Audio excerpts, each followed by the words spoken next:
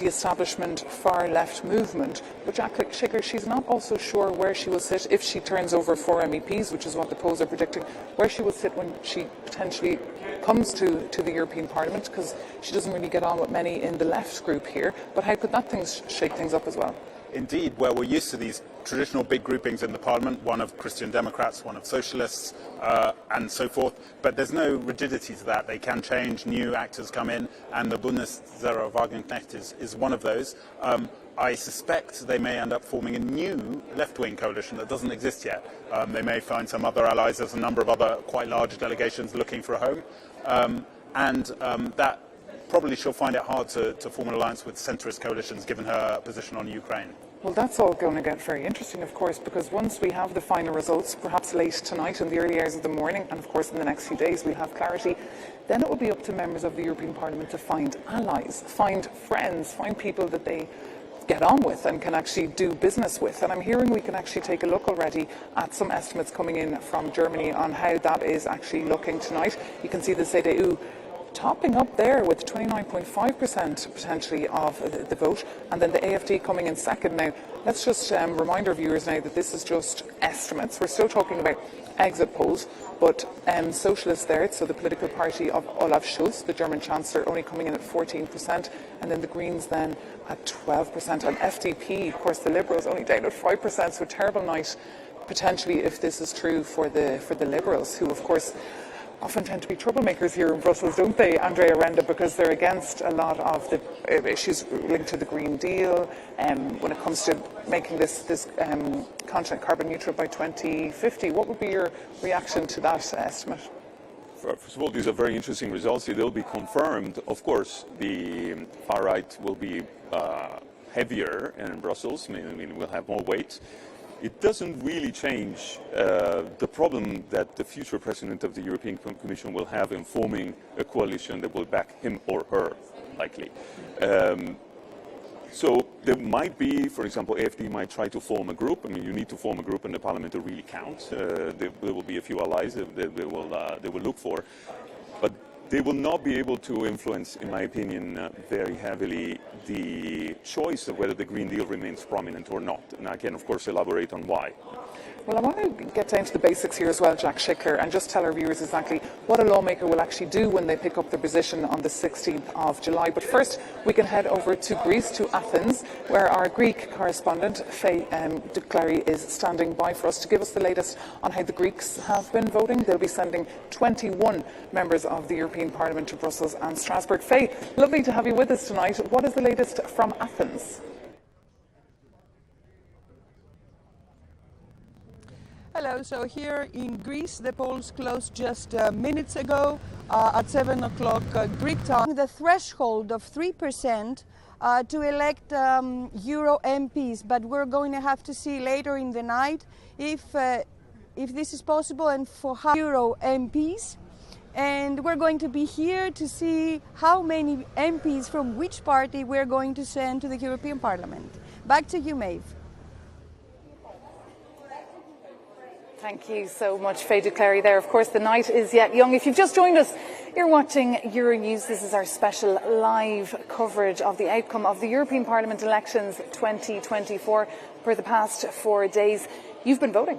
They kicked off on Thursday already in the Netherlands, those elections, and a number of countries are still voting today, and some will be voting into tonight, into 11 o'clock. Italy still voting tonight. The polls will close then. I'm here on set with Andrea Renders from SEPS and also with Jack Shickler, our very own Jack Shickler from Euronews. And we can head over now to the hemicycle where Euronews Parliament, it's been transformed into a gigantic press room. It's in the hemicycle where they'll be briefed on what exactly is happening throughout the night, what exit polls have come in. Shona, is it just a wait-and-see game there, or is there anything you can bring us as of yet? Well, we've heard the exit polls already there, Maeve. We've seen some from Germany, as we heard there from Greece. We've seen stuff from the Netherlands afterwards on Thursday. So we have a bit of a clearer picture now. And I think the predictions around the growth, or at least the maintenance of the support for the EPP, the European People's Party, that seems to be quite sustained. There's also huge predictions, as we know, over the past few weeks. In fact, we've been talking about little else, of the growth of the far right and just how much of an impact that growth could make.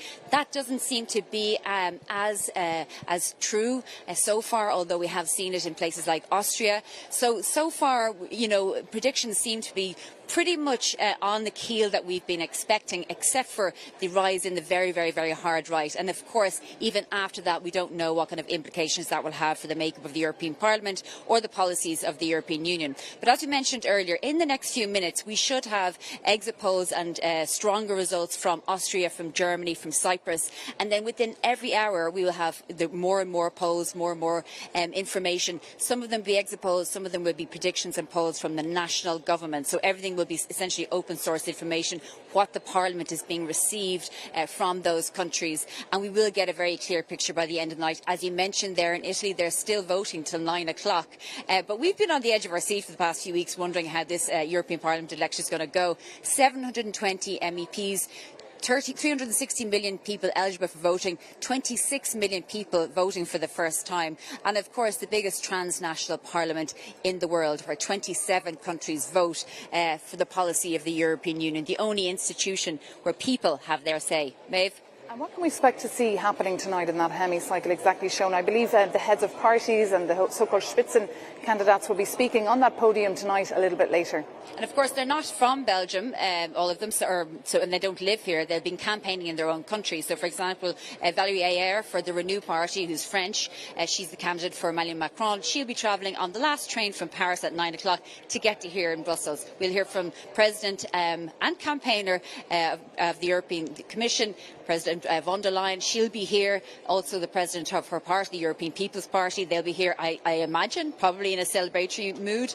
And all of the other group leaders. Because remember, when countries are voted or MEPs are voted here to the European Parliament, they don't sit with their country. They sit with groups that are essentially their ideological commitment. So people split up. You turn up as maybe a German MEP, but you don't sit with your country. You sit with who suits your ideology. Maeve? Thank you so much, Shona Murray, there, bringing us all the latest from the hemicycle. It's quite funny, isn't it, to see the hemicycle transformed into a press room and an election hub. There we're of course used to, and our viewers are used to seeing that, where MEPs are huddled over their little voting device in order to vote on how they see the future. Is it better with 1,000 journalists in it, I wonder? Well, of course, as a big fan of journalists, of course I would agree with that. But tell us as well about the quirky little parties that one can also vote for in these elections, or any little anecdotes you can share with us? Yeah, I mean, we're talking about the big winners of this election, and those who are going to get really huge delegations, and those who are doing not so well. But there's also hundreds of parties standing in this election that you've probably never heard of. Single issue parties, joke parties, ones that may never be heard of again. And if you comb down the ballot papers, in Sweden there's one called the Evil Chicken Party, which they told me they were hoping for 100 votes. So, fingers crossed for them. There's a party in France which wants to make Esperanto an official language of the European Union. So, I'm out of a job if that's the case, because I don't speak any. I don't know about either of you. It's not their first time standing, in fact. And in Spain there's a party, Se acabó la fiesta, which means the party's over. I mean, what a great name for a political party. Yeah. That one's a little bit bigger, though. Indeed. And is gaining more and more votes. So, yeah, this is typical protest party as well, right? But they do have a political dynamic that's rather more conventionally on the right. Compared to the ones that are hoping for 100 votes, yeah. These ones have a narrative that is clearly on the right, and they might get seats and count. And how disruptive could politics and policies get here in the next 5 years if you do see a lot of very uncooperative, perhaps, MEPs who are very anti-establishment, very against European integration? It depends on the dynamics, first of all, of the formation of the different coalitions. What we call the cordon sanitaire, the idea of not including in the coalitions extreme right parties, also extends very often, like it did for this past 5 years, to the presidency of commissions or key roles inside the European Parliament. So there might be attempts to sort of dilute the presence, at least in key position, of people from these parties. The other thing that is very important is that unless there are big surprises, none of these parties is going to be part of the coalition that will back the president as a commission, meaning whoever will be the president will have the choice of trying to reach these 361 votes, so the half of the total seats plus one. And there seems to be no real easy combination where the EPP, which is most certainly going to be the #1 party and the cornerstone of whatever coalition, can actually look to the right seriously and not form a coalition with the Socialists and Democrats and with the Liberals. So there will be a coalition, but of course the coalition will be tempted, it will have tensions with strong parties to the right and to the extreme right, and it will be difficult for them to govern in a situation in which they don't easily deliver and the protest mounts. So decision-making could take even more time, and anyone who follows EU politics knows already how long decisions take in order to get done. But I just want to bring in the latest exit polls from Germany to give you a taste of what the outcome of the election in Germany could look like. We're just getting some estimates coming into us there. We're seeing the CDU, so the Christian Democrats, so the party of the former Chancellor Angela Merkel, doing very well there, coming up very, very right on front with 29.5% of the votes. And then the Alternative for Deutschland, so the AfD party, the anti-establishment radical right party, coming in there at 16.5%. And a bad night if those are confirmed, Jack Schickler for the FDP. So the Liberals, the Renew Europe group. Now, the Renew Europe group here in the European Parliament were always traditionally the kingmakers. It looks like their party could fall a little bit apart. Indeed, the polls we've seen consistently over the past few months suggest they're going to be really punished in France, where there's a tide of opposition to President Emmanuel Macron. They're really going to be punished in Spain, where the Ciudadanos party has really collapsed over the course of this 5 years. And between those two, like pretty major member states, also in Germany, as you said, and without those kind of strongholds, they're really going to be suffering and have to be looking out for new allies.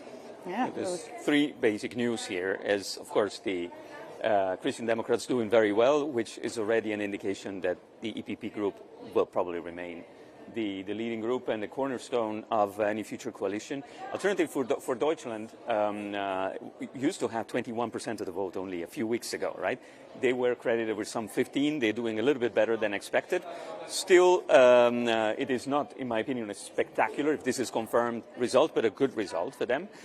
The Greens, of course, 5 years ago, it was the big movement, and they did particularly well 5 years ago. They are coming back to more normal percentages. But let's remember, I mean, 5 years ago, everybody was in favor of the Green Deal and everybody thought about climate change. Today, I think only in Sweden, citizens have said that their first concern is climate change. In all other countries in Europe, climate change has gone down third, fourth, fifth place, and there's many, many other urgencies. And according to all our polls at Euronews that we did with Ipsos, it was the cost of living crisis that was coming up as the #1 priority. But it's just worth pointing out to our viewers that in Germany right now, the coalition is formed, of course, by the Socialists, who, as we've seen, not doing very well, the Greens, not doing very well, and of course the FDP right down at the bottom of the list. So it really takes the temperature, if you like, of how the German people are feeling now about their current coalition. But I'd like to head over now to Cyprus and bring in our Euronews correspondent Apostolos Stoikos, who's standing by for us. He's been reporting on the ground for the last couple of days there. What can you tell us? Good evening from Nicosia. Cyprus has 6 seats in the European Parliament, and according to the exit poll, the two main political parties are fighting for the first place. It's AKEL, the Communist Party, and Democratic Rally Centre Right. Both get from 23 to 25%, according to the exit polls, I repeat. Now, two main headlines from Cyprus. An independent candidate, Fidias Panagiotou, he is third, and he was campaigning on his own, and rather successfully, I might add. And ELAM, which is a party that belongs to the far right, it means National Popular Front, seems to be getting 1 seat, according to the exit poll, more than 10% of the votes. And it's for the first time in Cypriot history where a party that belongs to the far right enters the European Parliament. And this is something we should keep in mind. Now, the European elections constitute a unique case in Cyprus because both the Greek Cypriots and the Turkish Cypriots have the right to vote. And this is important because it brings closer to the European Union the Turkish Cypriots. It sends a message that you are not on your own, you are a part of this project and Europe is your destiny. The European elections are taking place as it marks 50 years from the Turkish invasion and occupation of the island and 20 years since Cyprus joined the European Union. The election debate was dominated by the increased migration flows and the high cost of living. Migration, and I need to stress that it's an issue of huge concern here in Cyprus. Now, high on the agenda was also whether Brussels can put pressure on Ankara in order to start new negotiations, because the aim remains, the aim is the reunification of the island, so that Nicosia ceases to be the last, I repeat, the last divided capital in Europe. Back to Brussels. Apostolos Stoikos there with all the latest from Cyprus. Fascinating to have your insights there. Thank you so much for that, and really interesting to get your clear and concise headlines and takeaways of how you think the votes are going there tonight. It's such an interesting, really, to hear that perspective, isn't it, Jack, from Cyprus? Indeed, a reminder of just what's at stake in some of the, even the smallest countries of the EU. There's really a real sense of the value of EU membership and people questioning that. And often smaller EU members don't feel as heard as they'd like to, right, Andrea Renda? Sometimes they feel like their concerns are pushed to the bottom of the room. Yeah, you see here that some of the smaller countries actually vote more looking at the EU than the larger ones, where the national political dynamics are more important. And it's very, very interesting to see, and also it would be interesting to know how many people actually went to vote and what's the percentage, because in many of the smaller countries there could be either a sense of, being a bit disenfranchised and very far away from Brussels, or maybe expectations that the European Union could do something, like in the case of Cyprus, that Cyprus certainly alone would never be able to do. Well, remember back in 2019, voter turnout was just over 50%, so the Parliament is really hoping it will increase tonight, especially as well now that the fact that 16-year-olds can legally vote here in Belgium for the first time, and also in Germany for the first time. They already had the vote in Malta, and I believe at Greece, already at 16 and 17. But one country we really have to talk about tonight is, of course, your home country, that is Italy, where the incumbent head of state, Giorgia Meloni, actually put her name on the list. And our reporter, Giorgio Orlandi, our Italian correspondent, is in the capital, in the capital of Rome for us tonight, and can bring us all the latest on how the votes have been going. Giorgio Orlandi, thank you so much for joining us. What more can you tell us about how these votes are going down in Italy? Hi, Maeve. Well, 51 million Italians are eligible to vote in the European elections to choose 76 members of the European Parliament. Together with that, Italians will be also voting for the local elections. Now, polling stations today will remain open for longer compared to yesterday. They open at 7 a.m. and they will be closing at 11 p.m. with the first exit polls to be available straight after 11 p.m. and the first projection to be available at around midnight. Now, speaking about vote turnout here, which is one of the key issues of this electoral campaign, at midday today it stood at 25%, and we know that low vote turnout has long troubled elections here in Italy since they were first held in the country. It has been decreasing throughout the years, and it has always been lower than the one linked to the general elections. Now, why is this vote so crucial? It is crucial because not only it will shape the future of the European Union for the next 5 years, given that the Union is perhaps facing one of the most critical times in the Union's history, but also because it's going to be Meloni's first major political test after she was appointed in 2022. She aims to get a higher share of votes compared with 26% in 2022, and she's determined to remain in power for a total of 5 years. She wants to complete her political mandate. Now, should she succeed in that, should she get enough votes? Well, given the fact that she's not only Italy's Prime Minister, but she's also the President of the ECR Group, that means that she could strengthen her role both domestically and in Europe. Maeve, back to you. Our Rome correspondent. Thank you so much for that update. We'll be coming back to you throughout the night as you have more news and updates for us. Fascinating, isn't it, there, how Giorgia Meloni has positioned herself and her face, in fact, with this campaign. And Giorgia Orlandi mentioned the ECR, that's, of course, the European Conservatives and Reformists. And indeed, one real question is where is Giorgia Meloni going to end up in the coalition of the next parliament? Will she remain as head of the ECR, the most powerful large fish in a small pond? Will she attempt to form some kind of more centrist coalition as she seeks to kind of move towards the centre ground? What's for certain is she sets to look to be one of the only national governments that will be rewarded by its electorate with an even greater vote share in these European Parliament elections than they got last time. Now, we're not seeing that elsewhere.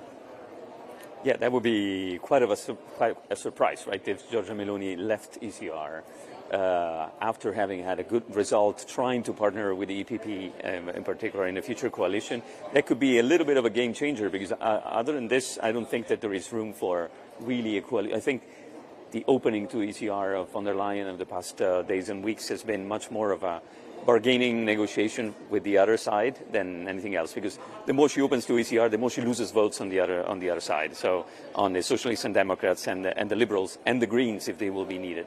So the other thing in the Italian election that I think is interesting is that Meloni's party will probably do very well, but the other partners in the coalition are likely to very Matteo Salvini's Northern party, the Lega. And also Forza Italia.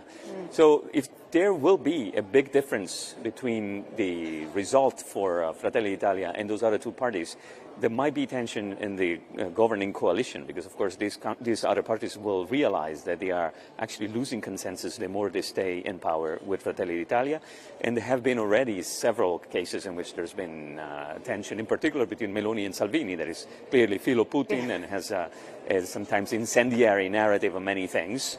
And so what is Meloni going to do? Show the good face in Brussels and continue to show the bad face in Italy to be able to partner with Salvini? So far, I think the narrative has been rather schizophrenic. At some point, this is going to have to come to be put on the table to call the bluff. Well, we'll certainly keep an eye on that. Thank you so much, Andrea Renda from SEPS, for your analysis, and also Jack Schickler from Euronews.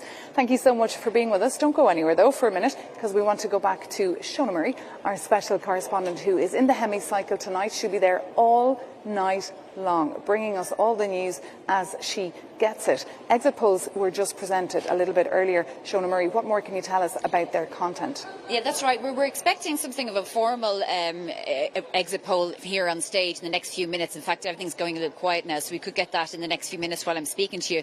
As we've heard there, though, no big surprises about the growth or the sustained position of the EPP all across Europe. I think Ursula von der Leyen will be very happy. It looks at this point, although it's very early on and we don't have exact results yet, from an exit polling point of view, she looks like she is going to possibly stay as President of the European Commission, although there are a lot of moving parts in that regard. It's not a good day for the Greens or the Liberals, although what I would say to you, I'm just looking at an exit poll from Belgium. The polls closed at 4 o'clock today here, and it looks like the Liberals are on 19%, who's actually topping the poll. I just thought that it was important to mention that. That's the party of Prime Minister De Croo, and it's the only case that I've seen so far, Maeve, that the Liberals are actually doing well. Maeve?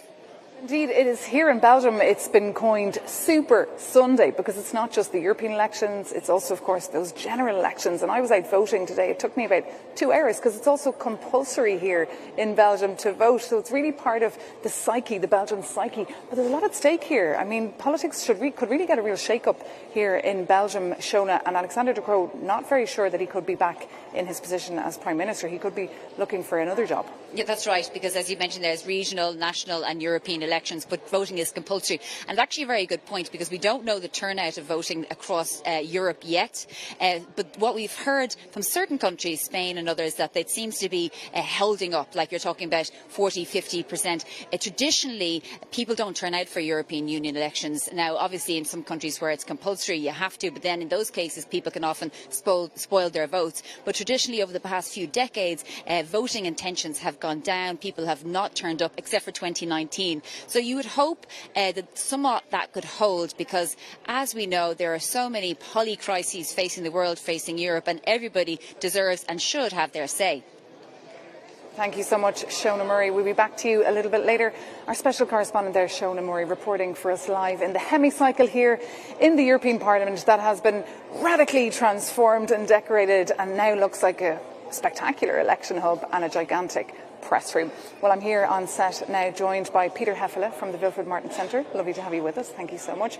And our very own Jeremy Fleming-Jones from Euronews, who's overseeing our live blog and a lot of our digital coverage over the last few days. Thank you so much for being with us. What's your take on these elections?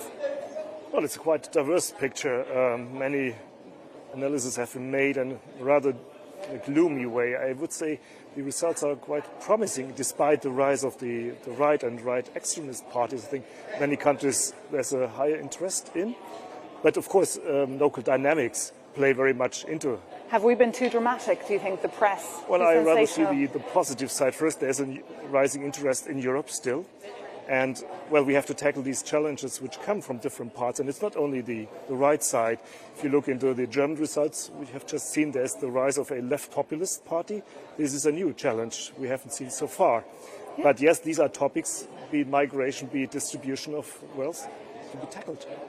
And doesn't it show that people really want change, though? When you see these new surprises that Peter Heffele referred to there, people really do want to see something change. They're not happy, really, with the status quo.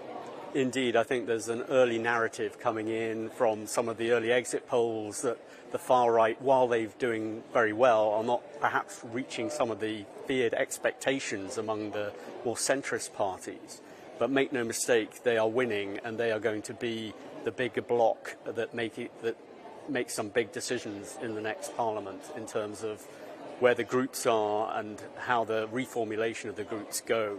So there is big change underway, even if some of the early indicators are not suggesting that they're sweeping the board quite as much as the media has suggested. Well, here we are tonight. That's why we're here tonight live until the early hours of the morning, bringing you all the latest as we get it. We're crisscrossing the continent as well, speaking to Euronews correspondents who are standing by in many European capitals tonight as well here in the European Parliament. As you can see, a hive of activity behind me. With this, where I am now, essentially is normally a cafeteria where MEPs chit-chat and have their coffee or their croissant, and tonight it's been turned into different TV studios, all these channels bringing you the latest. And we already heard from Greece that 80% of the votes have already been counted, and we're already getting in some information on how the makeup of the Greek parliamentarians could look. They'll be sending 21 members of the European Parliament to Brussels. We can take a look now on our screens at how that could look.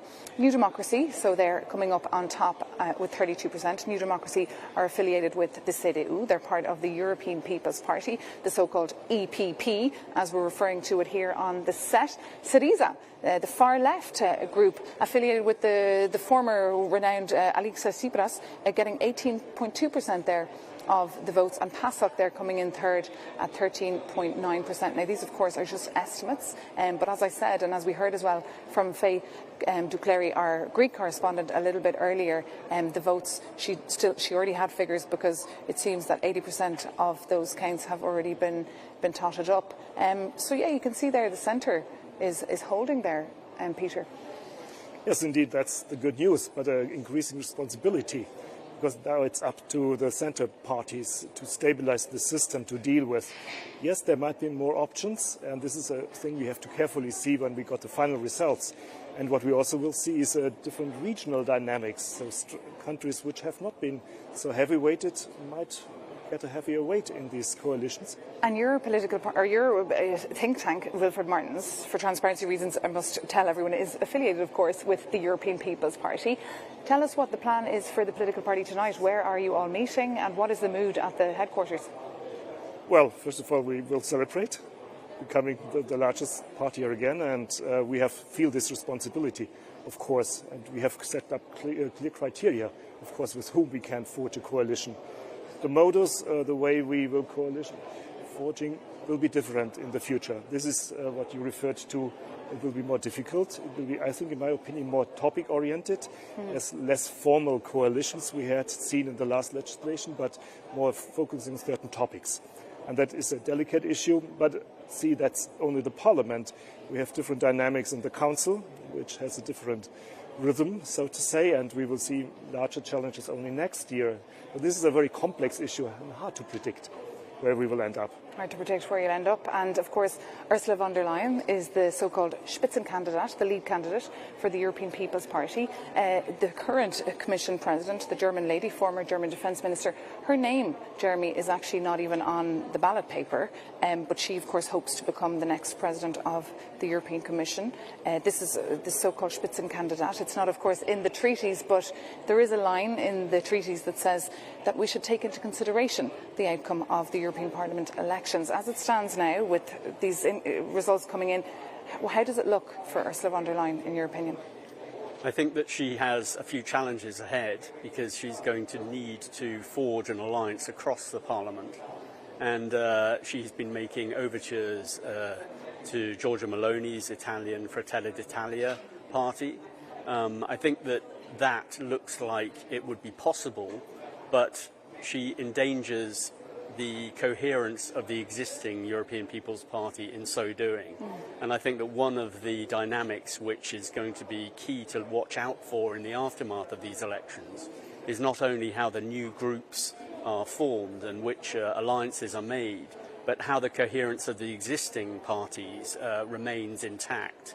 If you look at the European People's Party that von der Leyen is meeting this evening, I understand, in a hotel not so far away, the support she's receiving from the French members of the party seems a little bit tenuous at the moment. And, yeah, they didn't back her. I remember I was in Bucharest for the European People's Party Congress a couple of months back, and they didn't back her. We have seen that during the campaign already, so this is a huge task the for us. Are out on her. Enormous issues, and yes, with the widening for coalitions, the prices go up. That will be a very delicate issue to balance these forces, and maybe a different way to rule, to govern, to communicate with the party. That might have been not always the case during the last 5 years. So this is a lot of things we have to take into consideration. And what about the European Conservative and Reformists, so the party of Brothers of Italy, the party of Giorgia Meloni? How would you feel about cozying up to them? Well, our party, Mr. Weber, has set up clear criteria that is pro-Atlantic, pro-European and pro-market economy. So as long as we can get along with some of these elements, I think we can forge a cooperation. Whether this will be a kind of formal coalition we have seen in the last legislation with the socialists or the liberals, I doubt that it will be the same mode of cooperation. But there are issues where we think there is a cooperation possible. It depends not on us. It really depends on how ECR, for example, will look like. And there are a lot of predictions. I have no idea for the moment how it will look like. Of course, because ECR, the European Conservative and Reformists, is made up of a lot of different parties. Some are Euro-sceptic, but others really far right. If you look at, for example, the Spanish Vox. Yes, indeed. I think that the ECR dynamic after the elections is going to be very interesting. I mean, at the moment, Meloni is holding that party together, but whether or not she decides to move out and accommodate Le Pen's group within it would be very critical. There is some suggestion that she might try to balance both by playing off the EPP on the one hand and also accommodating, having some kind of tenuous relationship also with the further right ID party.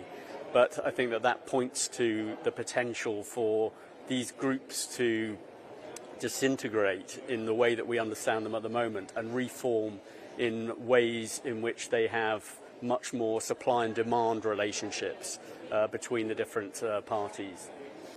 And what's at stake here? I mean, why, in your opinion, are these elections so important? Well, the environment we are living in is dramatically changing. This is nothing which has started yesterday. So I think the long lines are clearly set out, and regardless how the coalition will look like, these challenges remain, and some answers have been given, well, more on the conceptual side. Now we have to deliver. We have to implement, to monitor what is working. I think this will be the major focus on the next 5 years. Less regulations, less new ideas. I think a lot of things are on the track. Less new ideas. I mean, of course, the Commission, they love coming out with ideas. They come out with proposals constantly. It's like they're trying to race against the clock always. Is it too much? Should they do less and do it better, Jeremy Fleming? I don't think that the ideas are going to be the thing that matters the most in the next 6 months. The immediate challenge that's posed by the war on the borders of Europe is going to be the critical issue.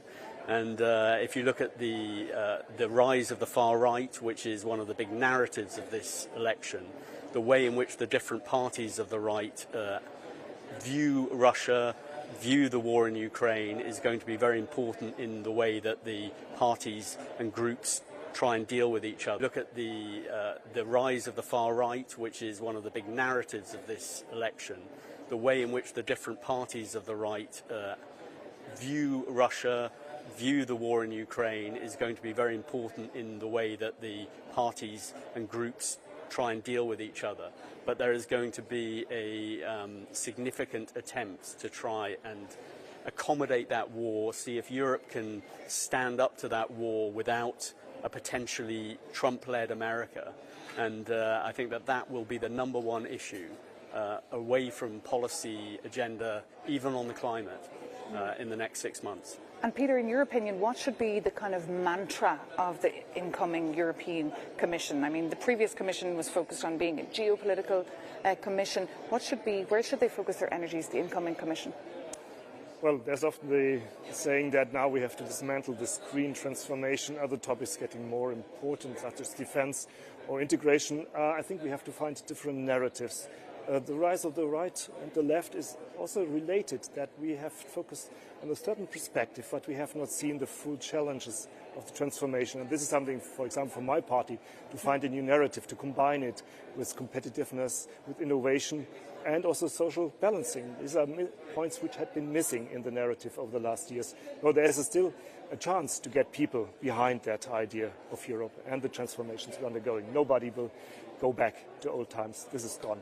Nobody will go back to old times. Peter Heffelen, you're also a German citizen, and we were looking earlier at the exit polls coming in from Germany. If you've just joined us, we can share them with you there on your screens and take a look together with my guests here in the studio, Jeremy Fleming-Jones and Peter Heffelen from Wilfried Martin Centre. If you look there, the CDU, so the Christian Democrats, looks like they're doing very well in those estimates at 29.5%. The AfD, then the Alternative for Deutschland, 16.5%. The Socialists down at just 14%, and then the Greens, Die Grünen, at 12%, and then the FDP right at the bottom there with just 5%. That's the estimates there coming in from Germany. Peter, is that kind of more or less what you had predicted? Yes, that's quite precisely what had been predicted. As much as we wish that European elections are not national polls, it is de facto a national poll on the work of the current government. And if you look into the numbers of the AfD, for example, you have to consider East and West Germany, which goes very much. AfD might be the strongest in the eastern part of Germany. That is a factor which you have to count in, and we will see it in the further elections in the upcoming months on the federal states elections. So that is something to deal with. It's not lost. Again, it is about delivering, having convincing narratives, and what we have forgot so far discussed, well, the youth indeed is an important factor, and I have heard, the youth is shifting to the right. I think this is not the right interpretation. Well, perhaps they are in other countries like in France. We'll see a little bit later. We have our correspondent, our Paris correspondent. She's at the headquarters of Jordan Bardella's National Rally Party tonight, so we'll be checking in a little bit later with her because, of course, Jordan Bardella has become a bit of a TikTok sensation and attracted a lot of youth. But as he said there in Germany, CDU doing very well, and you'll be celebrating with your colleagues a little bit later. We might, but we see the responsibility and giving voice to Germany. And, well, in the last years, Germany has not been really an engine in European integration. It hasn't, and that's why the rest of the continent have been pretty worried, because normally we look to Germany to drive, anchor the ship, and it's been a little bit missing, I must say, in the last while. But let's now head back over to our special correspondent, Shona Murray, who is in the hemicycle for us tonight, all night long till the early hours of the morning, bringing us the latest. Shona, I believe you have some real hard figures in your hand there. What can you tell us? That's right, Maeve. I think I can tell you for the first time we've seen the far right topping the poll in Austria, according to these exit polls, at 27%. That's the Freedom Party of Austria taking 27%, which will be around 6 seats. After that, you have the Socialists at 5 seats, and then the EPP, the People's Party of Austria, at 5 seats, the Greens on 2, and Renew Europe on 2. So the first time round that we've seen the far right, and remember the Freedom Party of Austria sit with the ID group, which some people people would categorise as hard right.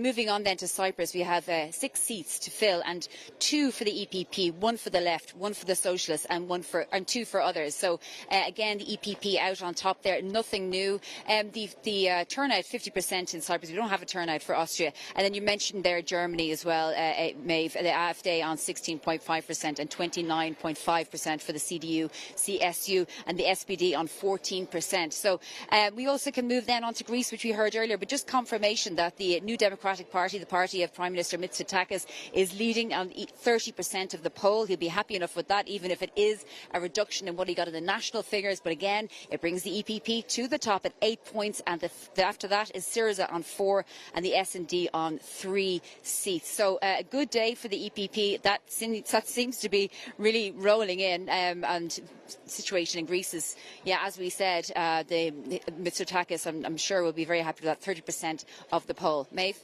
A good day for the EPP, for the European People's Party. We're sitting here, Shona, on set with Mr. Peter Heffele, who's from the Wilfred Martin Centre, the think tank affiliated with the EPP. So you've got a smile on your face as you hear that report there from Shona Murray. Shona, just stay with us there. I'd like to ask you about Ireland, because Ireland, of course, voted back on Friday, but they also had local elections, so they only started counting on the European Parliament elections as of today. Is there anything you can tell us already on how the votes are going in Ireland? Well, Ireland, very interestingly, uses proportional representation, single transferable votes. So it takes a long time for these votes to be counted, particularly in a constituency like Dublin, where there's over 20 candidates and you give your various preferences, and as people aren't voted in, they get eliminated, those votes are distributed. So essentially what my point is that we won't know the full results for Ireland potentially until Tuesday, because what I've heard is that the far left, the left group, Sinn Féin, will likely take 3 seats. There's 14 seats in total, and then the EPP will remain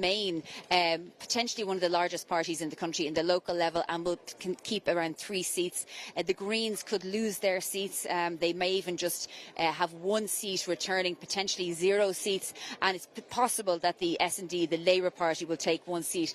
Even though there was similarly an assessment or concerns or predictions about the rise of the far right in Ireland, that is one country where it has not materialised. In the local elections, potentially, we were talking about nearly 700 seats being filled. There might be 1 or 2 or 3 or 4 candidates max, but when it comes to the European elections, there's just one candidate that is in the fight for the 4th seat in Dublin, a sort of a hardline radio shock jock guy, but it's not definite that he's going to take that seat. So in Ireland, it slightly bucks the trend, although the EPP again reigning supreme. Maeve?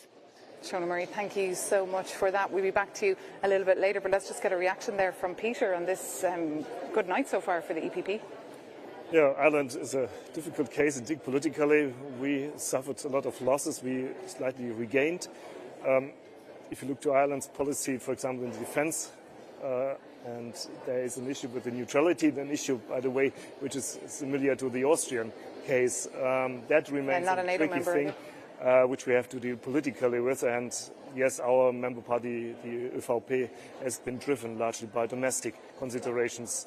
That remains a challenge for many of our member parties, to get them behind our ideas and to find a convincing line, not to give too much into these domestic issues, but to see the overarching topics. The overarching topics. And Jeremy, of course, at Euronews we've been looking at polls and speculations for the last couple of weeks. As you hear the actual hard facts come in tonight, are you surprised, or was it more what you were thinking?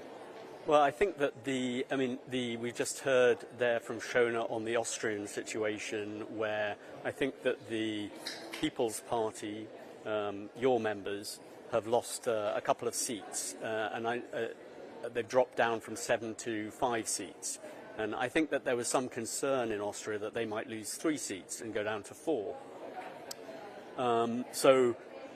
The picture there is one of the EPP holding on to its core vote in some areas, not quite as much of a surge to the far right as was expected. But nevertheless, the picture again in Austria is that the Freedom Party have doubled their seats from 3 to 6. And so even if they haven't done quite as well as expected, doubling your seats is not bad for a far right party. And I would expect that that picture might continue to develop as we see other results coming in this evening. Well, as soon as we have those results, we will keep you posted. We're also live blogging in 9 different languages. Our team here at Euronews won't be getting any sleep. They'll be bringing you all the latest. You can also download our app, our Euronews app. We're also live as well all night on YouTube and also bringing you lots of content on our social media platforms. And as I told you earlier, we have correspondents in many capitals all across the continent, and tonight we'll be crisscrossing to all of them to hear what's at stake for their country and what are the big issues voters have been thinking about when they went to the polls in the last 4 days.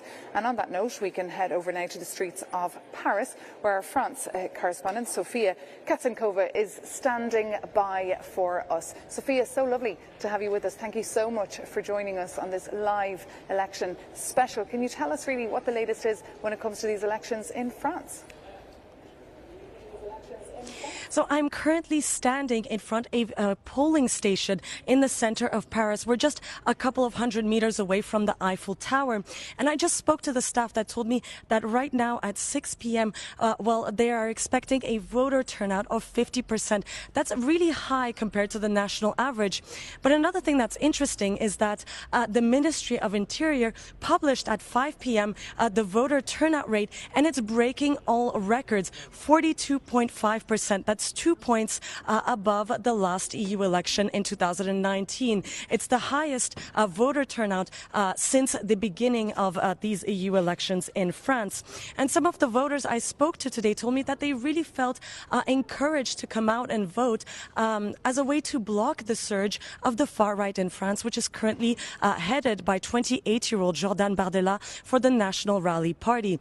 Others told me that they felt that this vote was a vote of discontent against current President Emmanuel Macron and the way his government has handled certain key domestic issues like, for example, immigration, inflation, and also security. And other important numbers, 49.5 million voters are currently registered to vote this Sunday in France, and they will be electing 81 MEPs to Parliament. And they have a choice between 38 different parties. That's, again, breaking records for France for the EU elections this year. And the next update from the Ministry of the Interior with the initial results will be at 8 p.m. when the last polling stations open like this one right behind me in Paris will close. And, of course, I'll keep you updated with the latest from Paris. Thank you so much, Sophia. We look forward to your updates all through the night because France, of course, another key, crucial country for the European Union. Emmanuel Macron, of course, all eyes on him and his party. We mentioned his party earlier not doing so well. A lot of discontent against him at the moment. But now we can move on from France and head over to Croatia, to the capital of Zagreb, where our correspondent Dusan Hadzi is standing by for us to give us the view from Croatia. Good evening. Lovely to have you with us. What more can you tell us? Well, the Croats are also voting today, but the turnout today is pretty low. It's lower than it was 5 years ago, and it's expected now. The official result, well, the official predictions and the official numbers about the turnout until now are about 15% up until 4:30 p.m. So we could say that until the closing of the polls, which is going to happen at 7 p.m., we can probably expect somewhere around 20%, maybe a little bit more than 20% of that turnout. So the Croats are pretty uninterested for these elections, and I suppose, and I know because I talked to many Croats over the past few days here in Zagreb. They're not that interested in they don't believe that the European Parliament can bring something good to their day-to-day lives. And also the parties in Croatia during the campaign were also addressing the national issues, not so much the issues that are concerning the European Union and the European issues. The only European issues that were addressed in this campaign were connected to agriculture, to climate change, and obviously to the security of Europe. But everything else that the parties who are participating in these Euro elections were addressing was connected to the national issues, which were also addressed at the parliamentary elections in April. They were just a short while ago. So pretty much that campaign from parliamentary elections came to the Euro elections as well. And everybody here, even now, is expecting presidential elections at the end of the year. So not so many interest among Croats for these elections, hence the turnout, which is going to be pretty low, probably among the lowest of the European Union countries in these elections. Okay, Dusan Hadzi Nikolic, they're reporting for us from Zagreb, telling us that only 20% of the Croats actually went out to vote, and they're really not interested at all in these elections. I mean, the Parliament has, of course, been trying to make these elections exciting. They've also been working with the apps. I mean, I don't know if you saw on YouTube or Instagram or Google today, you got a reminder that there was elections today, that you had to go and vote. What is the problem here? Why is there such a disconnect between these institutions here in Brussels and, of course, Strasbourg and Zagreb? Well, I think that on turnout there are two common themes that are seen time after time, and one is that the Eastern European countries in general tend to have a much lower turnout. I think the record was set by Slovakia with 13% in one election. So there is a tendency for the Eastern European countries to have lower turnout. It was mentioned there that there was an election quite recently, also in April, and I think that it has been noticed by electoral officials that when you hold a national election or two large elections in close proximity, you can get electoral fatigue, which also depresses turnout. So it could be that there are specific issues there. We heard from the French correspondent that turnout seems to be up. Yeah, I think the issue as well in many countries in the East is trust, or lack of trust in institutions and those working for as public servants. Just a brief comment, because I want to bring in a graph there. The other issue is the parties themselves. We blame often the citizens, European citizens, but it's also the parties, how they communicate, how they abuse these kind of elections for other purposes. So they are in charge and responsibility to take the European identity inside and take that seriously. Otherwise, indeed, it's just another poll for the national elections. And often just a protest vote. But we can bring in now a graph from the Netherlands to see how they have been voting and see what the potential outcome of their votes could be. Of course, they were the first to go to the polls already back on Thursday. So, of course, we were all taking a look at those figures as they were coming in as well already on Friday. You can see the Freedom Party coming in second there, and the coalition between the Greens and the Socialists coming up on top there at 21.6%. That was quite a clever move, wasn't it, of the former Commissioner Frans Timmermans, who was in charge of the climate, to hook up with the Greens, his party, in order to try and wipe up some of those votes. But the Freedom Party of Geert Wilders getting 17.7% of the vote. Reaction to that? Well, reflecting the sometimes a bit weird election system and party system in the Netherlands. Well, it's confusing. I'm sure our viewers are just baffled already by the amount of figures and numbers and parties we are challenged to follow and to understand, and also thinking about dynamics and forging coalitions. As we've seen, some of the parties which had rising up very fastly, of course, have been lowered again. So this remains a very dynamic system, quite different from any other political system in Europe, I would say. Well, just, Jeremy, if we take a step back and there's a lot to process tonight. There's a lot of figures coming in. We're bombarding our viewers here with figures, numbers, political parties, countries, what's at stake. What are the big issues that they should be watching tonight? Why should they care about these elections? I think that there is a fundamental shift going on in this Parliament, and when Europe wakes up tomorrow morning, there will be a huge swathe of new MEPs who are going to change the way in which the existing status quo is done. And that's going to really fundamentally change the way that work is done in this Parliament, the way that politics is done in Europe, and it's going to be a significant change, I think. Significant change. Well, we'll keep an eye on it all as it unfolds with our live coverage here from the European Parliament in Brussels. We're live here on Euronews till the early hours of the morning. We'll be bringing you all the exit polls as we get them. We'll be crisscrossing the continent to speak to our correspondent to hear what the latest is from their capitals, and telling you, of course, what these elections mean for you, mean for Europe, and also mean for the kind of policies that will be drafted up and voted on in this very institution, in the European Parliament, when those 720 new MEPs take their seats on the 16th of July. But for more now on what's happening in the European hemicycle tonight, we can head over to Shona Murray, our correspondent who's standing by. She'll be bringing us all the latest. After we hear from Shona, I'll be taking a little break and we'll be bringing in my colleague Stefan Grobe. So stay tuned here to Euronews. And Shona, now please tell us what is the latest there. Well, we've heard the exit polls, as I mentioned earlier, Maeve. Some of the most remarkable things, the ID group, which is the hard right, topping the poll in Austria. The only country so far to have that ID or the far right topping it. That's the Austrian Freedom Party. In Belgium, bucking the trend slightly, we have the party of Alexander De Croo, who's a Liberal Renew member. That is interesting because the Renew or the Liberals will be really taking a kicking, it appears, according to the exit polls so far, and that was something that was predicted. And I think the other point that your guests have been making there around turnout is really interesting because, you know, we heard from France that it was a record turnout of 42.5% around, which is probably nothing to really celebrate, given the impact of Europe and given the role that France has in the European Union, Maeve. I mean, Emmanuel Macron is really the only leader who talks about the future of Europe. We heard him in his landmark speech that lasted nearly 2 hours long, where he told the Europeans that essentially their way of life could die if we don't really try to rejuvenate ourselves and protect ourselves and live by the rule of law. I mean, he did mention immigration because I think one of the other points, Maeve, that we've heard all evening is that the far right are winning because they're the only ones to talk about immigration.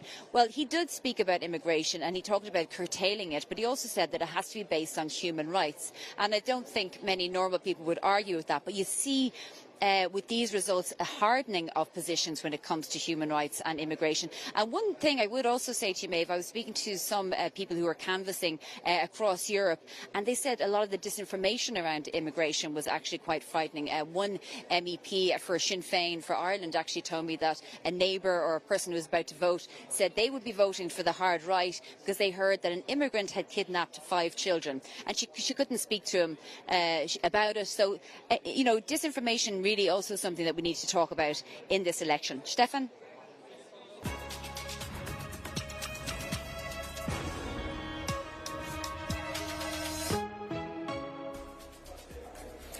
Hello and welcome back to our Election Night special coverage live from the European Parliament in Brussels. I'm Stefan Grob and I will be taking you through the next hour of reporting, reactions and analysis. Again, we will hear from experts here on the set, from our special correspondent Shona Murray, who is inside the hemicycle of the Parliament, and from our bureaus across Europe to bring you the latest from the capitals as it happens. We're now joined on the set by Laura Shields, founder of communications consultancy firm Red Thread EU, where she coaches prime ministers, CEOs and EU commissioners, and Euronews' Brussels correspondent Vincenzo Genovese. Welcome to both of you. Laura, I'm going to start with you. You're what I would call the consummate Brussels insider. Tell us what you expect once this long night is over. Stefan, I don't know if I should take that as a compliment or an insult. As a compliment, as a compliment. So I think, given what the exit polls and the early results are suggesting, I am expecting the results to be in line with what we were expecting to happen, which is a shift to the right with some gains for the far right and some losses, particularly for the Liberals and the Greens. Now, none of this is particularly surprising, especially as we know that the voters' main concerns are things like cost of living, security, inflation. All of those factors have been playing in there. But ultimately, after all the dust has settled and we see the final maths, I don't think a huge amount is going to change in terms of the day-to-day politics, because I still think we're going to see a fairly centrist coalition of Conservatives, Socialists and Liberals and possibly Greens coming into play. And I think actually where the real interest will shift to is whether Ursula von der Leyen has the support that she needs to get a second term. And I think that's very much 50-50. So yes or no, is the centre holding? So, I beg your pardon? Is the centre holding, yes or no? The centre is holding, but it's a little bit skinnier than it used to be, and I think it will be harder to get certain bits of legislation through, and I think we need to watch which way the EPP, so the Conservatives, go. Do they go to the centre, or do they go to the right in the direction of the ECR, which is the party or group, of course, that Giorgia Meloni sits with? Great. We're going to talk about this later, but now we will be joining our Euronews colleague Maria Psara, who is inside the European Parliament, roaming the hallways, and she has a guest, a social democrat from Germany. Maria, welcome to the show. What have you got? Hello. Hello, Stefan. Hello from the Esplanade Karamanlis here at the European Parliament. I'm here with Udo Bullmann, as you said, an MEP from the Socialists in Germany, and the candidate again. And I will ask him to comment on the first exit poll from Germany. So, Mr. Bullmann, thanks for being with us. Good evening. Good evening. How do you? What's your first comment, first of all? Of course, this is not for Socialists and Democrats, for the SPD, the result we wanted to have. That's pretty clear. What we can read from the results from Germany so far is that people really feel insecure. And that was also what I witnessed during the campaign. The COVID years were tough for many, many families, inflation pressures. There is a new awareness that wars come to us very closely in our neighborhood, so people do feel insecure, and what they want to see is that we fight for them, giving them security, giving them a new perspective also economically for the future in Europe, and that is what we have to do now. We see that AfD is very high in the result. How would you comment on that, given the fact of the history of Germany in the extreme right? Well, of course, this is extremely awful. We should not give any leeway, any space for anti-European, anti-democratic ideas and positionings. That has to be also the fight during the next couple of days and weeks here in the European Parliament. I expect us, the Socialists and Democrats, as by far the second strongest force here in the European Parliament. So what we have to do is to bring in new social security measures, new economic and social safeguards, so that everybody really understands we want you to build this new Europe. It's not a necessity to be afraid. AfD is kicked out of the ID coalition political group. So my question is now, do you see them trying to get a new group from the scratch? I have no idea what is the reasoning of the far right, but what I really would urge on is the PPE, the Conservatives, because you see in how many countries members of the European Union, they co-govern in majorities built up together with the extreme right. That is Finland, that is Sweden, that is Italy, Czech Republic, Croatia, only to name some of them. That has to be stopped. And I cannot understand neither Mr. Weber nor Ursula von der Leyen playing around with right-wing majorities. I cannot see that the Socialists and Democrats stand ready to justify a cause like that, an ambiguous cause which does not give safeguards for our citizens in Europe. Thank you so much, Mr. Bullmann. Stefan, it's up to you now. All right, thank you, Maria. There, standing with Udo Bullmann from the Social Democrats. Vincenzo, you've heard him say about the possible future cooperation inside the European Parliament with a stronger far right, a hard right, or whatever we want to call them. What is your take? I mean, you've been watching these groups for quite some time now. What do you make of this? I will use the term radical right to be on the safe side. Well, it's very interesting because, as Maria said, AfD was kicked out from the Identity and Democracy group, but it doesn't mean they will not have the radical right view. So there are two possibilities in my view.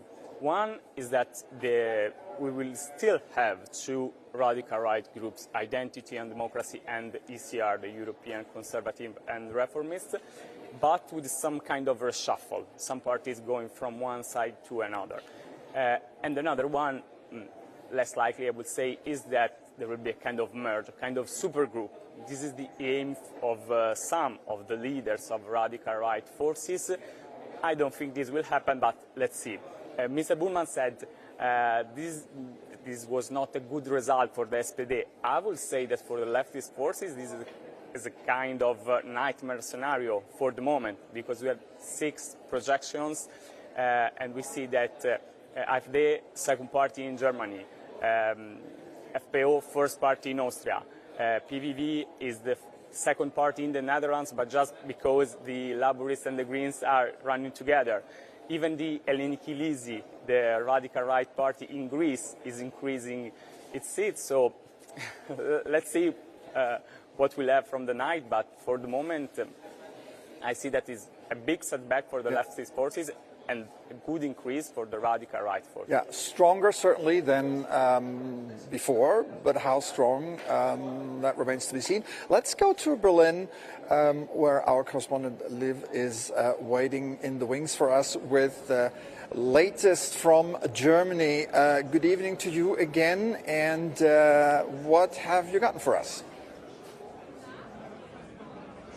Good evening, thank you very much. We are live here with leading candidate from the CDU, Hildegard Bentele. So, Hildegard, would you like to tell us what these results mean for the CDU? Yeah, that means that we have a good result, that we won the elections. We are around 30%. Currently, we have the same amount of MPs in the European People's Party. We are very glad about that, because these were challenging times. And unfortunately, we have seen that the Social Democrats lost tremendously, as well as the Greens. We have a rise of the right-wing populists, which I regret a lot, because they were thrown out of the group of ID. So let's see what this means. We also have the left, which went down. We have a new grouping, which went up a little bit, but not so much as we expected. So a big win for us, stable. But the left side of the parliament has lost a lot. Liberals are also stable. And which policy are you most excited to implement in this new term? Well, it's a lot about competitiveness, economy, migration, I would say. And I also promise that we keep up the Green Deal, because climate change is still on the agenda. We have seen it in Germany with big floods in the south. We feel it now with the heat in Berlin. So it's still on the agenda, but we will have to adapt it and adjust it a little bit in our way. But it will still be on the agenda. And you just talked about a big loss for the current government. What will that mean for security? Oh, well, this means a big blow, because the Chancellor himself was displayed on the posters. So he took the risk, actually. He put himself into this election. So, I mean, our head of the party just called him to change the policies, because we have seen the Liberals were rewarded about a very strong stance on Ukraine, as well as we did. So this is what people want, and not some fake policy talking about peace where no peace is achievable.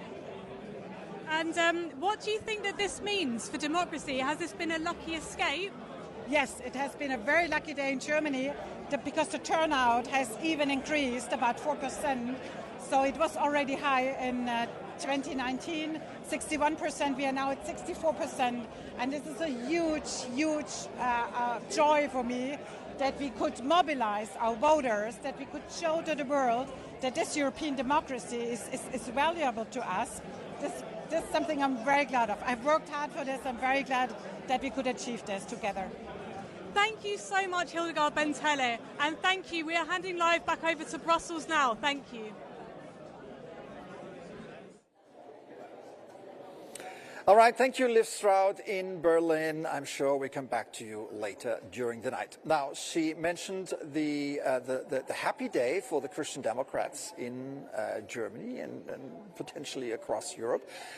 Let's have a look at the latest figures we have from Germany here, estimates. So, CDU-CSU, that's the Christian Democratic Party, almost 30% of the vote. The AfD 16.5, that is the far right, but let's remember that a few weeks ago they were polling at above 20%, so probably the scandals here have taken a toll. And then the SPD, that's the party of Chancellor Olaf Scholz, 14%, followed by the Greens, Die Grünen, 12%. And at the bottom you see the Liberals, Renew Europe, the FDP, with only 5%. That means that the governing coalition now has about 14, 26, 31%. That's quite a shellacking. It is an absolute Laura. shellacking, and I think it's not really that surprising either. I think in some ways what we've seen from Germany is a good reminder that a lot of the time voters in European elections are voting in a referendum on how they feel about the government that is in power. And so what we see with the Socialists, and particularly with the Greens, and to an extent the FDP, although they were very low down last time, is exactly that. They are being punished for their domestic agenda. So we heard from the guest in Berlin, issues around Ukraine, and also I think there have been some questions about this coalition government's competence as well, and their ability to make decisions and communicate in a clear, effective way with the electorate. So very much a reminder that this is not necessarily a big surge of Euroscepticism, it's very much a punishing of the government that is in power nationally. But I mean, there are always discussions within a three-party coalition, right? In Italy, you know, in Israel, I mean, where all these countries that have more than two coalition partners. And in Germany, Belgium, of course. And in Netherlands, yeah, we can go on and on and on. But in Germany, these guys have been around the block for quite some time. Olaf Scholz is a seasoned politician. But not a chancellor. But not a chancellor. Not a chancellor. Well, I mean, my question is, why do the Social Democrats pay for the rise of the far right and not the Christian Democrats? Because normally, if you're a conservative voter, you voted Christian Democratic until now, and now you see an alternative, you want to switch. Why? What is the appeal of the AfD for parties closer to the center? I'm not sure I can answer to this question in the German situation, but I can. It's certainly a European situation. Yes, I can provide help, for example, comparing to the Italian situation, because in Italy, what you said happened. Basically, the radical right increased, took some voters, took some seats from the center-right. I think that it helps in Germany the fact that the CDU-CSU has a confrontational approach against AfD. I mean, they will never team up, while, for example, in Italy, the center-right teams up every time with the radical right. So in the balance of forces, it's natural, I would say, that they take some votes and some shifts from the center-right to the radical right. I think that in the future, in the European Parliament, this trend could be more and more, because one of the options is that the new majority will be enlarged to the right. We will see until which point. Now, hearing far right and hard right or whatever, I don't know why, but I was think about Hungary. And this is the moment to bring in a voice from Hungary, my dear colleague from Budapest, Attila Magyar, who is live there in Budapest. Good evening. And what can you tell us? What does the situation look like in Hungary? Good afternoon from Budapest. I'm Attila. I'm at the headquarters of the main opposition party, TISA. 4 months ago, the leader of the party, Péter Magyar, was a well-paid government employee. After the resignation of his ex-wife, the Justice Minister Varga, and the resignation of President Novak, he left. Péter Magyar left Fidesz party and became the new face of anti-Orbán opposition. Prime Minister Orbán has been in power for 14 years. Since then, there has never been so much hype around an opposition politician like now. Péter Magyar has given hope back to many Hungarians. Prime Minister Orbán's party, Fidesz, remains the most popular party in Hungary, especially in small towns. Péter Magyar's party has become the strongest opposition force in just a few months, 4 months, and now he's building a centrist movement in Hungary. The first test for him is this election, the EP election, and therefore also for the government and the Fidesz party. Hungary will have 21 MEP in the European Parliament. If Fidesz wins less than 11 seats, it's a strong message to the government, and it is a big success for the opposition party.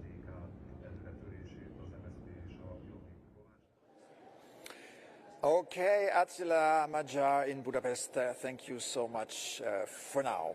It is quite interesting what he said, that the Hungarian opposition was kind of revived by a new charismatic person. So that tells me that it's not only the party platforms that matter, it's also who are they sending into the arena. And Laura, I want to ask you, you have a background in political communication. I said you teach EU commissioners and all the big guys. Looking at the candidates in Europe, in terms of messaging, in terms of convincing, in terms of showmanship, right? Where are we here? Well, the showmanship is all on the far right, with a couple of exceptions, which I'll come on to in a moment. But that is one of the reasons why they're able to do so well, because what the far right are particularly good at doing is taking all the problems of a country and hanging it around the EU's neck, a concept we call Brussels blaming. Now, other governments have done this in the past, you know, some more mainstream ones. David Cameron and the Conservatives famously did this for years before we had Brexit in the UK. But you see it particularly with the far right, because they're very good at saying the Green Deal is the reason why you can't afford to feed your kids, even though none of this stuff has actually come into force yet. So I think that the far right are very good. Where I would contrast this is if you look at the Netherlands, yes, okay, so the Socialists and the Greens teamed up together to be an opposing force against Geert Wilders' party. But you had two really powerful figureheads in there. So you had Frans Timmermans, who used to be the executive president for the Green Deal at the European Commission, and Bas Eickhout, who's a very prominent Green. I think he was at the top of their list. They are both as scrappy, both as articulate and both as passionate as Wilders is, but from the other's point of view. And as a result of that, they were able to neutralise, or to meet, you know, to basically drag it to a draw. And I don't think we're seeing that same kind of passion and energy and fire and knowledge in a way across the rest of Europe. Interesting stuff there. I'm thinking of Germany, because I'm from Germany. They don't really have a charismatic figure. They have not a very deep bench, and yet they scored 16%. Vincenzo, in Italy, the picture is entirely different. Yeah. Georgia, all over. Tell us about this phenomenon. I mean, she turned out, you know, plucked out of obscurity and made it to the prime ministership, and now she juggled her way through the European jungle and even starting a love affair with Ursula von der Leyen. We'll see how far that goes. Give us a take. Who is she, and why are people flocking to her? Well, this love affair with Ursula von der Leyen, I see more a love affair from Ursula von der Leyen to Giorgia Meloni than but from she Giorgia wants the power, Georgia, right, in Brussels? Yes, but I think she managed to enter the corridors of Brussels. I mean, I think she get accepted by the other EU leaders. Maybe they were scared at the beginning because she leads a radical right party. Exactly.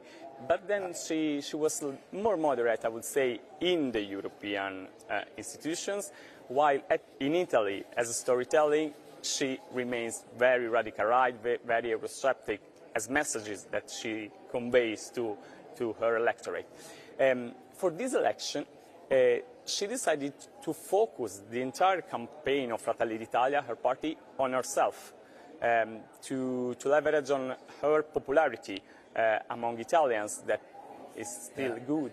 And the threshold that we have to look at is 26%, because 26% was the results of Fratelli d'Italia in the national elections.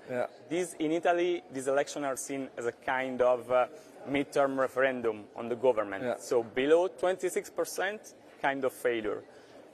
Above 26%. I want to bring this up, Laura, again, the question of future cooperation between the far right and hard right parties. They are not on the same page when it comes to Ukraine, when it comes to defense. They're not on the same page when it comes to all kinds of social issues. There are some uniting factors. There is this idea of an ethnic nation state that has nothing to do with globalism, etc., etc. In short, these guys don't love each other. To be very, very polite here. Well, of course these guys What's going to happen? Of course these guys don't love each other because they're nationalists, right? And nationalists don't really like having to work with others, so it's always going to be an uneasy alliance. I think the main real splitting point here is, as you say, the war in Ukraine, because, you know, whilst von der Leyen has been making overtures towards Giorgia Meloni, so has Marine Le Pen.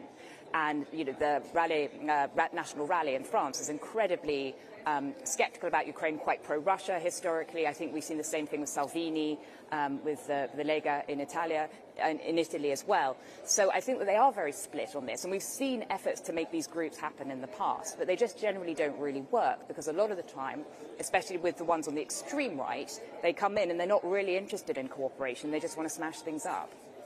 All right, thank you so much for that for now. And we're now going to a country where polls are open relatively long, and that is Spain. And in Spain, in Madrid, I'm now greeting Jaime Velasquez, our Euronews correspondent. Welcome to the show, and what can you tell us? Well, as you can see, I'm in front of a polling station here in central Madrid, and we can see still people still coming here to cast their vote before the polls close in less than half an hour. We have some data regarding turnout from 16 hours, just an hour ago, and we've seen a decline of 11 points compared to 2019 elections. But these figures can be a little bit misleading, because the European elections back in 2019 were held at the same time with local and regional elections. But if we compare it to 2014, we've seen an increase of 4 points in turnout, and this is in line with what analysts were saying, that the polarization that we've been seeing during the election campaign will drive voters into the polling stations, and also because here in Spain this European election has been seen somehow as a second leg of the general elections, and parties have been asking their voters to come here and cast their votes to send a clear message to society regarding the support that they still own through resounded victory. We have also talked a lot about the rise of the far-right parties across Europe and the possible alliances that we might see in the next parliament. Vox, the far-right party Vox in Spain, is expected to come in third in this election, and it will probably double the number of seats in the parliament in Strasbourg. But we still need to wait this half an hour until polling stations close, and we will have the first exit polls. We will have a better idea what was going on here in Spain and the final outcome. All right, Jaime Velasquez in Madrid, thank you so much, and we're looking forward to seeing you later tonight. We now have the latest numbers from Greece, and if you can see the graphic, see what's going on there. The New Democracy, a party of Prime Minister Mitsotakis, 30%, almost to the dot of the result of the Christian Democrats in Germany. And then Syriza, the hard left party, with almost, more than half of it. And then PASOK, the traditional social democratic party, coming in on third position with slightly over 12%. Yeah, what do you make of this, Vincenzo? Well, what I see in Greece is that, well, the New Democracy is leading by far, but I was noticed the Greek solution result, because the Greek solution is coming very, very close to the Communist Party. In Greece there is a particular situation because it's one of the few countries with Ireland when we have a strong left, let's say radical left. In this case, two parties, Syriza and Communist Party, and we see that this Greek solution, Elleniki Lisi, is going to match the result almost. We see these are projections, but let's see for the final outcome. And this is another signal. I see we're starting to collect some clues around Europe, going, in my view, all in the same direction. Yeah. More clues, and we're hoping to get more clues now from our special correspondent Shona Mori, who is in the hemicycle, the room where it all happens. Shona, I figure you have more information for us. What is it? Indeed, Stefan, we have some updates from some of the countries here. From Bulgaria, this is the sixth time Bulgarians are going to the polls in the last 3 years, which may account for the very low turnout of just over 30% of the vote. But we can see the trend as we've seen it all across Europe, with the EPP likely to take 6 seats. Renew coming in second at 5 seats, which I think they'll be grateful for, and the SD on 2 and others on 4. So that's the count for Bulgaria. In fact, there are predictions that Bulgarians will find themselves at the polls again, but at least 31% of the electorate turned out for that vote. But I suppose Renew will be grateful, as I said there. Then we have Croatia. The EPP likely to take 6 seats here, and the SD on 4, Greens on 1, and others. So Renew not even featuring there, but the SD, I suppose, polling relatively strong, and the EPP, as predicted and as we've seen across Europe, doing very well. And also we have Malta, again, 6 seats there. It's one of the smallest member states, and the SD and the EPP. It's normally a 2-party country, both taking 3 seats each. Stefan? All right, Shona, thank you so much for this update. And I have a new guest here on the set. Joining us now is Susanna Karp, EU Politics Specialist, Deputy Executive Director at Clean Tech for Europe and a transnational candidate for the Volt Party. And from our own newsroom here in Brussels, Grégoire Laurie, who covers climate policy, among many other things. Thank you so much for coming, and welcome to both of you. Susanna, I mentioned it, you have some skin in the game here. What are your feelings? What's your thinking tonight at this hour? Well, good evening. First of all, thank you so much for inviting me to join you today for this conversation. And in terms of having skin in the game, I think that tonight all Europeans have skin in the game. These elections are highly consequential for everyone all across the European Union, as well as for the signal that the European Union gives to the rest of the world. Now, in the sense that my party, Volt Europa, is standing in 15 different member states tonight, indeed, we are extremely thrilled to have had a pan-European campaign, standing with the same manifesto and the same program in 15 different countries, and knowing that whoever gets elected from Volt will be standing for the same values, representing the whole community. And so in that sense, I look forward to the results tonight and to celebrating with my colleagues. Yeah, Volt, I have to tell our audience, is caucusing with the Greens here in the European Parliament. So the Greens, the result is a little shaky. Grégoire, let's bring you in here. I remember 5 years ago there was a green wave, right, on these hallways here around us. A green wave that enabled pretty much the Green Deal that followed. What happened? What are your thoughts tonight at this point? For the Green, indeed, the Green wave seems far away by now. They won't get, according to the polls, the same number of MEPs.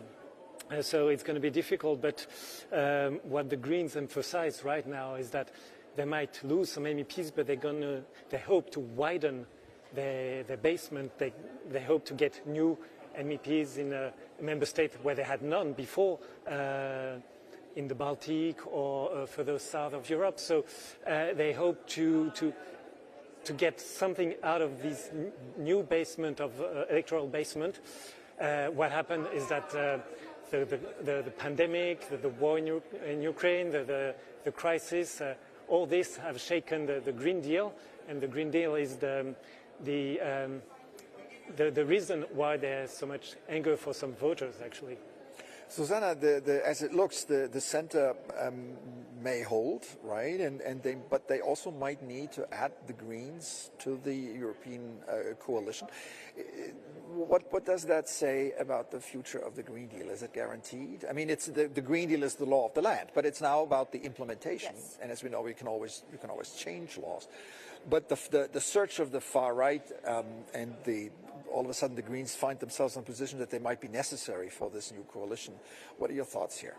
So first of all, I think that what we're seeing in a way is that actually the Greens are victims of their own success, in the sense that effectively the Green Deal policies have been mainstreamed across the political spectrum. And so what I notice is that the other parties have incorporated points that were traditionally points of the Greens, to the extent where even if, let's say, the climate agenda is still on the top 3 concerns for European citizens, some of them might still choose for other parties which have incorporated it into their own agenda but don't necessarily sit in the Green family. So I think what we're seeing now is also a little bit of this effect, that, as you say, the EU Green Deal has become the law of the land, and so therefore I think, first of all, it's in a way secured.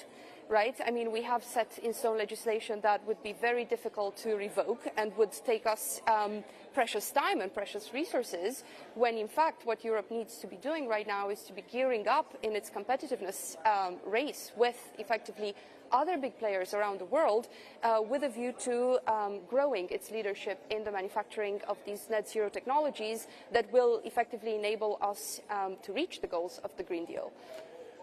Okay, we have new information from Croatia. Let's see whether the trend that we've been observing is also valid in Croatia. There we are. So HDZ, that is the Christian Democratic Party, 33.7% coming in first, pretty much in line with what we've seen from Greece, from Germany. The center right on top, followed by the Social Democrats this time, almost 30%, 27.8%, and then the Greens. The DP, that is the hard right party, 12.2%. So this is a kind of against the European trend, and then the Greens here 5.8%. Liberals not even 5%. So. Grégoire, I want to ask you, the Greens are very strong in Germany traditionally. They're part of the ruling coalition, not the first time, it's the second time. They're part of the political landscape. They're real political power. The Greens could be much stronger in the European Parliament if, in France, the second biggest country in Europe, they were of the same size. What is wrong with France? Why do the Greens have such a difficult situation in France?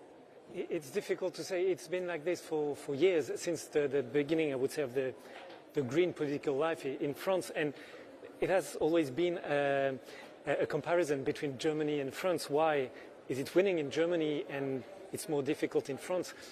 There's a real concern for France, for the French Greens, because they wonder if they will reach the 5% threshold to be in the parliament. Some polls say yes, they should reach it, but let's wait for the final results. It has always been a difficulty for the Greens to be set in the political landscape and to show themselves as a government political party. 5 years ago, they were winning party, and usually European elections are elections for the Greens. So I think it's a major concern for them if they don't reach the 5% threshold. It would mean they would lose their election. Yeah. Interesting. Susanna, we've been witnessing a surge of the far right. The center, the Christian Democrats, the traditional conservative groups, don't seem to be affected by this. They come in first with 30%, which is a lot in these days in such a fractured political landscape. How do you explain that? That it's the parties on the left of center who are paying the political price here for the surge of the far right, and not the Christian Democrats? So, first of all, I think that the European Union was created to actually counteract the far right. So I think we have structures that we have developed over decades that will help us cope with the situation. I think there is indeed, when we look at the past 5 years, there have been many shocks in terms of expectations for European citizens. Of course, nobody saw the pandemic coming. Now, of course, we have a very unfortunate war unfolding on the continent. There's a cost of living crisis and inflation. And so I think there is a search for safety that European citizens are expressing in their votes today as well. And so this understanding of safety looks quite different, of course, across generations, but also across member states. And so I find it quite interesting that in some of the traditional founding members of the European Union, you actually see a surge in the far right in the young voters, but not in those over 65. So that's where it's decreasing. So I think there's also an issue of us not having really advanced topics such as, let's say, European education, right, programs, so European citizenship education that in a way talks about European history, where we're coming from. So unfortunately, I think on one hand, there has been a normalization of the far right, and there's been, unfortunately, also a forgetfulness. Yeah. We don't talk about it enough, what it actually means. And so that when you put the two together. Okay, thank you very much. Let's go to Portugal now, to Lisbon, where we're going to meet my good old friend Ricardo Figueira. Ricardo, good evening. Hello, what Stefan. can you tell us from the vote in Portugal? What I can say is that the turnout has so far been better than it was in 2019. The turnout is slightly higher than in the last European elections, but that doesn't mean it's good, because turnout in European elections are typically very low in Portugal. So the polls are still open. They will still be open for 20 more minutes. They will close at 19, so at 7 p.m. local time in continental Portugal and Madeira. In the Azores, because it's 1 hour more, 1 hour less, they will stay open for 1 hour more, so they will close when it's 8 o'clock here in Portugal, meaning 9 o'clock in Brussels. And that's when we will have the first exit poll. Okay, thank you, Ricardo, for this update here, and see you later tonight. Greg, there was something interesting here, the low turnout in Portugal, but we've heard from our French correspondent in Paris that turnout is up in France by quite substantially. How can we explain this? That it's in one country where the interest is low, and in France, I mean, people seem to be have been energized by the far right candidate. Talk a little about that. Is he driving young people to the polls better than other candidate? What's his? I'm talking about Jordan Bardella, of course. What's his secret? I don't know what is his secret. What we'll have to check is who has been voting. Who are those voters? Are they far-right voters, or on the contrary, pro-democratic parties? That's going to be interesting to analyze where they're from. Does the Rassemblement National reach its glass ceiling, or could it go further? Is it I don't know, maybe the French present political party Renaissance, which could have mobilized in the final hours of the campaign? It seems that more and more voters decide themselves at the last minute, sometimes before casting the ballot. So it's difficult to see before. Now we have to check who has voted, actually. Okay, thank you, Greg, for this. Let's go back to Germany. We have an updated version here of the estimates. See whether there are any changes. All right, the Christian Democrats almost 30% on top. The AfD, that's the far right in Germany, more than half of it, but still less than polling would have suggested in the past few weeks. The Social Democrats with 14% coming in third. That's the party of Chancellor Scholz. Die Grünen, the Greens, just behind with 12%. And then a BSW, that's an interesting phenomenon. That is the Bündnis Sarah Wagenknecht, the Alliance Sarah Wagenknecht, who is a far left politician who created her own list just for this election in Europe, and she scored 5.5%, stronger than the Liberals. So a very bad result for the Liberals. What do you make of this, Susanna? The Liberal Party in France, President Macron not being very successful to bring people, to rally people behind him. Is this a Macron fatigue? Why are the Liberals, normally a bedrock of the political establishment, why are they having so much trouble this time? So I think one could actually put forward several theories. For example, President Macron has also been involved in this discussion on maybe a break on the European Green Deal. And when we look again at preferences of French voters, we see that in fact they are endorsing the climate agenda, but that doesn't necessarily translate to green votes. So could this be also a criticism that perhaps the Liberals have not gone far enough on the climate agenda? There could also be other explanations, of course. Parties that are in government suffer when there's big elections like these ones. I think we're also operating in a broader global environment of decreasing trust in institutions, right? And so we've seen so many global reports talking about this, and I wonder to what extent some of the, let's say, traditional centrist parties that usually do very well in European elections suffer from this as well. There's a bit of an erosion of trust, and so maybe we do need to create innovative democracy tools that actually help these parties, I think, reach out to voters easier and reinvent themselves. There are people who suggest that in France, that among all European leaders, Emmanuel Macron is the only one who has a strong political vision of Europe in terms of defense and foreign policy, but also in terms of many cultural issues. Why is it that he will score so badly according to polls?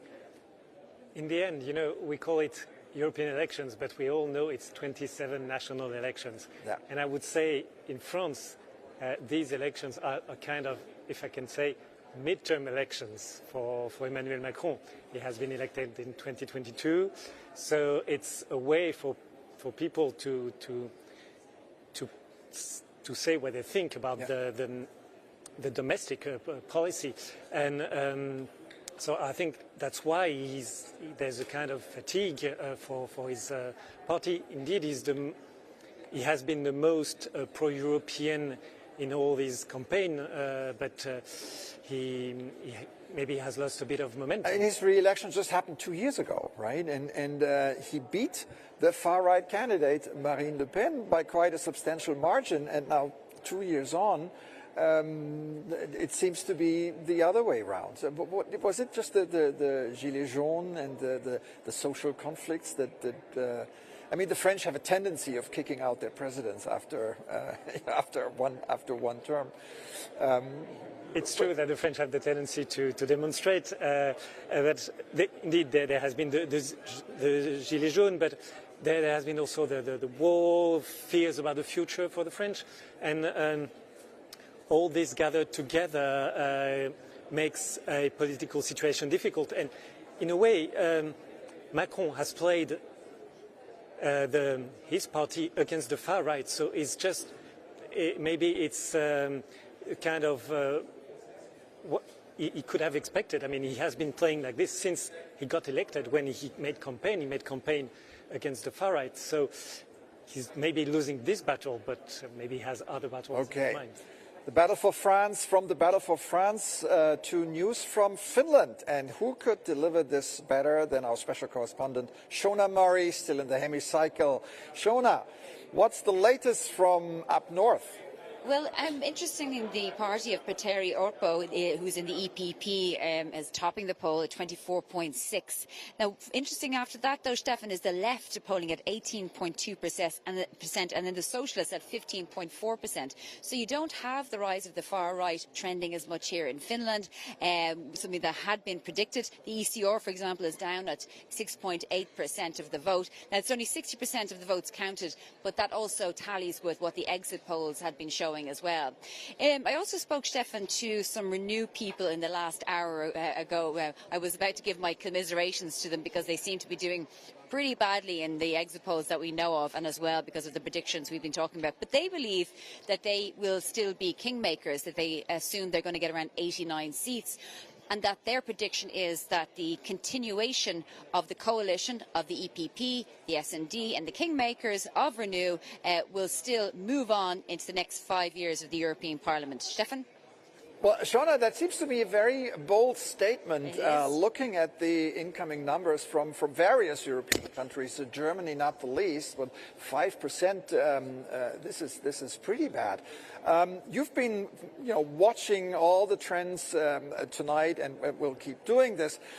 What do you think is going to happen in the next European Parliament? You say the Liberals hope to remain the kingmakers here, but in earnest, what's going to be the European coalition look like? What's going to be a majority? Will the far right be involved? What is your take? Well, I mean, there are so many moving parts, aren't there? We've talked about how the far right in itself is quite a disparate grouping. So just because they are two parties, the idea that Marine Le Pen can form this sort of super bloc, it's very difficult to see if that can happen, because we know that they have very extreme positions when it comes to, for example, Russia and Ukraine and various other issues around, well, of course, they unite on something like immigration. And then we see people like Giorgia Meloni potentially moving into the centre, moving towards Ursula von der Leyen. Of course, Italy needing to be close to the European Union because it receives so much funding from the Recovery Fund, which was set up essentially to help countries like Italy as a moment of solidarity, of unique solidarity amongst European member states. And of course Italy should and could never forget that. So the idea then you would have a Eurosceptic party in charge of Italy when they're receiving so much money, that's kind of questionable. And the other question is that what does Ursula von der Leyen do? Does she have a choice here? Could she potentially move towards the ECR and then try to make it work, or try to save her Green Deal and move and stay with the coalition she has and move and support with the Greens? And that's key to see how the Greens are doing across Europe. Unfortunately, though, for them, it hasn't been a green wave. In fact, nothing of the sort, Stefan. They seem to be losing their points here. Although we did hear earlier from one of your guests saying that potentially the Green Deal is something that is taken into account, baked into all centrist parties now, and that the Greens may have lost their clothes. Stefan? All right, thank you, Shona, and see you next time around. Shona Murray, live from the hemicycle here in the European Parliament in Brussels. Susanna, she brought up an interesting point here.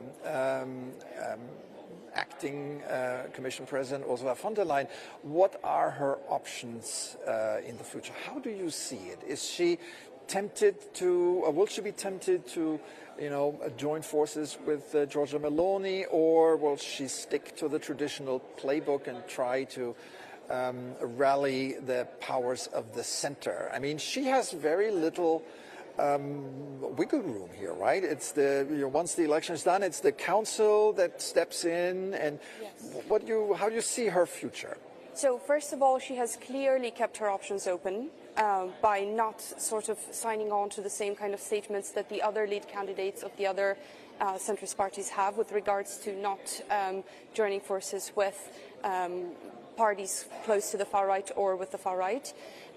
But I think there is some room of manoeuvre for the actual groupings inside the European Parliament after the election, because we'll have to see what happens now that the AfD is also outside of the political party group they've been in. There's a question of, are we still going to see groups named and labelled as they are now? Will they merge? Will they separate in multiple groups?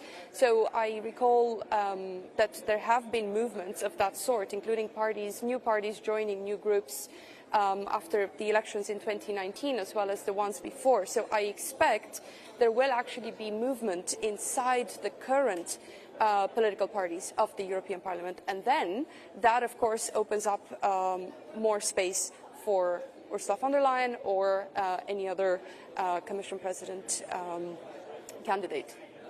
Okay, thank you very much. We're now going to another big country we haven't spoken about tonight, and that is Poland.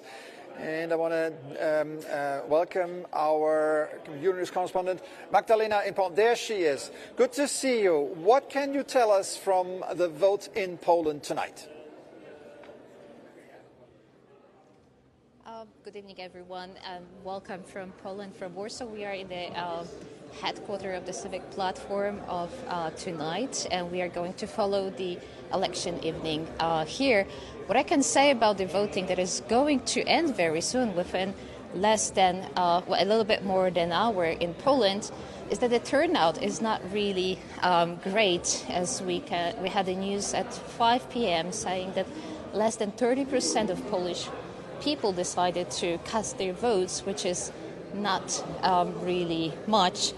And a lot of politicians and experts were saying that these elections of today, were very important, not only for the internal politics of the European Union, but also because of the situation that we, especially in Poland, can see from our neighbors and the threat coming from the further east, the situation at the Polish-Belarusian border, but also threats that are coming from Moscow.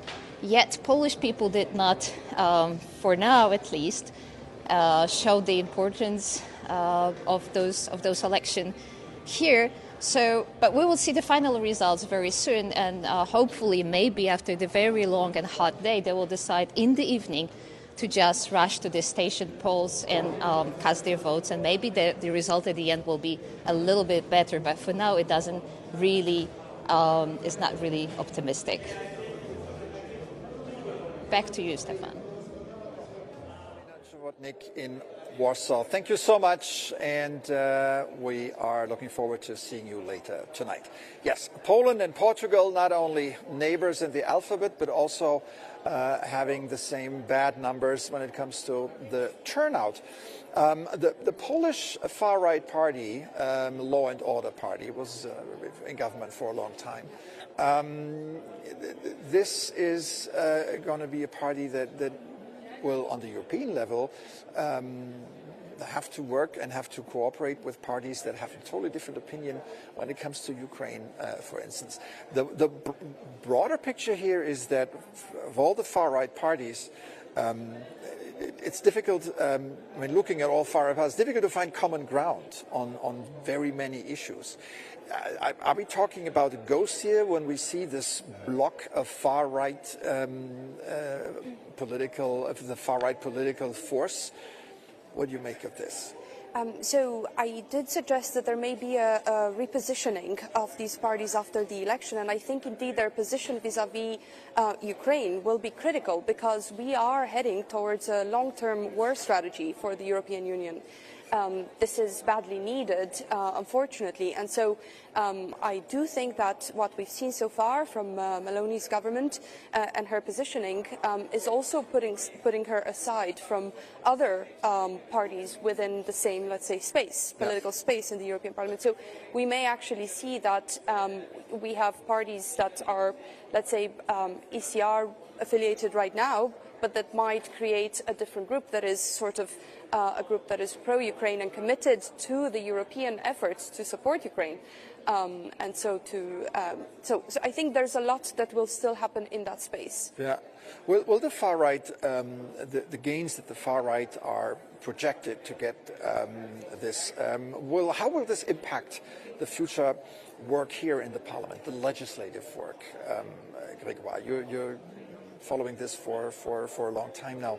Do you think, I mean, it's already complicated, the whole process. Do you think it'll get more complicated with a strong far right? It will be slower. It's going to slow down the process in the Parliament, for sure.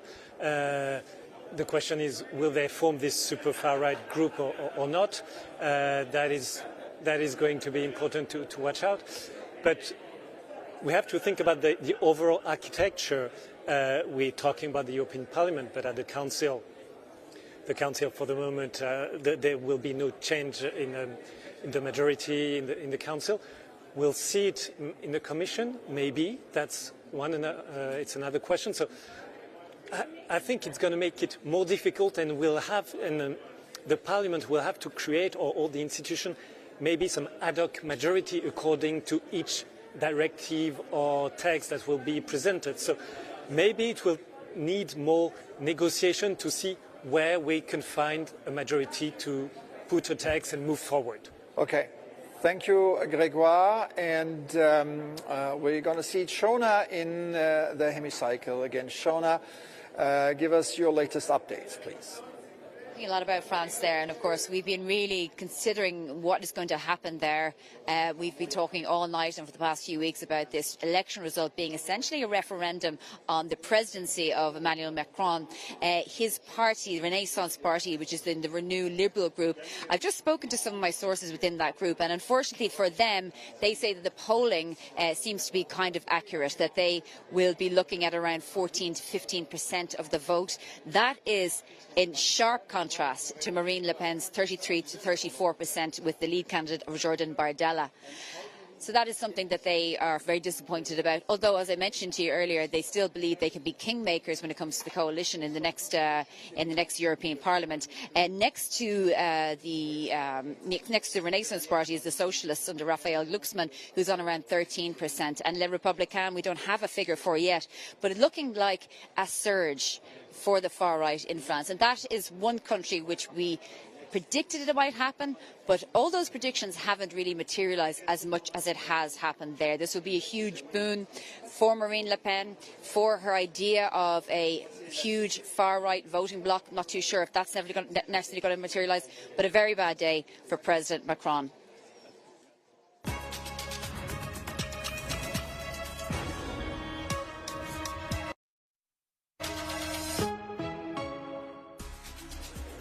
Thank you so much, Shona Murray there, our special correspondent, reporting live for us from the hemicycle, which, as you've seen, has been transformed into a massive press room and election hub. Thank you so much as well to my colleague Stefan Kobe, who's just stepped down, and also to his guest, Susanna Karp from Volt Europe. Volt Europe, a relatively new political group, doing quite well actually tonight in Germany, set to get 3 seats. And also thank you to Euronews' Grégoire Laurie. Well, if you just joined us, we're live. We're broadcasting from the European Parliament in Brussels, and I'm joined now on set by Klaus Welle, the former Secretary-General of the European Parliament, so a man who knows this institution like the inside of his hand, or the back of his hand. We're also joined by Cynthia Cruz. She is Euronews' reporter, often focused on tech, but also coming from the Netherlands and an expert on Belgium politics as well. So thank you so much to you both. Lovely to have you with us.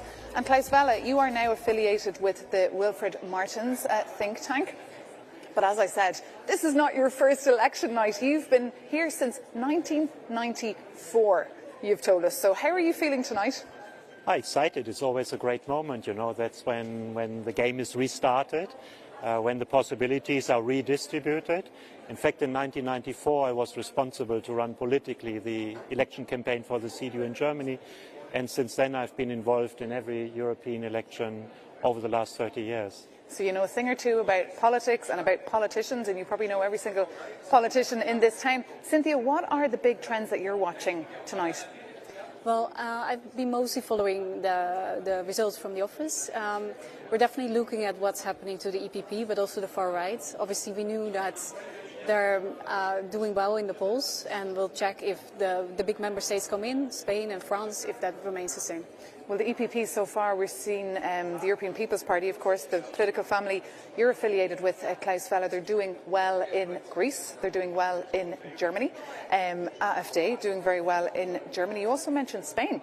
The party of Feijóo is also doing well, EPP. And we can actually head over now to Madrid, to our Euronews correspondent, Jaime Velasquez, who's standing by for us in the Spanish capital, in a country where I believe voter turnout, Jaime, has gone down a bit tonight. But what more can you tell us about the outcome of the European Parliament elections in Spain?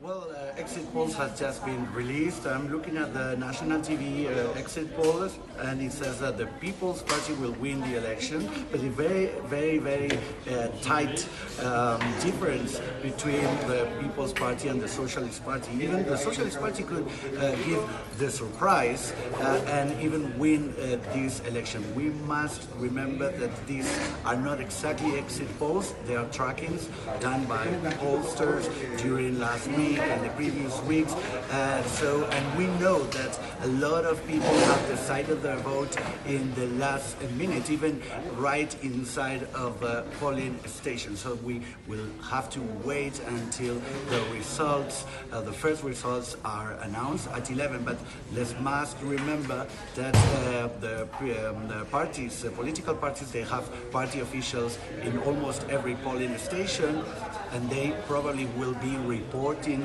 the vote counting. Even they cannot make it public.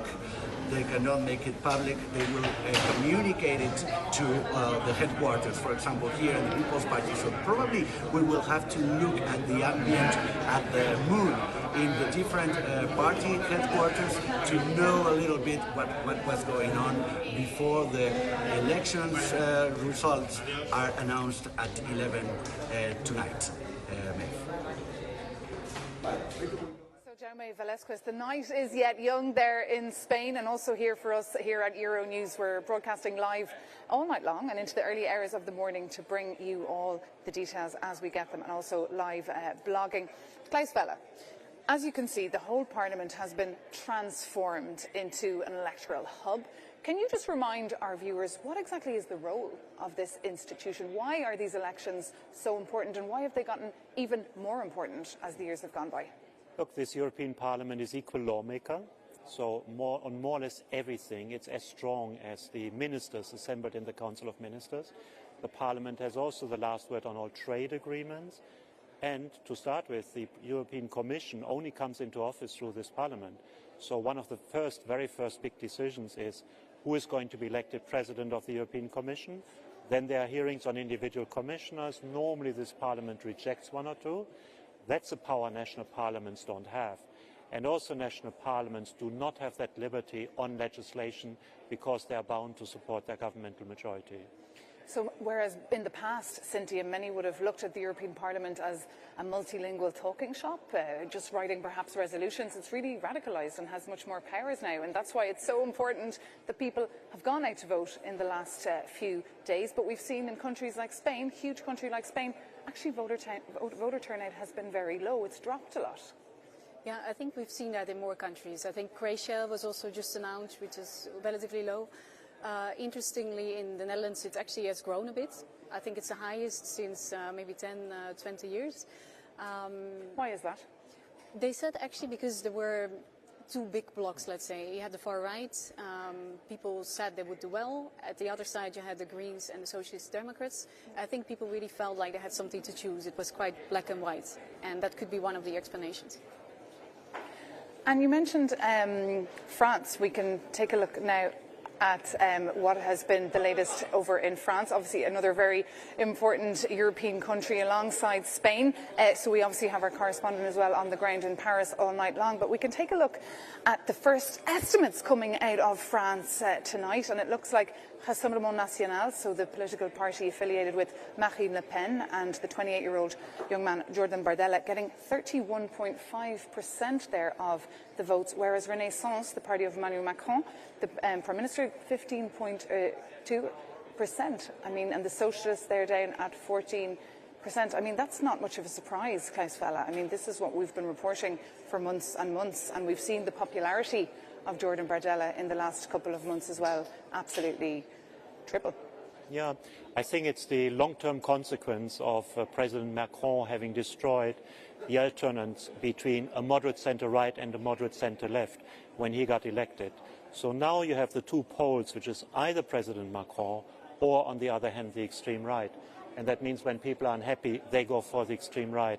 So there's a heavy price which we are seeing is now going to be paid, because the moderate centre-right and the moderate centre-left were destroyed 2 presidential elections ago.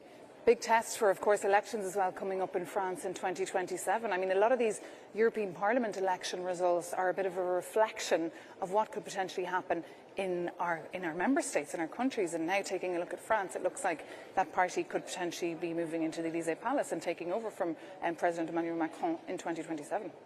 Yeah, I think also most of those European elections are almost a midterm vote and expression of how people think about their current government. I think especially because the elections were in 2022, this is probably the first moment where voters could say, actually, I don't agree with Macron and I would go for the far right in this case. And Klaus Welle, how do you feel about the fact that on the same day as the European Parliament elections, in many countries across the board, there are also local elections or elections for local mayors, referendums. In Slovenia, I believe there was a number of referendums as well this weekend. Does that help the cause? Does that encourage people to go out and vote? Or does it just make the European Parliament elections an afterthought? No, I see we nowadays have experienced already during the last European elections that people feel that they are directly concerned by what's being decided in this House and in the European institution. Let's just take Ukraine, let's take COVID. There are major decisions. There was a last major decision in April about new border rules for the European Union. So whereas 20 years ago people were thinking, okay, that doesn't have a lot to do with my precise life, nowadays they have. It's true that if you combine it with local and regional election, participation is higher. And that's, by the way, why Spanish participation is down. Because last time around, there were also regional and local elections in Spain. And tell us, you, of course, are from the Netherlands. You're from The Hague. And you alluded to the fact that voter turnout has increased. But can you talk us through the results so far of the actual results? Because I believe we have the exit polls. Yeah, actually we knew already a lot on Thursday when the exit polls came out, because the Netherlands voted on Thursday. As expected, the party of Geert Wilders did very well. They went up from 1 seat to 7. Since the Greens and the Socialists and Democrats, they joined forces, they also gained quite some seats. They're at 8. But on an EU level, you have a problem because they have to choose their own political groups. So they might each have 4 seats. So I think the results were not as surprising. I think most people were expecting this. And just remind our viewers, what does Geert Wilders stand for exactly? Well, he has been known in Dutch politics for a long time, actually, for 20 years. And they advocate for anti-migration, anti-EU as well, although they now scrapped that from their party program. But they're quite conservative. They don't want a lot of EU interference. Since they will also join the national government, we'll see, I think, and hear a lot from them. And what about the European People's Party? Would you be happy to work with the party of Geert Wilders? Definitely not. Inside the ID group in here, you have those who, to put it in a nutshell, would be happy even without the European Union, who would like to see a completely different Europe, who basically would like to destroy what Christian Democrats have built after the Second World War. So there's no possibility to cooperate between the European People's Party and the ID group. And just to remind our viewers, if you want to create a political group here in the Parliament, you need 23 members of the European Parliament from 7 countries. And with that comes a lot of perks, a lot of privileges. That means you have more speaking time, you have as well EU money, funding, in order to be able to promote your ideas, your beliefs, organise events. So how could this Parliament change and the policies that are voted upon if the ID group gets even bigger?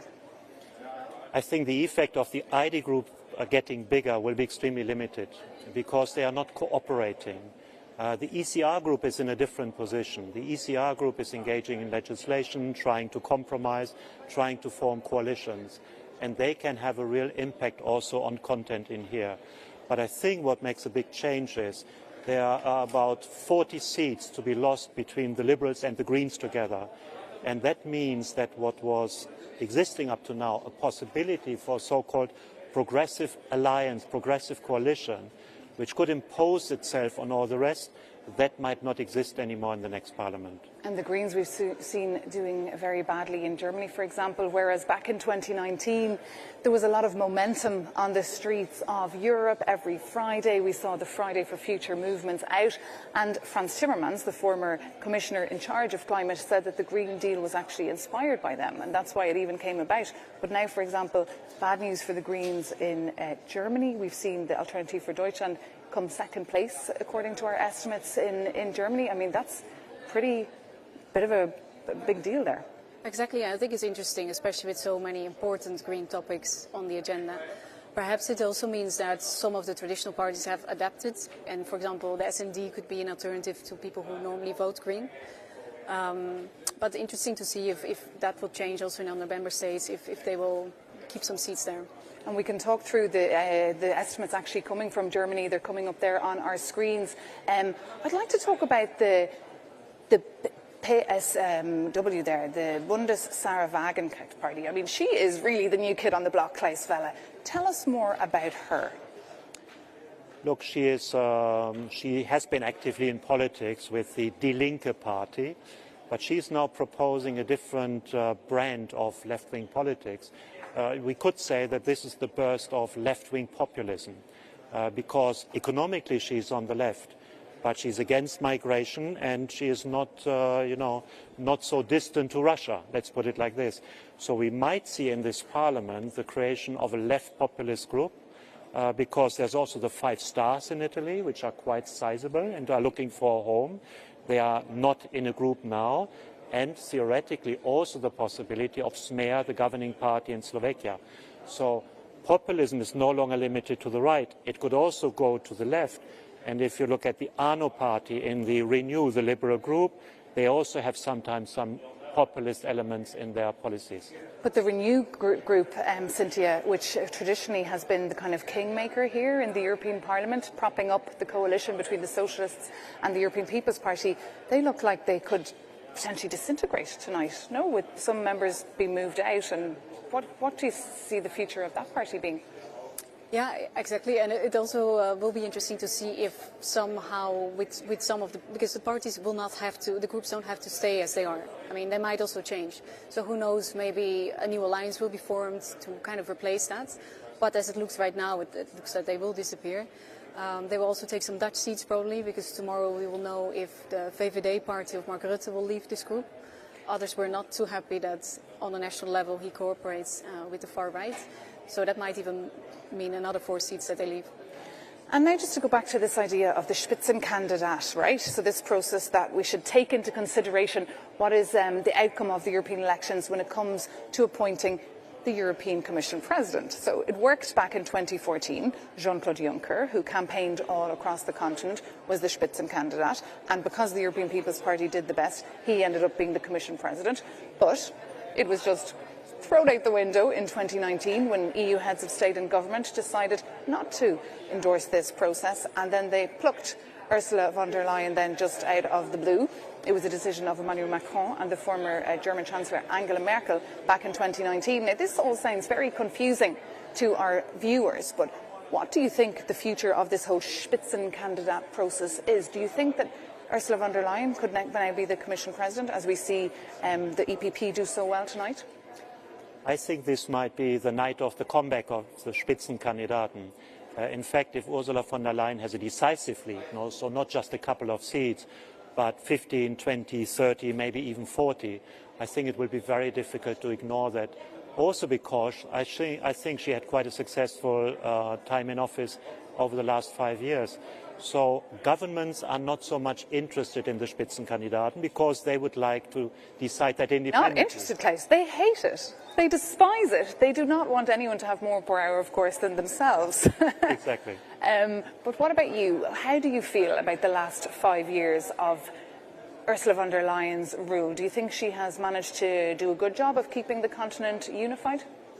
I think she can be somebody that most people would endorse. If you look at, for example, from a gender perspective, I think she actually made sure that the Commission was very gender balanced. And also in the last European Parliament election, I think they voted for the highest number of female candidates. So from that perspective, for example, it's quite progressive. So we'd hope that that would also continue in a new Commission. And I remember she was very specific about the fact that member states needed to propose 2 candidates as commissioners, 1 female and 1 male. So yes, it's a topic she took very seriously, whereas I'm sure back in the 90s when you were here, I'm sure that wasn't a priority at all. Let's say it's gotten much stronger, and in fact we have a double act. The EPP has 2 very strong women with Roberta Metsola, President of Parliament, and Ursula von der Leyen. And maybe in the past people would have thought that's a left-wing priority. No, it's the EPP which puts strong women into the forefront. And just you mentioned Roberta Metsola. She is the current President of the European Parliament. She comes from Malta, the beautiful Mediterranean island, and I believe that she's not doing so badly. I believe they'll be sending 6 members of the European Parliament to Brussels and Strasbourg, and I believe that her party has taken 3 seats, and I understand that the Socialists have taken 3 as well. So it's potentially possible that she could be coming back, right, for 2.5 more years as President of the Parliament. I think she has a very good chance because independently of her own party position, she's very much respected in the House, both on the left and on the right. She's been a reformer in this place, and I think she has earned herself a second mandate. Of course, it's up to vote in the European Parliament, but I'm rather convinced she will also be the President in the next half term, 2.5 years. And speaking of Roberta Metsola, she's actually just arrived in the building. She's heading down to the hemicycle, and very shortly she'll be briefing the press. There's 1,000 journalists in the hemicycle tonight. It's been transformed into a gigantic press room, and throughout the night we'll be hearing what all the latest is from there. We'll be getting exit polls as well, and I think around 11 o'clock tonight we'll be hearing as well from the main Spitzenkandidat, this process that we mentioned earlier. But interesting, and Cynthia, because you of course cover tech for Euronews, so you're covering all the regulations and policy when it comes to tech. And the EU has a bit of an interesting relationship with platforms like TikTok, because of course it's Chinese owned, but we've seen Roberta Metsola take that decision, she said inspired by her kids, I think, to go on TikTok and campaign there, because she said that's where people are and that's where I need to reach out. But here in the Parliament there's a ban on actually using employees cannot use the app on their phone. So it's a bit of a conundrum, really, isn't it, for politicians trying to reach out to the public, trying to be where they are, but also the tricky situation there. Yeah, I think they realise that probably they do have, they can use their platforms for their own attention and for their own messages. I think there was a distinction in the end between work phones and private phones for the use of TikTok, so perhaps there's a kind of a loophole there. But yeah, this Parliament and this Commission has done a lot on technology. They've come out with the AI law, obviously, with DSA, platform regulation. So I think most lobbyists would be happy with some deregulation in the next Commission. And how have you seen the campaigns change in the last 30 years when it comes to European Parliament elections? And are you hopeful that tonight voter turnout will increase due to the presence of the European Parliament as well on these platforms, trying to reach out to people? I think participation should at least be stable. Maybe we are seeing a slight increase. But as we have said, for example, Spain, which is a big country, last time round had also regional elections and local elections. So if they are not, then you have a slightly lower result. But I think at least they will be stable. They might be potentially increasing. We have seen a professionalization of the campaign and also of this evening. And I think 2014 has been a watershed moment, because the lead candidates, the Spitzenkandidaten, drew a lot of public attention, whereas before the election campaign was 3 weeks, before the election very much nationally. Now you have a lot of reporting on the European level, not just by Politico and other news outlets. There's a lot of attention drawn to those elections months in advance. And we see with this election evening, it's highly professional, it's absolutely on the level, maybe above in what you can see in some member states. And is it time for the European Parliament to have a seat at the summit table? Because now the European Parliament President is only allowed to pop in for a half an hour for a chat with heads of state and government. Should the Parliament have more presence so the voice of the people is also in those closed-door summit meetings? I mean, to be in the European summits, the first 30 minutes, it's something important, and I've been accompanying presidents of the European Parliament for those 30 minutes. And it has been very different. With Roberta Metsola, there were not just 2, 3 polite questions. Normally there were 8, 9 or 10, and not only from our own family and also beyond.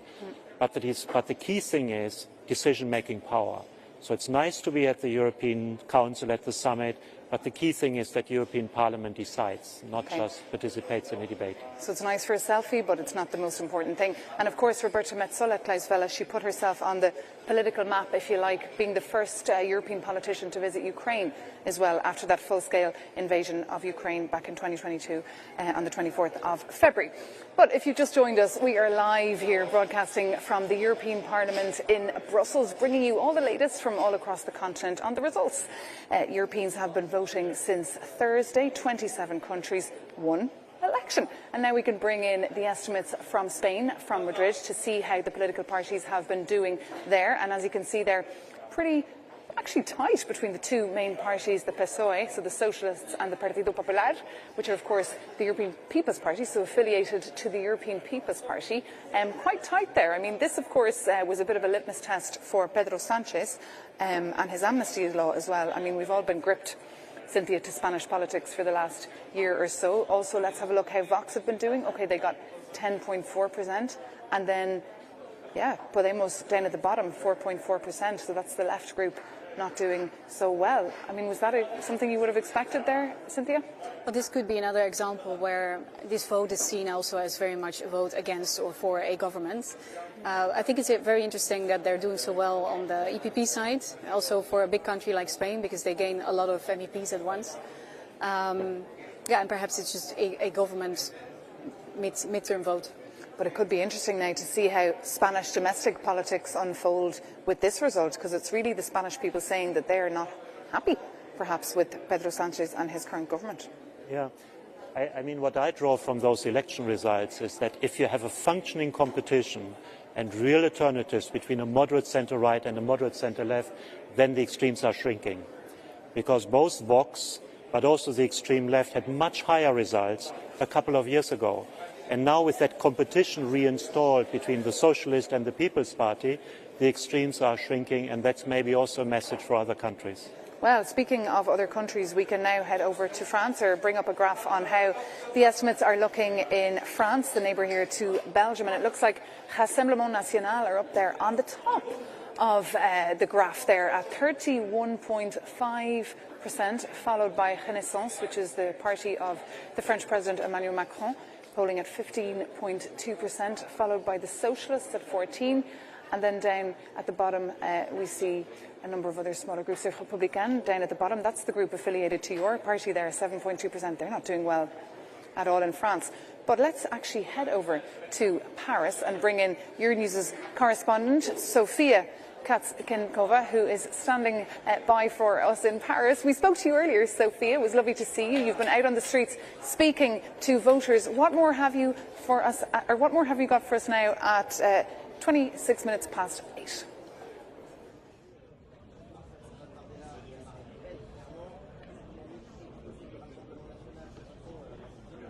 Well, after the polling station where I was earlier, I'm currently at the National Rally's electoral party in eastern Paris, where they rented out, as you can see, this beautiful pavilion in the middle of the park for tonight. And I mean, the atmosphere is absolutely electric here. The champagne is flowing, and all of his supporters, and including his whole campaign team, they tell me, are extremely happy with the results. As you mentioned it, 31.5% of votes, far ahead of the president's Emmanuel Macron party headed by Valérie Ayé, which is currently struggling at 15.2% of votes. And Jordan Bardella, who is the 28-year-old politician leading the far-right French party, just gave a short victory speech. And in a couple of minutes, it is Marine Le Pen that is going to take the stage and give another victory speech in just a couple of minutes. She's the historic leader of the National Rally party. And it's not the first time that the National Rally has come ahead in these EU elections. That was the case in 2019, but they were always very closely followed by Macron's Renaissance Party. And I mean, this year they're just crushing it, more than 15 points ahead for the presidential camp. It's a landslide victory. And this could also mean a very big challenge for President Emmanuel Macron and his party. Another interesting point that I've been told by Bardella's campaign director is that these elections are a sort of litmus test for the upcoming 2027 French presidential elections. And we're told that Bardella could be eyeing the Élysée Palace in a couple of years.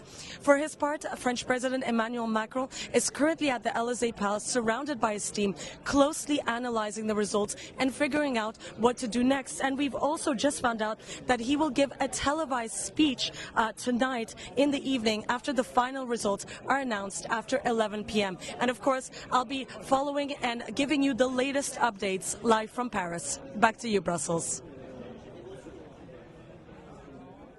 You will. Thank you so much, Sophia, for that update and for bringing us so much colour as well there on the champagne bottles being cracked open there at the headquarters of the National Rally, and then soul searching in the Élysée Palace by Emmanuel Macron and his colleagues. I mean, this is huge news coming out of France tonight. This is huge news coming out of France tonight. Yeah, I mean, that's the result which was expected, but it's clear that at a certain moment a government is replaced by an opposition. And I think that's what the French rally is preparing for, and that's what I meant. If the alternative is between a centre party and an extreme party, then one day you're going to get the extreme party. And this is an opposition who are very anti-European Parliament, anti the EU, anti-European integration, and I really want to shake things up here and the way things are done. But Klaus Welle, thank you so much for being with us tonight on Euronews and for all your analysis, and thank you, Cynthia Croce. Let's head over now to the hemicycle and bring in our Shona Murray for the latest. Shona, how are things over in the hemicycle? What more can you tell us at this hour? Well, Maeve, we're just about to get some official results, probably from Spain and France and Denmark, which we've talked about earlier, particularly in France. Those shocking results. Okay, not surprising, but shocking nonetheless that Emmanuel Macron's party is doing so bad in contrast to the far right. Marine Le Pen having gone for election in France several times and been outrightly rejected by the population there, by the voters. And yet Jordan Bardella, her lead candidate, 34% polling as votes closed there a little while ago.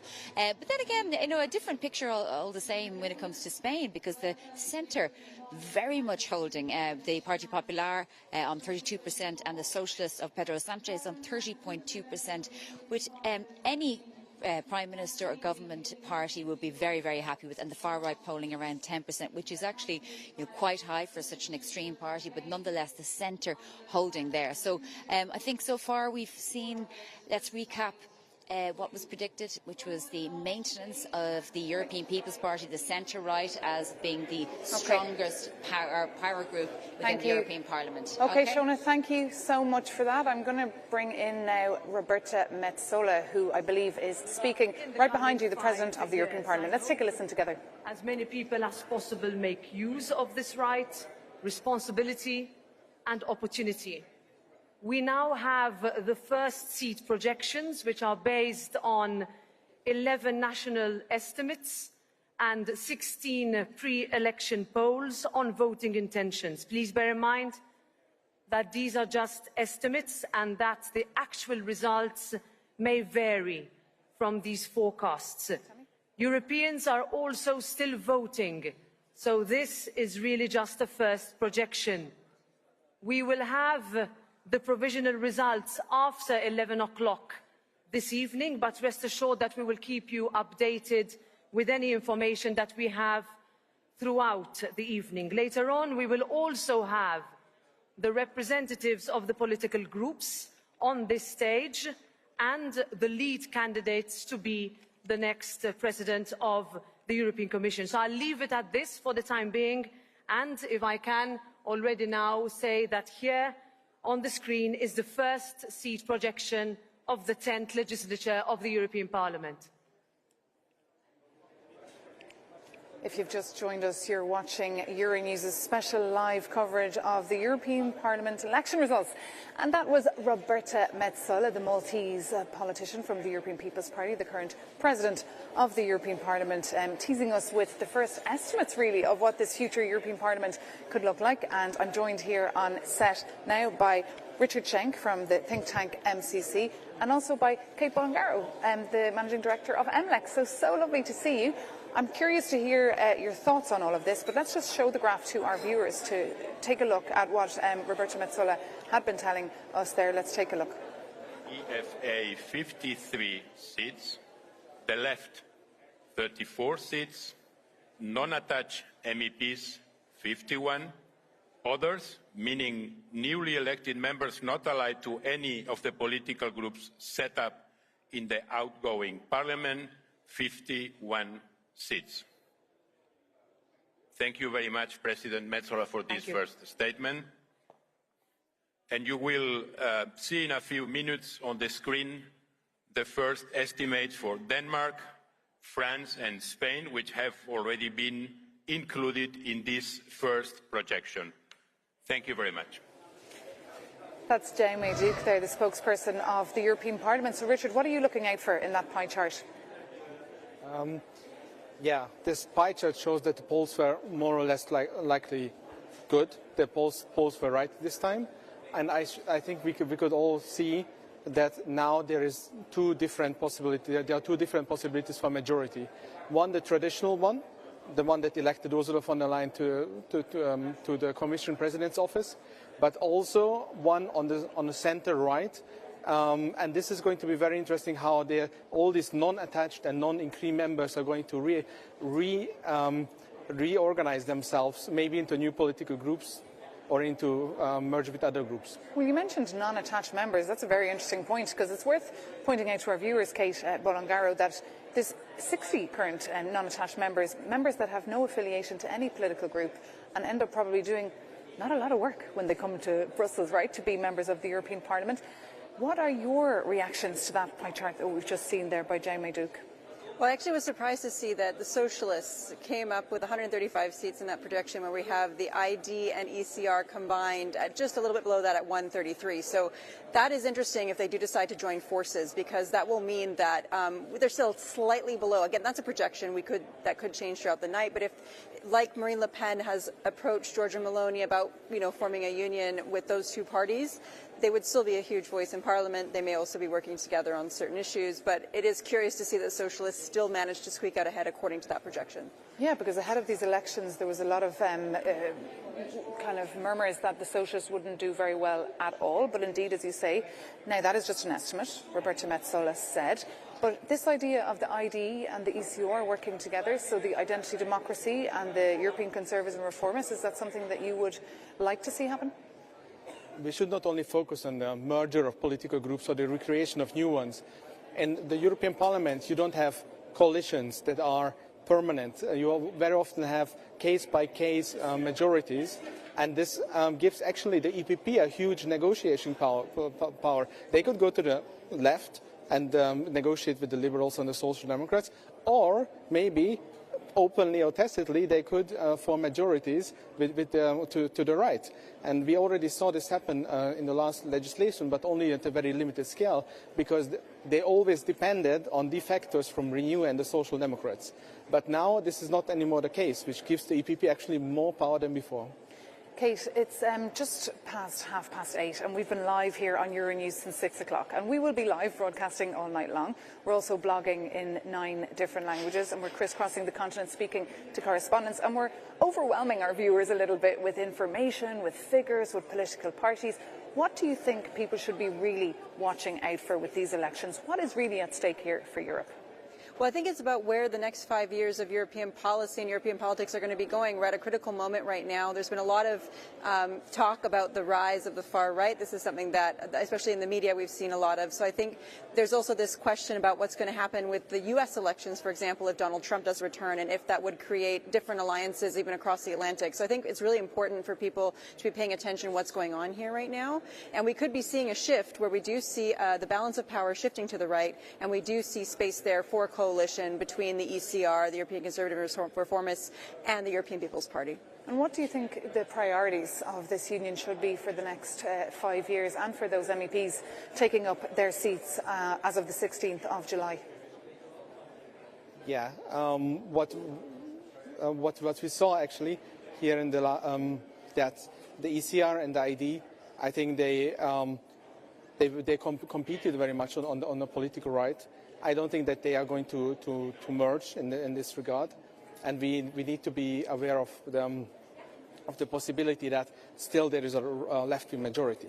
So they always will need to be more disciplined than before. Actually, they cannot openly rebel, because as much as the political left needs to be disciplined. When you say disciplined, you mean they should show up to vote?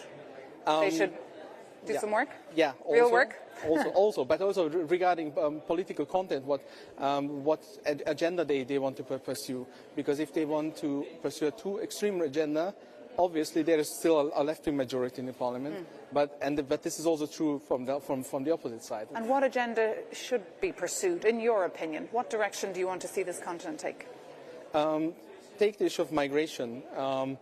migration actually was always a rallying cry on the political right. But if you look in the exact positions of the political right on migration, there are different approaches. There are very fundamentalist right-wing approaches, obviously, because we also have right-wing extremist parties in the European Parliament. But take Giorgia Meloni, for example, the famous one who is opening up to the middle. Yeah. So, yeah, it's interesting though when it comes to migration, because we do have a migration pact that was presented many years ago by the European Commission's Commissioner in charge of migration, Ylva Johansson, and the far right don't like it and the far left don't like it, and nobody seems to really like it, but indeed it's a starting point, Kate, and this really we're going to see as well come up a lot in the next legislature, because managing migration will be key for this continent.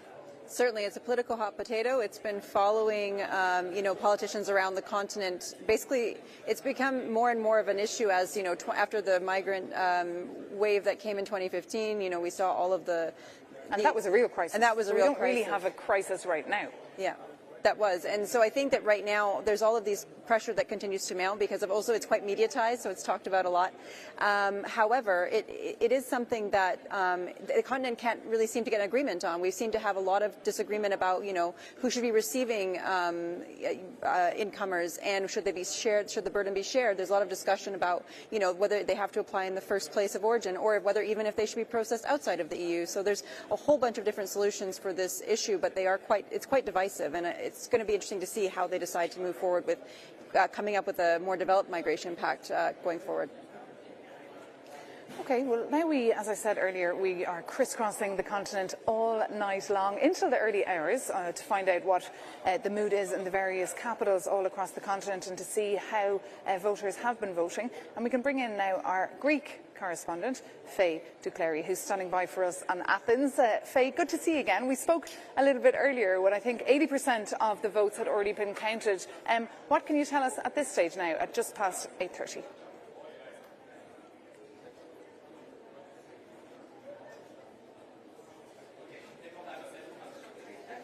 So I believe we have a little technical glitch there, catching up with our correspondent in Greece. We did have a little chat with her earlier, though, and she told us that 80% of the votes had already been counted, and the group affiliated with the European People's Party, so New Democracy, the party affiliated with the current Prime Minister, Mitsotakis, was doing very, very well. And earlier we had Klaus Welle, the former Secretary General of the European Parliament, here with us on set, who's currently affiliated with the Wilfred Martin Centre, and he said he's feeling very happy tonight that the European People's Party will be doing very well.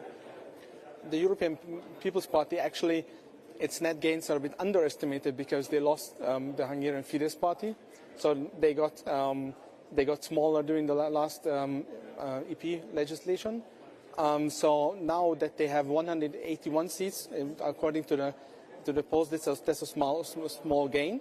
They have, but they have this very strong negotiation position that I mentioned earlier, and I think if you compare them to the other big European party group, the Social Democrats, their fundamentals are still much better than that of the Social Democrats.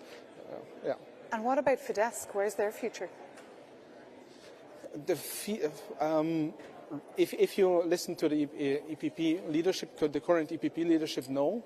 I think Fidesz officially declared that they want to join ECR, but with all these non-increase and non-attached members of the parliament now searching for other options, I don't know if the ECR is going to accept Fidesz, but we will see. And things are getting really interesting now. I mean, once we have the results properly in our hand, things will get interesting.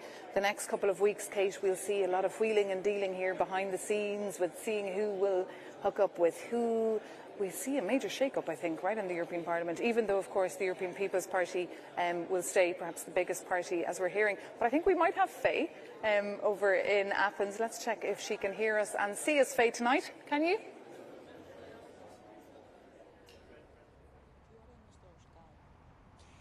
Hello, Maeve. Hello from Athens. The main characteristic for this EU election in Greece is the huge percentage of abstention.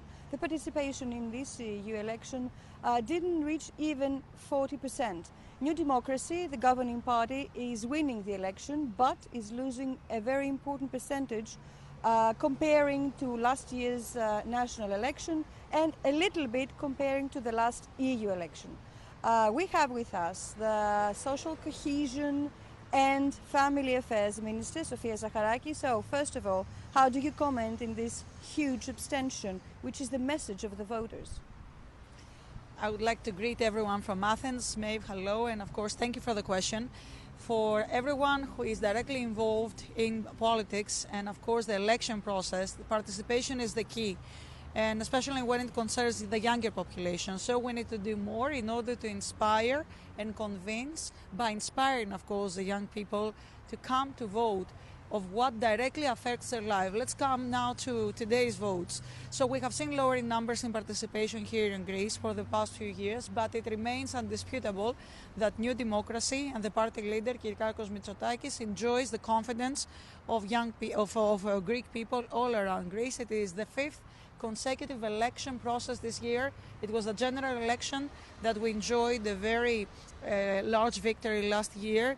It was the regional and municipality elections, and it is now the fifth election, which is separate the European elections. Of course, we need to analyze on the data of abstention, but it is, of course, something that we have to look on a European level and, of course, assess the results of other European member states.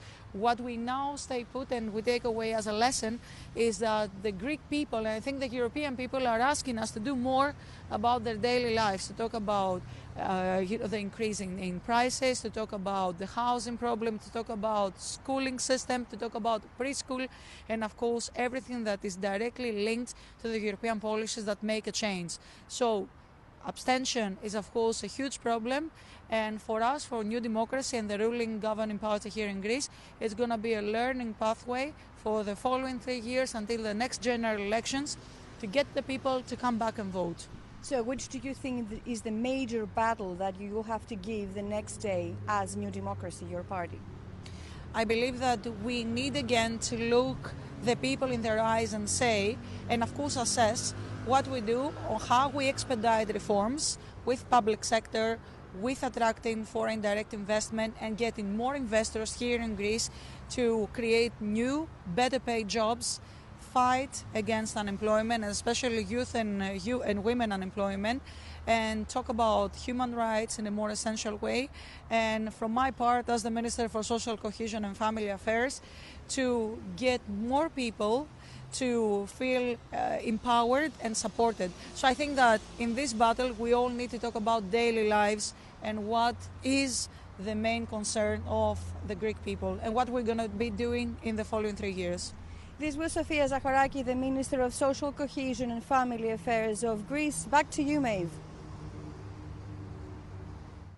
Thank you so much, Faye Duclary there and her guest, the Minister, for taking time out to be with us live here on Euronews tonight. And it seems that the winner in Greece tonight really is abstention. But to tell you exactly what the details of the estimates are, we can take a look at a graph and show you who is topping the graph tonight on the estimates when it comes to the outcome. It's New Democracy up there at 30%, followed by Syriza, the far left group, at 16.7%, and then PASOK, the socialist, coming in there at 12.4%.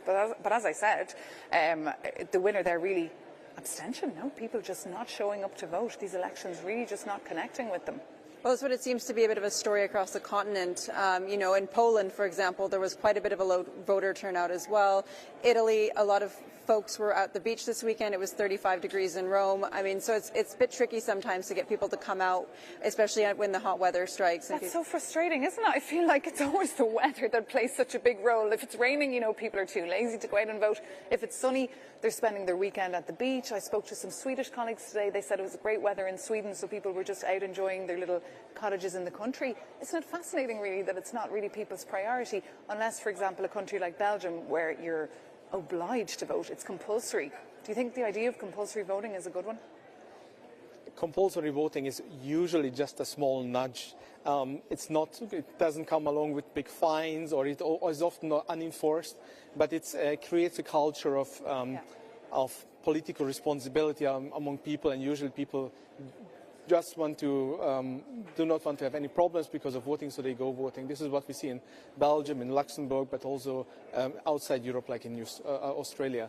But regarding the voter turnout in general, European elections, in the last one and this one, had a slightly higher turnout than compared 15 years ago, for example. Oh, yeah. but we see this is a general trend. This is also true for local elections and national elections. So people got more politicized got more politically active in the last decade or even more, last 15 years. And we see this is also true for the European elections, but it's not an outstanding, unique happening at European level. And this Parliament, historically, Kate, has been very old, right? I mean, we've very few young MEPs, so we'll be curious to see this time round, did younger people actually go and actually get voted in, so we can actually see how things change as well along here? Well, certainly. I think that's going to be really interesting to see the profiles of the MEPs that do end up being elected, and if we, at the end of the day, see a higher youth turnout because maybe they're inspired by having somebody more their age or closer to their age on the ballot, so that they're able to actually think about issues that perhaps are more concern for younger folks, cost of living, being able to buy a house, these sort of things that, really are a challenge for people nowadays.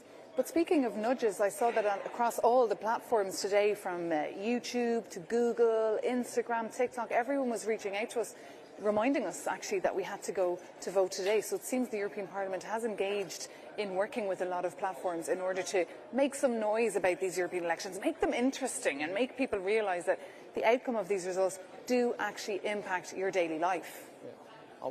I think that's a good start to raise a bit of awareness, but people really do go to vote if they really feel that the vote has an impact on their lives. And what sadly we see at European level, that often enough people just say Europe is important, but the second sentence, why it's important, it's very thin. So European politics only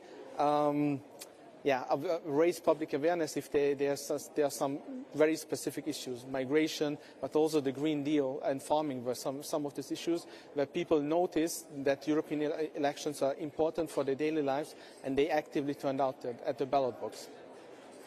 Well, earlier we saw the President of the European Parliament, Roberta Metsola, the Maltese politician, speaking briefly in the hemicycle, and our reporter Vincenzo Genovese will be speaking to her in a little while. In fact, he's one of our roving reporters who is here in the European Parliament that, as you've seen, has been completely transformed into an absolute media hub. Katie, you can see there's a real sense of excitement and anticipation here tonight. Of course, this town of Brussels has been waiting for months for tonight to actually happen.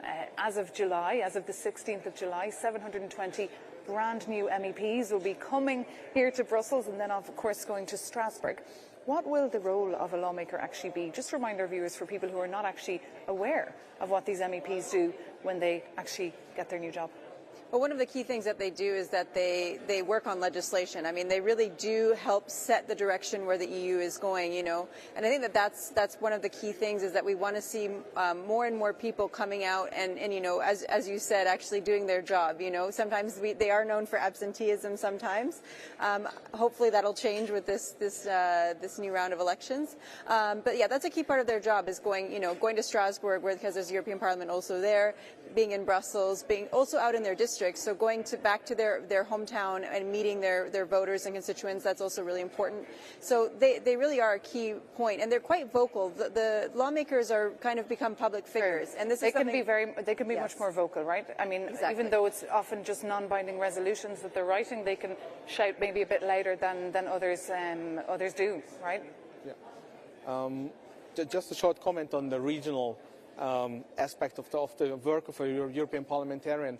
I think we also see a difference between the different electoral systems that the member states apply, because we have some member states that have open list where people can give preferential voting to some candidates. Some have regional lists as well, and other one has completely closed nationwide lists. And it's a huge incentive for an MEP to work locally, to get really in touch with the electorate, if you depend not only on your party's nomination in the elections, but also on preferential votes from your local electorate. And Kate, who do you think will be the big kind of winners and the big losers tonight? We've seen abstention, perhaps one of the big winners tonight, something that, as we've seen from the Greek minister, really needs to be addressed urgently. But who do you think could be the big political winners tonight?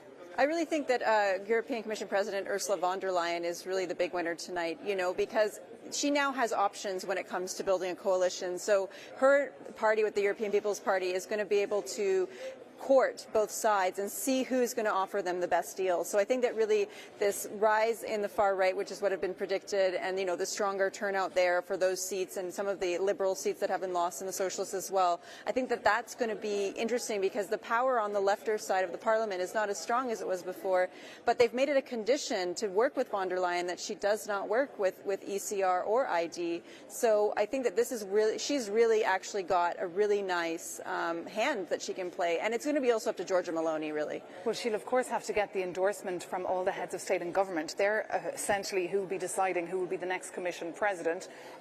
Would Viktor Orban, the Hungarian head of state, will he be endorsing her as a candidate?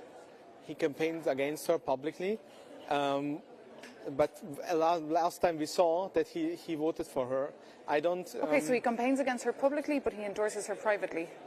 I don't know, because the European Council meetings are famously closed door and include behind the door bargaining. So actually, we don't know. Only the 27 member state governments know, and their leaders know. But it's very interesting to see. I always want to be a fly in a wall at those EES summits. Oh, I would love that. Yeah, we will see, because also in the council, if there are different majorities, EPP go to the left, and it's very interesting if you look at the qualified majority that is needed to propose a Commission President. Ursula von der Leyen last time she needed both the Liberals and the Social Democrats. This time she only needs either the Liberals or the Social Democrats, but she could also turn to the right, as you suggested. Well, as Kate said as well, like all her options are on the table if she gets such an endorsement as she will tonight. And just briefly, 1st of July, big moment for Hungary. They're taking over the presidency, so obviously they're getting busy for that. So all of this kind of coalition making and the arrival of all these new MEPs and the endorsement of the new Commission President will be during that presidency. But I won't be able to get your comment on that because actually our reporter Vincenzo Genovese is actually with the President of the European Parliament, Roberta Metsola, and can give us the latest from her right now. Vincenzo. Yes. Give me the line, we will go. This is the cameraman. Do I move? Yes, good evening. Good evening from the hemicycle, where the President of the European Parliament, Roberta Metsola, briefed the journalists, and now she's with us to have first reactions about the projection that we have seen. So, Madam President, thank you very much for being with us. What's your first comment? Well, first of all, good evening and welcome. This is a big exercise in democracy, and you can see it alive in this Parliament. The first projections are just out, still very early. In some countries, like in Italy, voting is still ongoing. We're still waiting to get the results from a number of countries, so we have to be very cautious. However, from the first projections, it looks like the constructive pro-European centre has held. When you say that you like a pro-European majority, you mean the same majority of the current legislature or a new one? Well, it depends. The political groups will start to meet us from tomorrow. This will be an interesting part of the process where group leaders and their representatives will come together and say, how is this parliament going to look like? European Parliament does not have a government and an opposition. It works with majorities, and where that majority will be looks like it will be in the centre. As a member of the European People's Party, would you see likely more cooperation with some, at least, ECR parties? That's not up for me to say. You will need to ask the EPP leadership and all the leadership of the different political groups. So let's see. It's too early. And as a president of the European Parliament, are you worried about the fact that we see that in some countries Eurosceptical forces are on the rise? Well, having full respect of the democratic result that members are elected by their own citizens, those members come with a responsibility to represent their citizens in the decisions that we will take in this hemicycle over the next 5 years. Those decisions will be related to security, to climate, to digital, to justice, to rule of law, to competitiveness. That responsibility lies with each and every member. Let us see and let's work towards majorities in favour of Europe. And in terms of turnout, as you said, that it's an alive exercise of democracy, what result do you expect? Well, we will see. It's still too early. In some countries we see that the turnout is slightly higher. In some countries we see, of course, the reality that this election is 2 weeks later than usual, or has not been since 2009. That in some countries you had a little bit of election fatigue because of the fact that there were presidential, parliamentary, national elections just a couple of weeks before. You have some countries where school holidays have already started. So keeping all this in mind, if we will see an uptick in the numbers of people having voted, then we can really say that people have voted for Europe and have taken the decision rather than let others decide for them. Thank you, President Metsola. Maeve, up to you.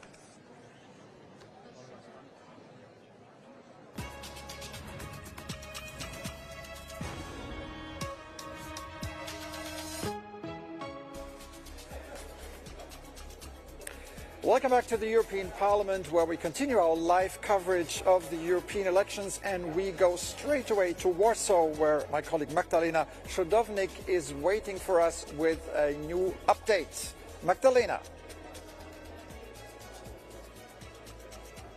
Hi, good evening again. Now we just can see the results. You can see the results of the elections. We have the counter you can see behind my back is 20 seconds. And it's coming.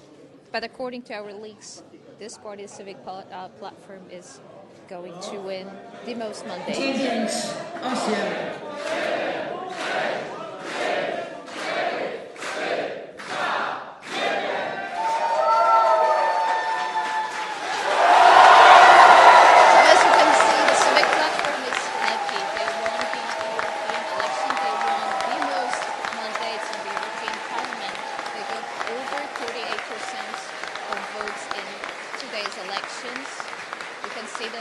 You can see them and hear them happy. The second party is the Law and Justice Party, coming with less than 34%, 33.9%. And as expected, the party of Donald Tusk indeed won the elections. The turnout was a little bit lower than the last year. Nevertheless, this party that is considered one of the most pro-European due to the previous position of Donald Tusk will be leading in the European Parliament from Poland. Now they're cheering for Donald Tusk. And we're going to receive a speech from Donald Tusk, who apparently is very happy. That will be it. Back to you, Stefan. 10 lat. All right, Magdalena Szydownik in Warsaw. Thank you very much with this impressive scene there from the election night party. Now we're back in Brussels, back on our set, and we have a new round of guests. Joining us now are Ilke Toygur, political scientist and director of the Global Policy Center at the School of Politics, Economics and Global Affairs at EI University, based in Madrid, and Mara Jones from our Euronews newsroom here in Brussels. Welcome to both of you. Ilke, looking at what's happening tonight so far, any surprises? I think I just joined the show in the most positive moment in the European Parliament, because we just watched preliminary results in the hemicycle here, and they are more promising, at least for some of the grand coalition, super grand coalition parties than we have expected for. So here I have a better performing EPP. Oh, we have breaking news in France. The Parliament has been dissolved. That's what I'm hearing. Do we have more information? Okay, as soon as we have more information, we get back. So, quite exciting here, but this is live. Okay.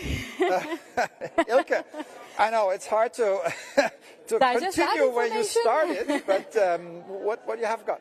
Yeah, what we have here, except from this breaking news, is that the Grand Coalition and Super Grand Coalition groups are performing better than expected at polls. We are seeing that European People's Party is performing better, Renew Europe is performing better, but even if we have new news right now, and we have Greens significantly performing better, making the centre's life easier. Yeah, we'll certainly come back to this. Just going back to you with the confirmation that French President Emmanuel Macron has dissolved the French Parliament, so there will be new elections ahead in an already very busy election year. We put France on the map here as well. So, Marit, you've been reporting on all this for months and months and months. Is there anything that surprised you? Well, I think let me quickly digest that news from France. It's not a surprise that Jordan Bardella and his far-right National Rally Party has topped the polls. Everyone was expecting that. But what is surprising, I think, is this reaction, that they've broken the 31% mark, and that is quite historic, I would say, that Macron's party is trailing far behind. Macron only beat the socialists by a whisker, according to the first exit polls we've seen from the French media. And we've just got that news that you've just given us to Stefan, which shows how really historic this is, how big this is for France. It was framed as this referendum on Macron's leadership. And it's clear that he feels that pressure has really mounted, and we're seeing quite a surprising news coming from France just because that result is really so big. Yeah.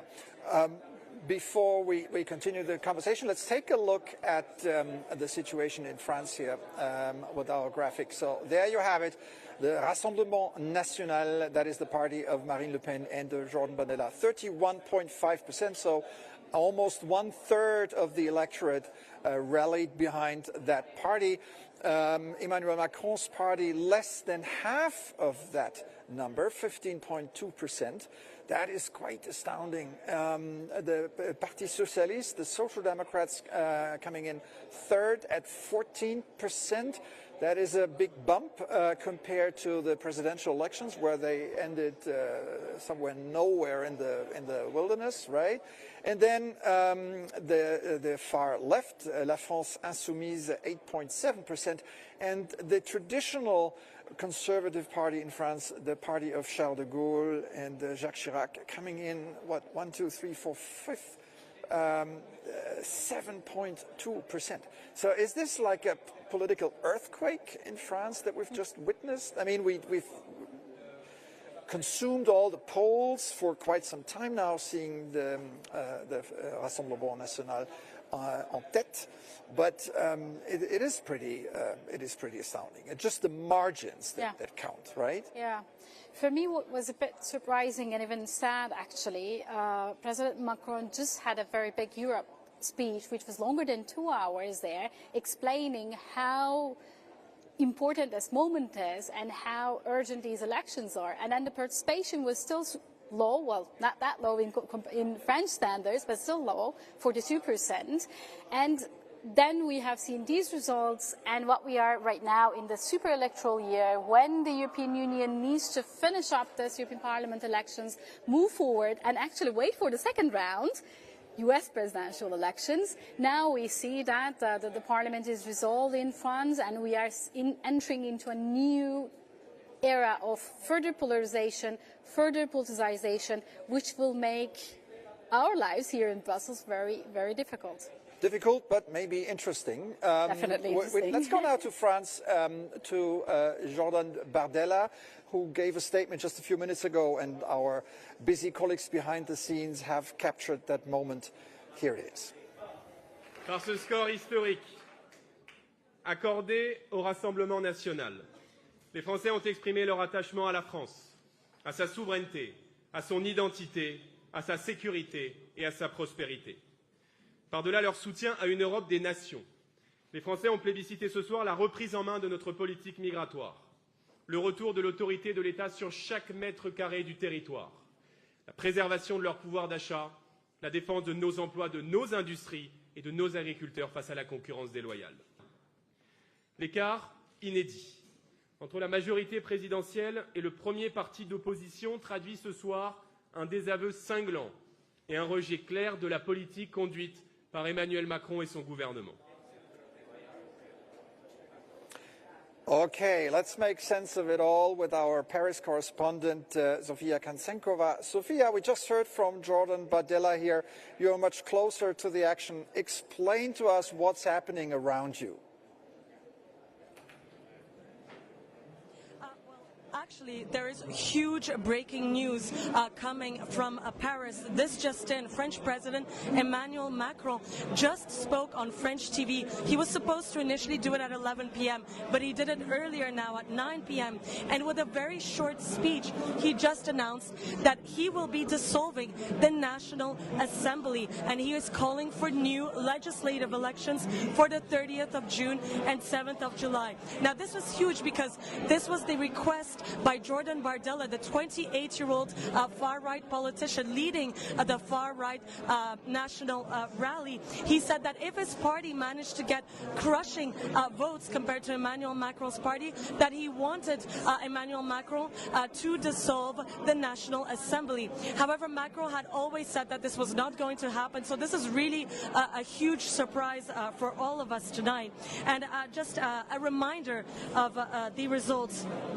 Jordan Bardella's party is currently at 31.5% of votes. That's more than 15 points ahead of Macron's Renaissance party, headed by Valérie Pécresse, currently struggling at around 15%. And later on, in a couple of minutes, I will be interviewing part of Bardella's team and asking them what they think of not only this victory, this double victory, but the fact that President Emmanuel Macron has listened to them.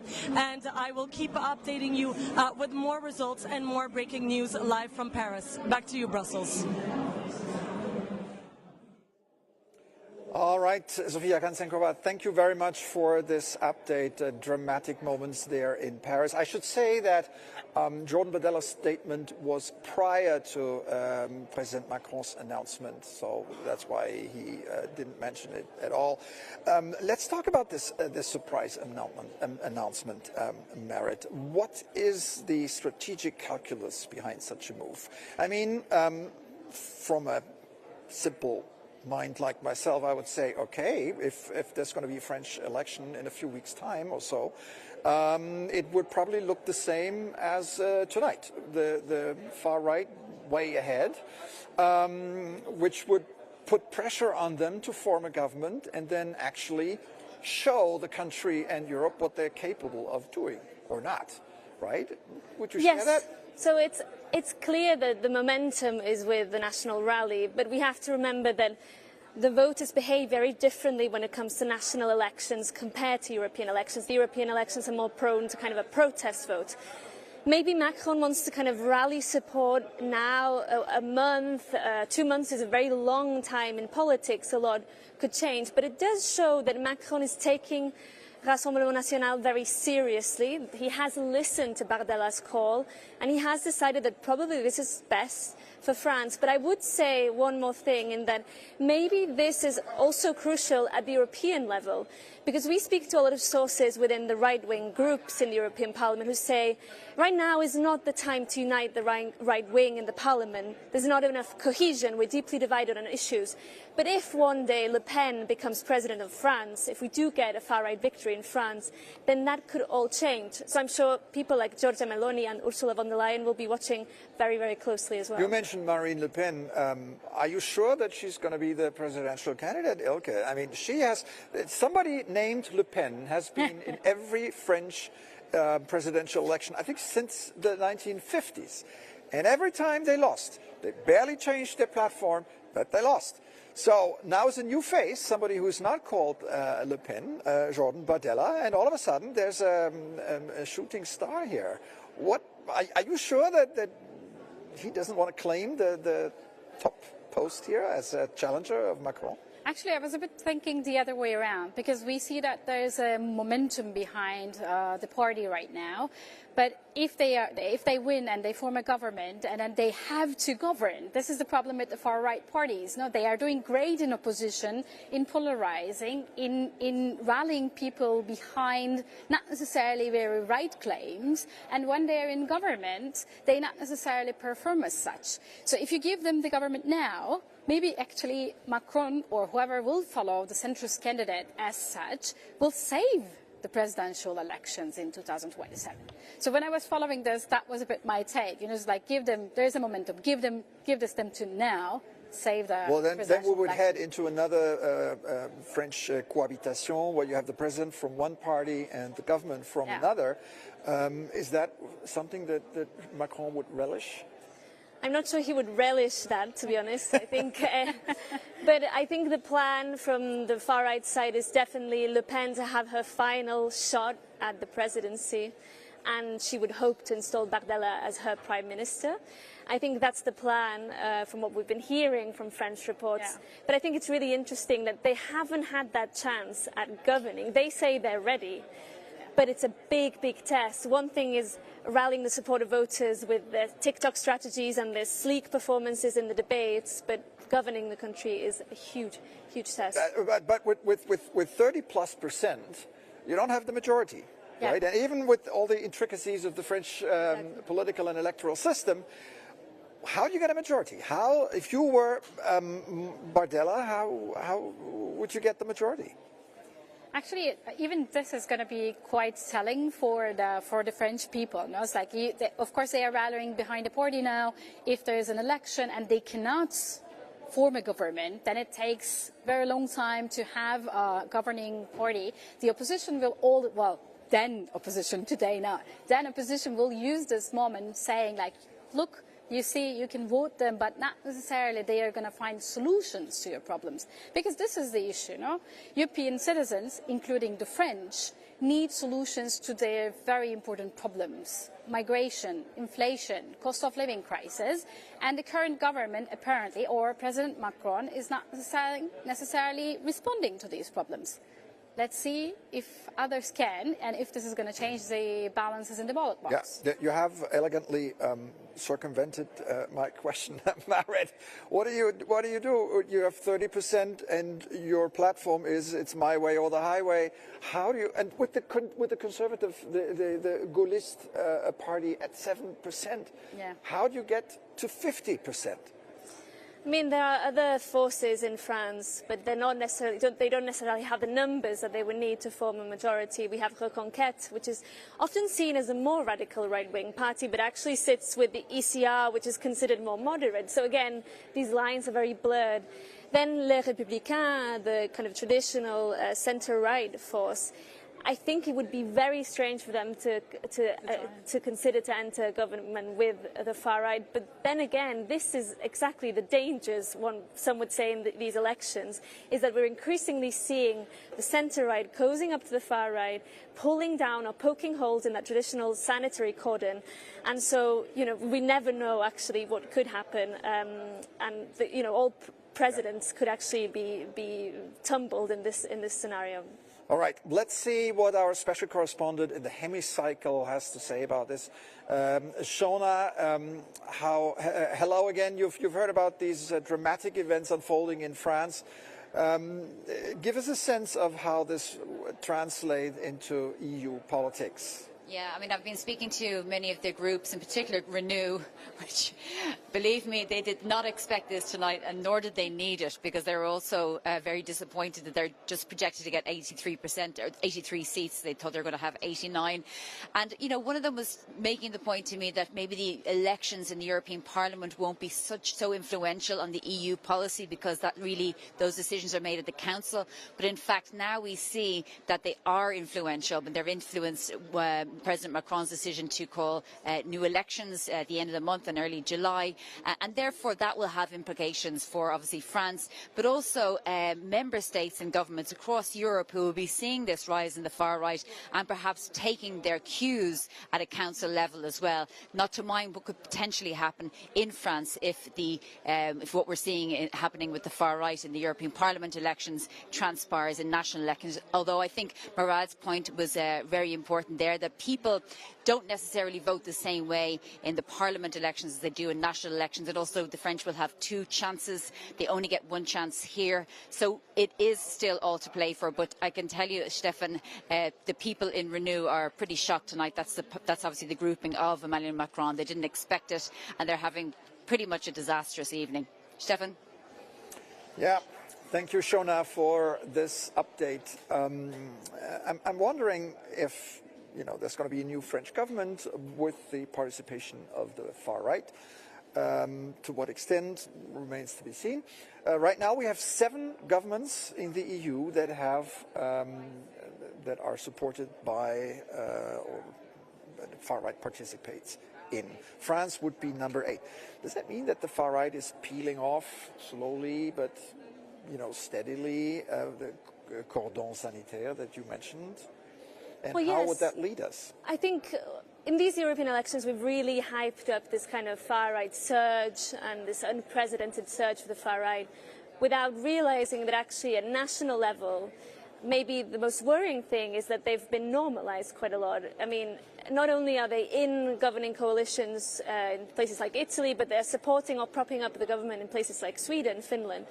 So they're there. That cordon sanitaire has been torn down in many places. Yeah. Okay, I have to, sorry, Marit, we go live to Manfred Weber, the head of the EPP, European People's Party. Also then when it is about the big concern of all of us, because the concern was that a lot of politicians will arrive in the European Parliament who wants to destroy Europe, our Europe. That was the concern, that was the fear. And when I see the figures now, dear friends, that I am proud that in a lot of countries where EPP is strong, that's the best message and the best method against the right extremists. Because people know that the left is not delivering on their concerns.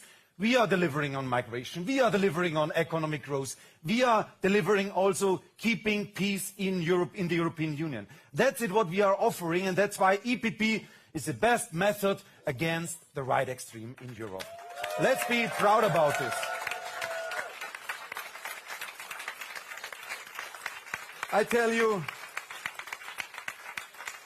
in the last 3 elections since 2009, yes, 14 and 19, we lost seats in the European Parliament as EPP Group.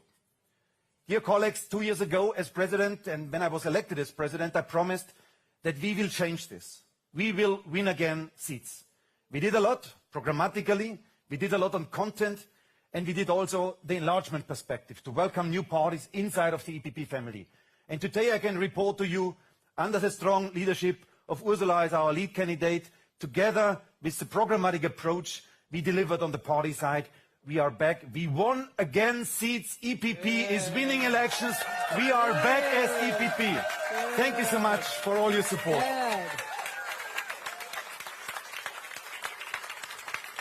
And finally, let me also promise to you that what we delivered will also be implemented afterwards. We count on a program, we count on the promises we give to people. People can count on what we promised them, and that's why the program will be also the program for the next 5 years of our loved Europe. So thank you so much for being here. It's a great crowd here.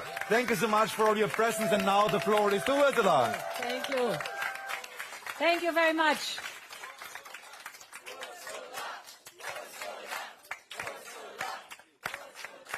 Thank you, my friends. Thank you, my friends. Today is a good day for EPP. We won the European elections, my friends. We are the strongest party. We are the anchor of stability, and voters acknowledged our leadership during the last 5 years, and this is a great message to all of us. Thank you so much for all what you did. So therefore, first and foremost, I want to thank the voters who entrusted us with their vote and who count on us, indeed. But there's one very special person I want to thank explicitly, and this is you, Manfred. Our party president, our group leader, Manfred. Without you, this would not have been possible. Many thanks to you. This is outstanding. We had a fantastic campaign.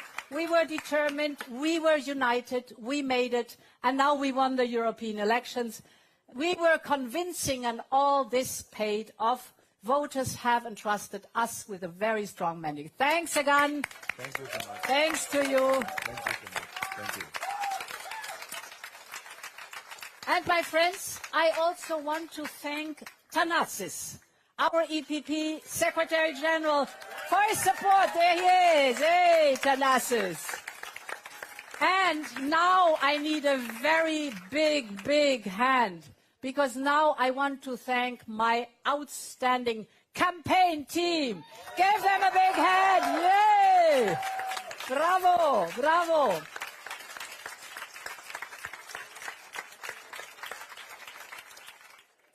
Okay, so a lot of happy faces there at the European People's Party.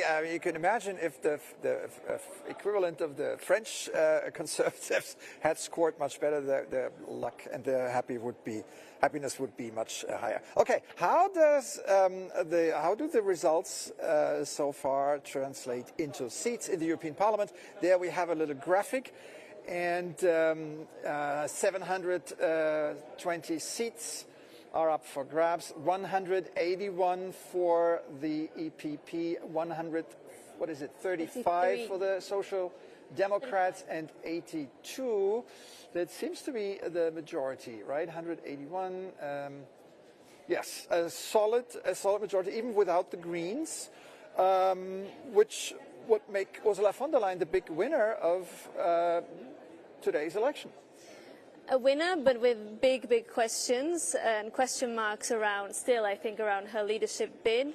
I think we've tried to crunch the numbers, and I think that the three centrist parties, the S&D, groups I should say, the S&D, the EPP and Renew, are holding on to around 55% of the seats, which means that there is a pro-European majority. Right. But it depends if von der Leyen chooses to stay faithful to that pro-European majority at the centre, which is a big question, because obviously she's indicated that she'd also like to work with the ECR or factions within the ECR that she considers pro-Ukraine, pro-rule of law and pro-European. Well, now we go to Portugal. We have Ricardo Figueira standing by for us with the latest from Lisbon. Ricardo, the floor is yours. What can you tell us? Hello once again, my good old friend Stefan. The exit polls came around half an hour ago, when it was 8 o'clock here, and the reactions here in the campaign headquarters of the ruling centre-right coalitions were mixed, because according to these exit polls of Universidade Católica, there is a perfect tie between the socialists and the ruling centre-right coalition. So they both should elect between 6 and 8 Euro MPs, with a very, very slight difference between them. It's really a perfect tie. So there's not a real winner according to these exit polls. There are, if you want, two winners. For the ruling coalition, it's obviously a setback, because they were hoping for a much better result. Now, let me say that the centre-right coalition and the socialists have put forward two different personalities as their heads of list. The ruling coalition put forward a very young TV pundit, a political journalist called Sebastião Bugalho. He's 28 years old and has no previous political experience, while the socialists have brought a heavy weight. They brought the former health minister, Marta Temido. Marta Temido was a health minister during the very delicate and very important period of the COVID-19 pandemic. So there was a clash between these two personalities, and the result is match null. It's a perfect tie. For the other parties, the far right should elect for the first time Euro MPs in Portugal. But there's a setback for them as well. Even if there's this première, the Chega has a setback because they are lower than they were in the parliamentary elections. They should elect between 2 and 3 Euro MPs. The same for the Liberals. It's the first time the Liberals will be in the European Parliament for Portugal, and they should also have between 2 and 3 Euro MPs. For the left parties, Bloc de Esquerda, Communist Party and Livre, at least some of them should completely lose their representation in the European Parliament. Now back to you, Stefan. All right, Ricardo, thank you so much, and have a good night in Lisbon. So interesting results here, the Conservatives and the Social Democrats neck and neck, while the far right is rather disappointing compared to all the other European results. Let's go to Shona now. Shona Murray in the hemicycle. Shona, I understand you have more news for us. What is it? We have the confirmation of some more exit polls, Stefan. I think an interesting one here is Poland, of course. The EPP, the Civic Platform, the platform of Donald Tusk, the former president of the European Council, is ahead of the ECR group on 20 seats to 19, which is important for him because, remember, he took over as Prime Minister last year and really hard fought after elections, after a long time being very confrontational with the former government there of his party, Law and Justice Party. They are in the ECR and they got 19 seats. So, I mean, they're very close. They're almost neck and neck. But I think Donald Tusk will be very happy with that result, given that he's been in power for well over a year now. So it's definitely a vote of confidence in what he's been doing so far. We've been hearing that he's been trying to roll back on some of the breaches of European rule of law in that country. And it also shows you that it's very much a strongly pro-European vote, because even if you look at who comes third, it's the Renew Party and then the Socialists after that. So very much a pro-European vote for Poland there, and I think that a lot of people would be quite relieved to see that, given the experience with the Law and Justice Party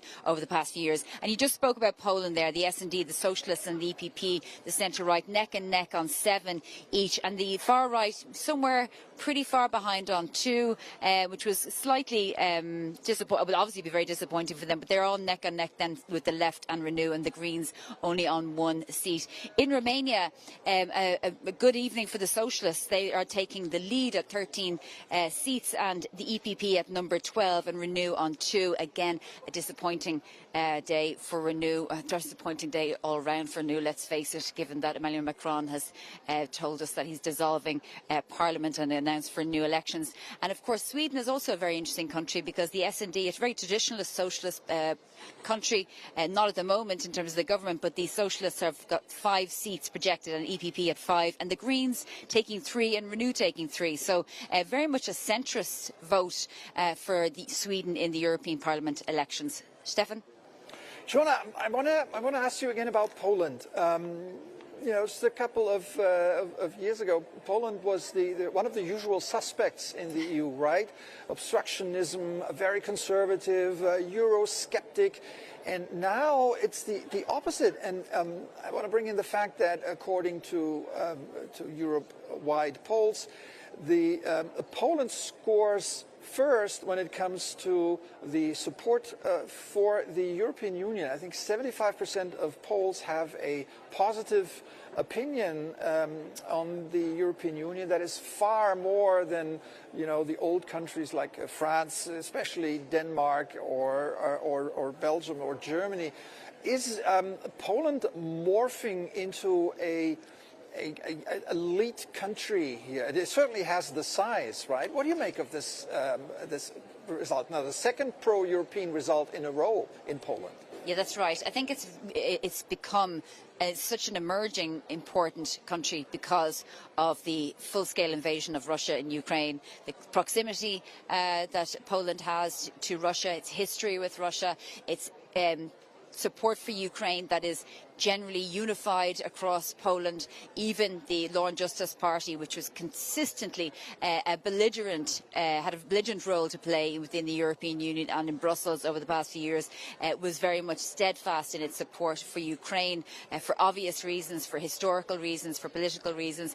But yeah, you're seeing Poland really much to the fore of pro-European politics with this result, given Civic Platform at 20, and again, widespread vote of confidence in Donald Tusk, their Prime Minister, given that he was President of the European Council. You can't get anyone more pro-European than Donald Tusk. When you hear his speeches, he's consistently talking about his love for Europe and the importance of the European project. And again, Renew there, S&D there, and the others sort of somewhere far behind. So you don't see any rating here for any of the other even hard right parties in Poland. So I think there'll be a lot of, like I said earlier, a sigh of relief. And Poland very much a leading country, which is why it was a very difficult period when the likes of President von der Leyen was constantly in confrontation with the Law and Justice Party. It was because Poland wasn't one of those countries that you could just defy or that you could just bat away. It has such an influence. It has influence because of its growing economy, because of its geography, because of its military support, its politics, and also the Polish people that have made their lives all across Europe. It's very much a pro-European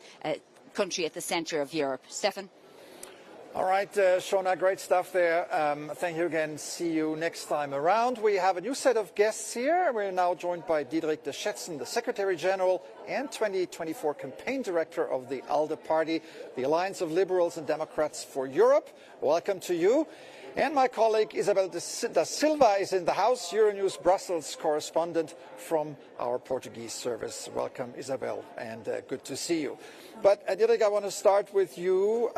What are your feelings tonight, especially after hearing the spectacular news coming from France? Yes, imagine that. You're preparing for your 15 minutes on Euronews, and then a couple of minutes before comes this news from the French president. Well, that's why we're live. Yes. Look, at one point, one has to realize that the extremes in France have reached over 40%.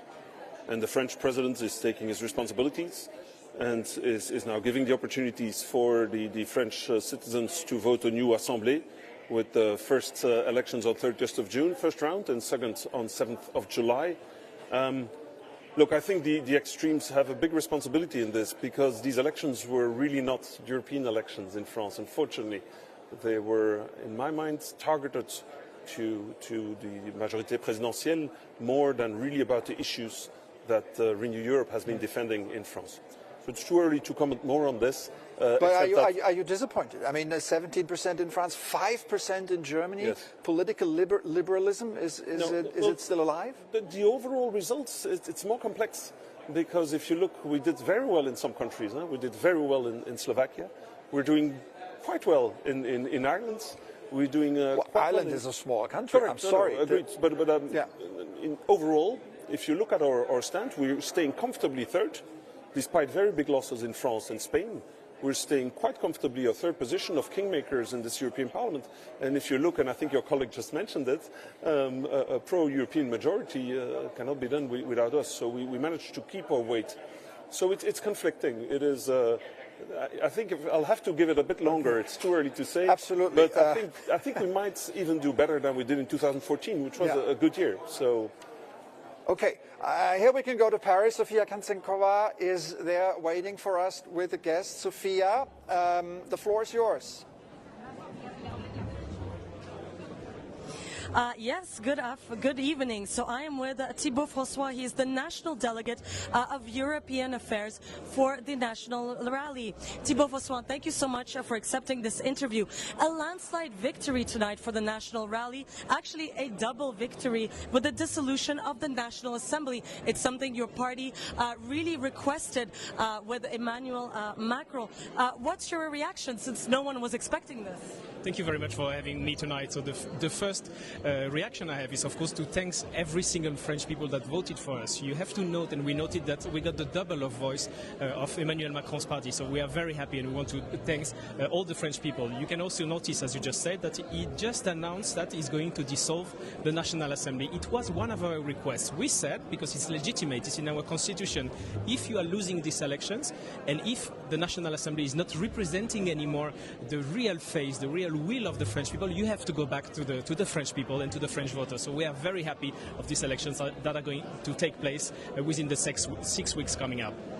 And so, you know, Jordan Bardella has been previously criticized for not being involved enough during his last mandate as an MEP.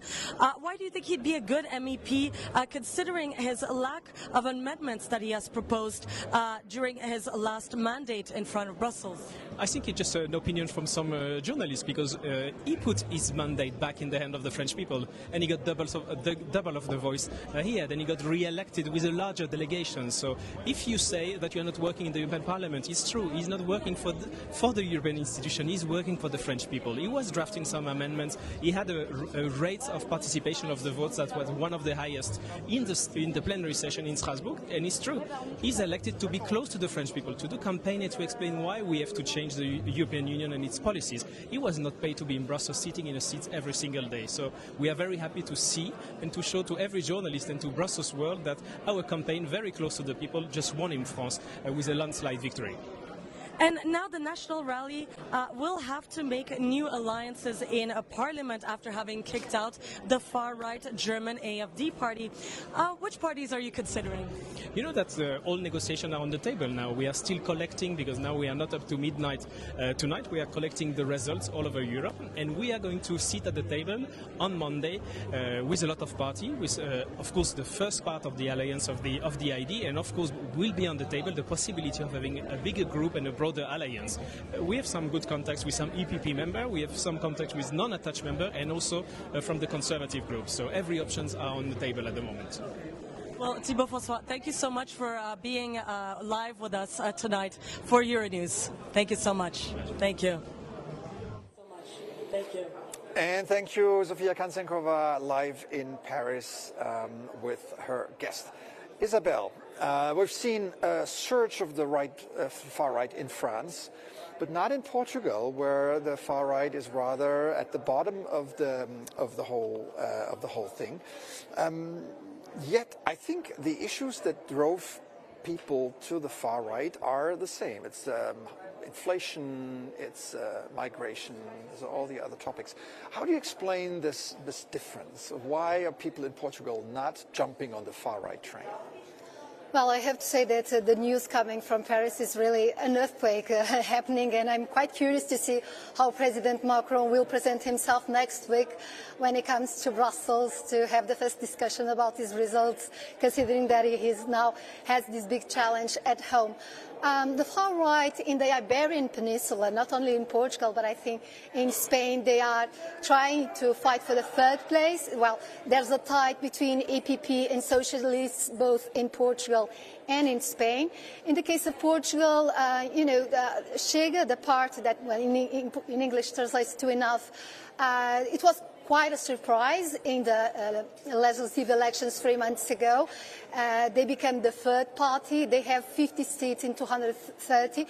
But there is a surprise now with these current elections, because they are disputing that third place with the Liberals. So we might have, for the first time in the European Parliament, Portuguese members that are elected by the far right and also by the Liberal initiative. So they are more or less around between 8 to 10% of the votes. Let's see if it's the far right or the Liberals that get the third place.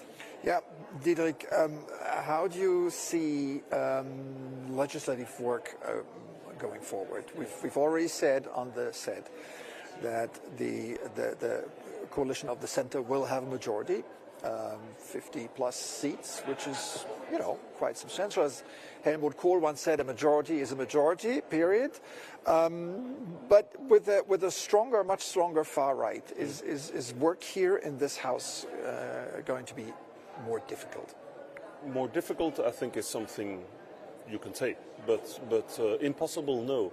I think, personally, I find there is a development. You will hear some colleagues talking about the previous majority.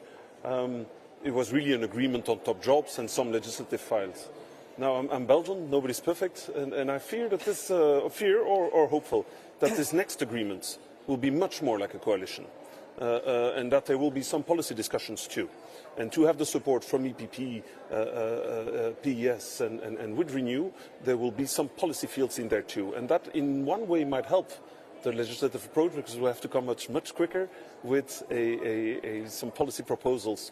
That's my personal guess, but that is where we could evolve. Given the fragmentation on the far right, it could also be a moment of truth for the public to see that, they might vote for the far right, but they don't really change things here, right? If you're a true nationalist and you think your country is better than everyone, it's extremely difficult to cooperate at European level. And we've seen that these alliances frequently don't hold, because it's not in their DNA to work with other countries. So we'll have to see how that happens. Reality is now, again, yes, it's an issue. The extreme right it's worrying, it really is, but it does not block us to be able to work, and there is still a majority of people that are pro-European. Right. Isabel, is this also forcing the hand of Ursula von der Leyen? She does have a majority without the Greens, without the far right. Is it a foregone conclusion that we see her on her course, defending the Green Deal and very progressive for a conservative politician?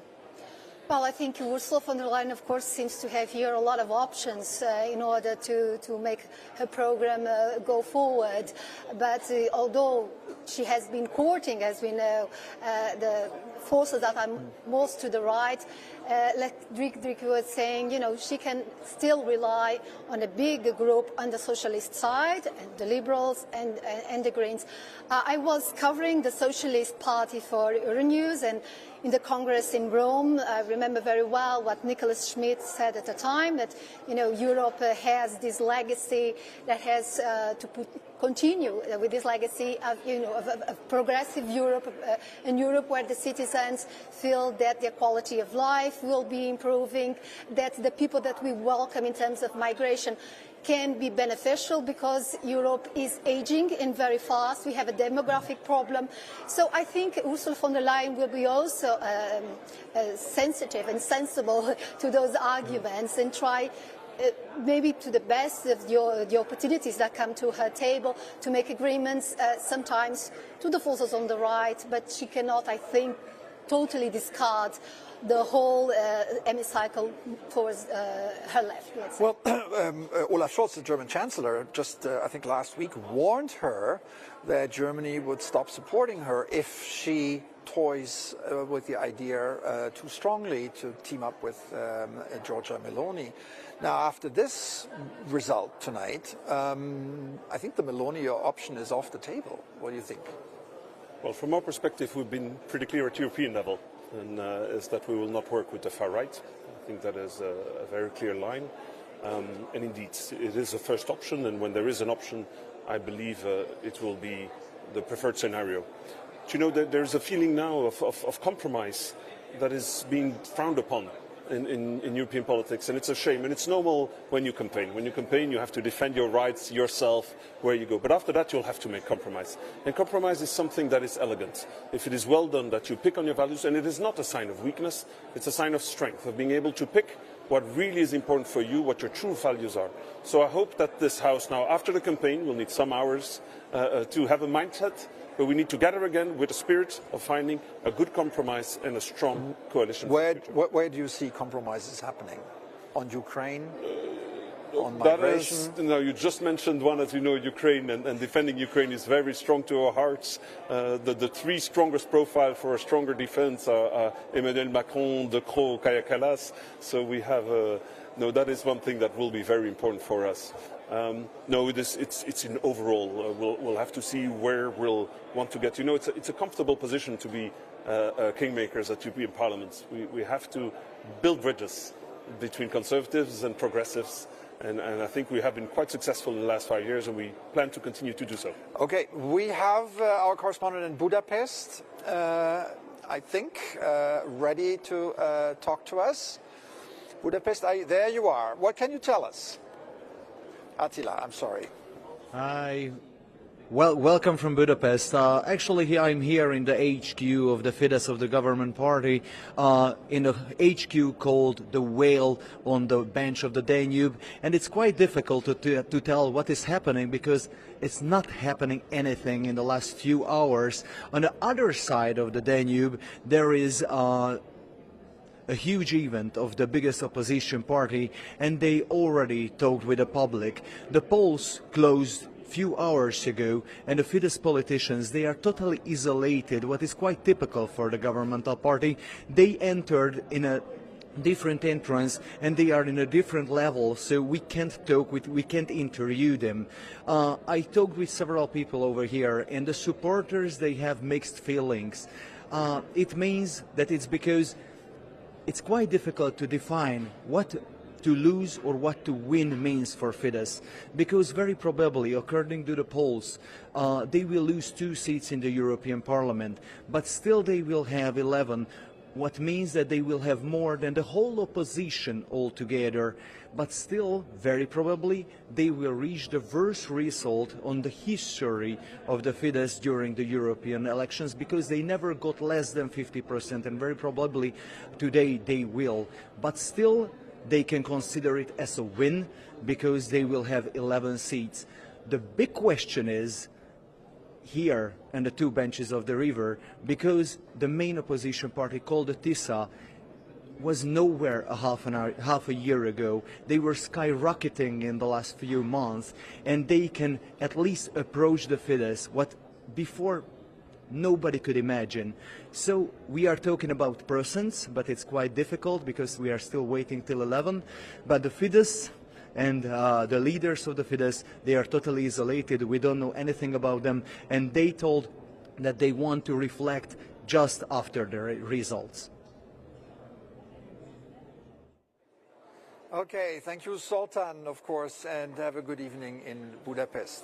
All right, I have new information here. The European average turnout this year was 51%. 51%. Isabel, shocking or well, it's surprising? It's better than what is in Portugal, which is around 36%. It was 30 on the last election, so it's at least there's a positive trend. But I think also connected with what our colleague was saying, you know, European elections and national elections, is this conflation between, you know, what people want to be discussed and the issues that they want to be solved at home and then at European level. So, I mean, sometimes, you know, voting in the European elections in Portugal, they know that a lot of the policies are really importantly decided here and not so much in Lisbon. Everything that has to do with the European money coming for infrastructure, etc. So they are normally very pro-European, but sometimes they don't take the time to go and actually vote because the root causes are resentment with the situation in the country, or there is also you know, a difficult engagement with the younger people sometimes. So there are different reasons, and European elections are always a little bit 27 elections. So. Right. I have to interrupt this conversation here. We go to Paris, to French President Emmanuel Macron. We will listen to his statement a bit earlier. Here he is. L'extrême droite, c'est à la fois l'appauvrissement des Français et le déclassement de notre pays. Je ne saurais donc, à l'issue de cette journée, faire comme si de rien n'était. À cette situation s'ajoute une fièvre qui s'est emparée ces dernières années du débat public et parlementaire dans notre pays. Un désordre qui, je le sais, vous inquiète, parfois vous choque, et auquel je n'entends rien céder. Or aujourd'hui, les défis qui se présentent à nous, qu'il s'agisse des dangers extérieurs, du dérèglement climatique et de ses conséquences, ou des menaces à notre propre cohésion, ces défis exigent la clarté dans nos débats, l'ambition pour le pays et le respect pour chaque Français. C'est pourquoi, après avoir procédé aux consultations prévues à l'article 12 de notre Constitution, j'ai décidé de vous redonner le choix de notre avenir parlementaire par le vote. Je dissous donc ce soir l'Assemblée nationale. Yeah, Emmanuel Macron, the French president, announcing the dissolution of the French Parliament. We filmed this at the Rassemblement National headquarters in Paris. Diederik, what do you make of this? It's a bit strange to see it indeed from the perspective of Rassemblement National, because again, for a larger part of the French population, I think this is not a victory, these new elections. But again, the extreme right Rassemblement National has a real responsibility of, as you rightfully mentioned, these were mostly national elections for the European Parliament, but I think in France there were national elections for presidential elections. And that is not the right rhetoric, not the right, and I think there it's the responsibility of the French president to say, well, now let's give you the elections you want then, and to have it a new Assemblée. So I think it's the responsible thing to do. It's extremely short. 30th of June is around the corner, 7th of July for the second tour. It's really close, but I don't think extreme right will do the same results now that they'll really have to come to responsibilities and have the real elections that they played.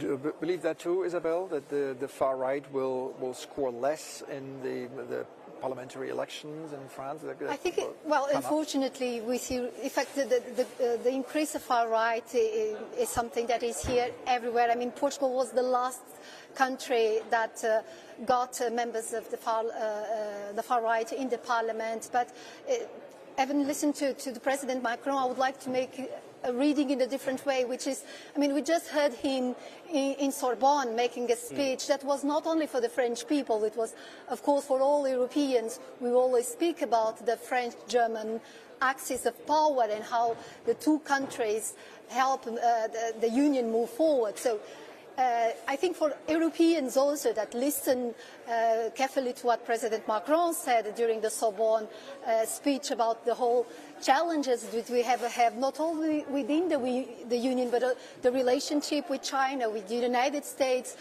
the geopolitical role that Europe wants to play. So the fact that France, one of the driving forces of this big machine, is having this particular situation in its domestic politics is worrisome not only for the French people, but of course for all of us European citizens. Okay. Let's go to our Euronews colleague, Aida Sanchez Alonso. She has a guest from the left, I understand. Aida, your turn. We're starting. Yeah. Hi, hello, Stefan. We are here with Walter Bayer, the lead candidate of the left and president of the European Left Party. So, first takeaways from this night. The left got the first estimates. It's 34 MEPs compared to 41 that had in 2019. What do you think about that?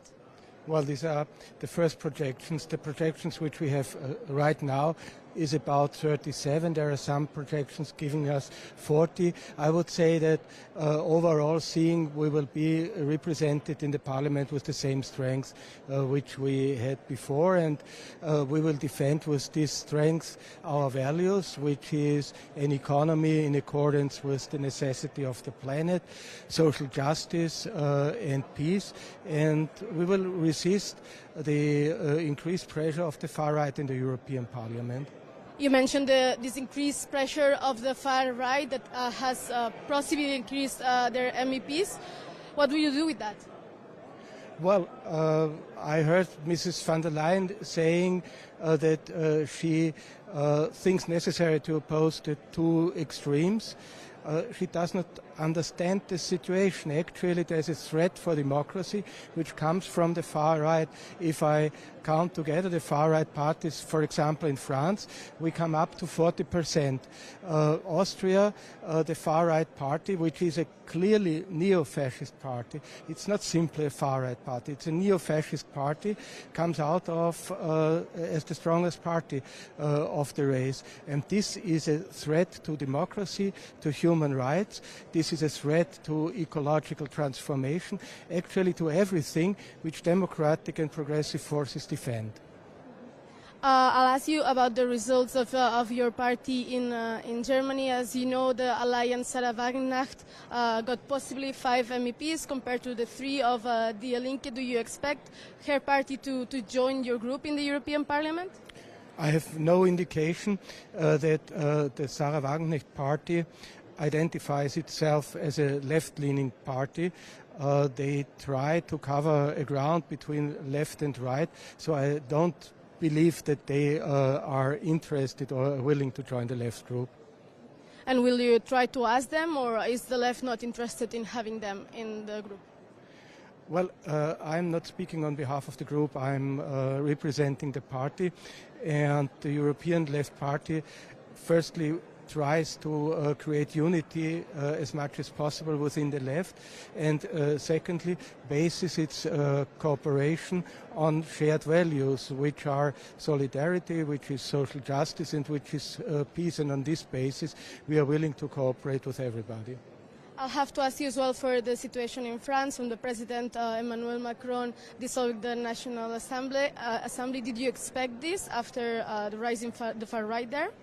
No, it is a surprise, and if I may say, I find it irrational. I mean, so to say, to open indeed the gates for the far right in France. Former Federal Chancellor of Austria, Bruno Kreisky, used to say that the stupidest decision which you can take are the ones which you pronounce on an electoral eve. Thank you very much, Walter Weyer. Thank you very much. Back to you, Stefan. Thank you for the interest. Thank you. Okay, thank you, Ida. Thank you very much. It's almost 10 o'clock. You're watching Euronews. Let's do a little recap of the results in 3 totally different countries, 3 totally different outcomes, France, Germany and Greece. Let's have a look here at the French results. I mean, not results, but still estimates. So the far right way ahead with more than 30%, almost 1/3 of the electorate. The Liberal Renaissance Party less than half of that amount. And the Parti Socialiste, the Social Democrats, are coming in third at 14%. La France Insoumise, that's the far left, almost double the score of the European-wide result. And here we have Germany, a totally different picture here. The traditional Christian Democrats, the traditional Conservative Party, almost 30% coming in first, and then the AfD, the German equivalent of the French far right, with only half that score, 16.55%, still managing to become second, although they polled more than 20 just a few weeks ago, and the party of the German Chancellor, the Social Democrats, only 14% coming in third. Okay, and Greece. Do we have Greece? Here we go. The New Democracy, that's the party of Prime Minister Mitsotakis, 30%, almost the same result. Here, the far right is not really, where are we? There, yeah, it's further down. Before we have Syriza, the far left, 16.7%. PASOK, the traditional Social Democratic Party, 12.5%, and then the others below 10%. Yeah, 3 countries, 3 totally different results here. And let's see, I think we can go to Shona Murray in the hemicycle with more information for us. Shona, give us your updates. Stefan, we're just listening to the group leaders who are making a statement now. But, you know, as you mentioned, there are 3 larger countries there, 3 very different outlooks. But overall, I think what we can say to surmise is that the EPP, the centre-right, is really holding. That was something that we predicted, that the far-right is rising in certain countries, but not in others, particularly countries like Portugal, Spain, and so on. So I think there's a bit of a sigh of relief there. Other large countries, influential countries like Poland, we've been watching out to see if Donald Tusk's civic platform would maintain its support, and it is ahead. It's topping the poll at 20 seats, which is something that he'll be very happy about, given that he's been in power for 1 year. So, as we've talked about before, a lot of these elections, particularly European Parliament elections, are referendums on the national government and are often they play upon national issues. So there is, you know, varying degrees of results, but I think what we can say is that the Renew Party is one of the parties, the Liberals, that are sorely disappointed, not just because they're going to get 83 seats and they predicted around 89, they're over 100 beforehand, but because of the shock news that President of France, Emmanuel Macron, has announced elections for the end of June and early July. Given the far right's gains in his country, 33% of the vote, even the Socialists and Renaissance votes together combined won't even make up what they got.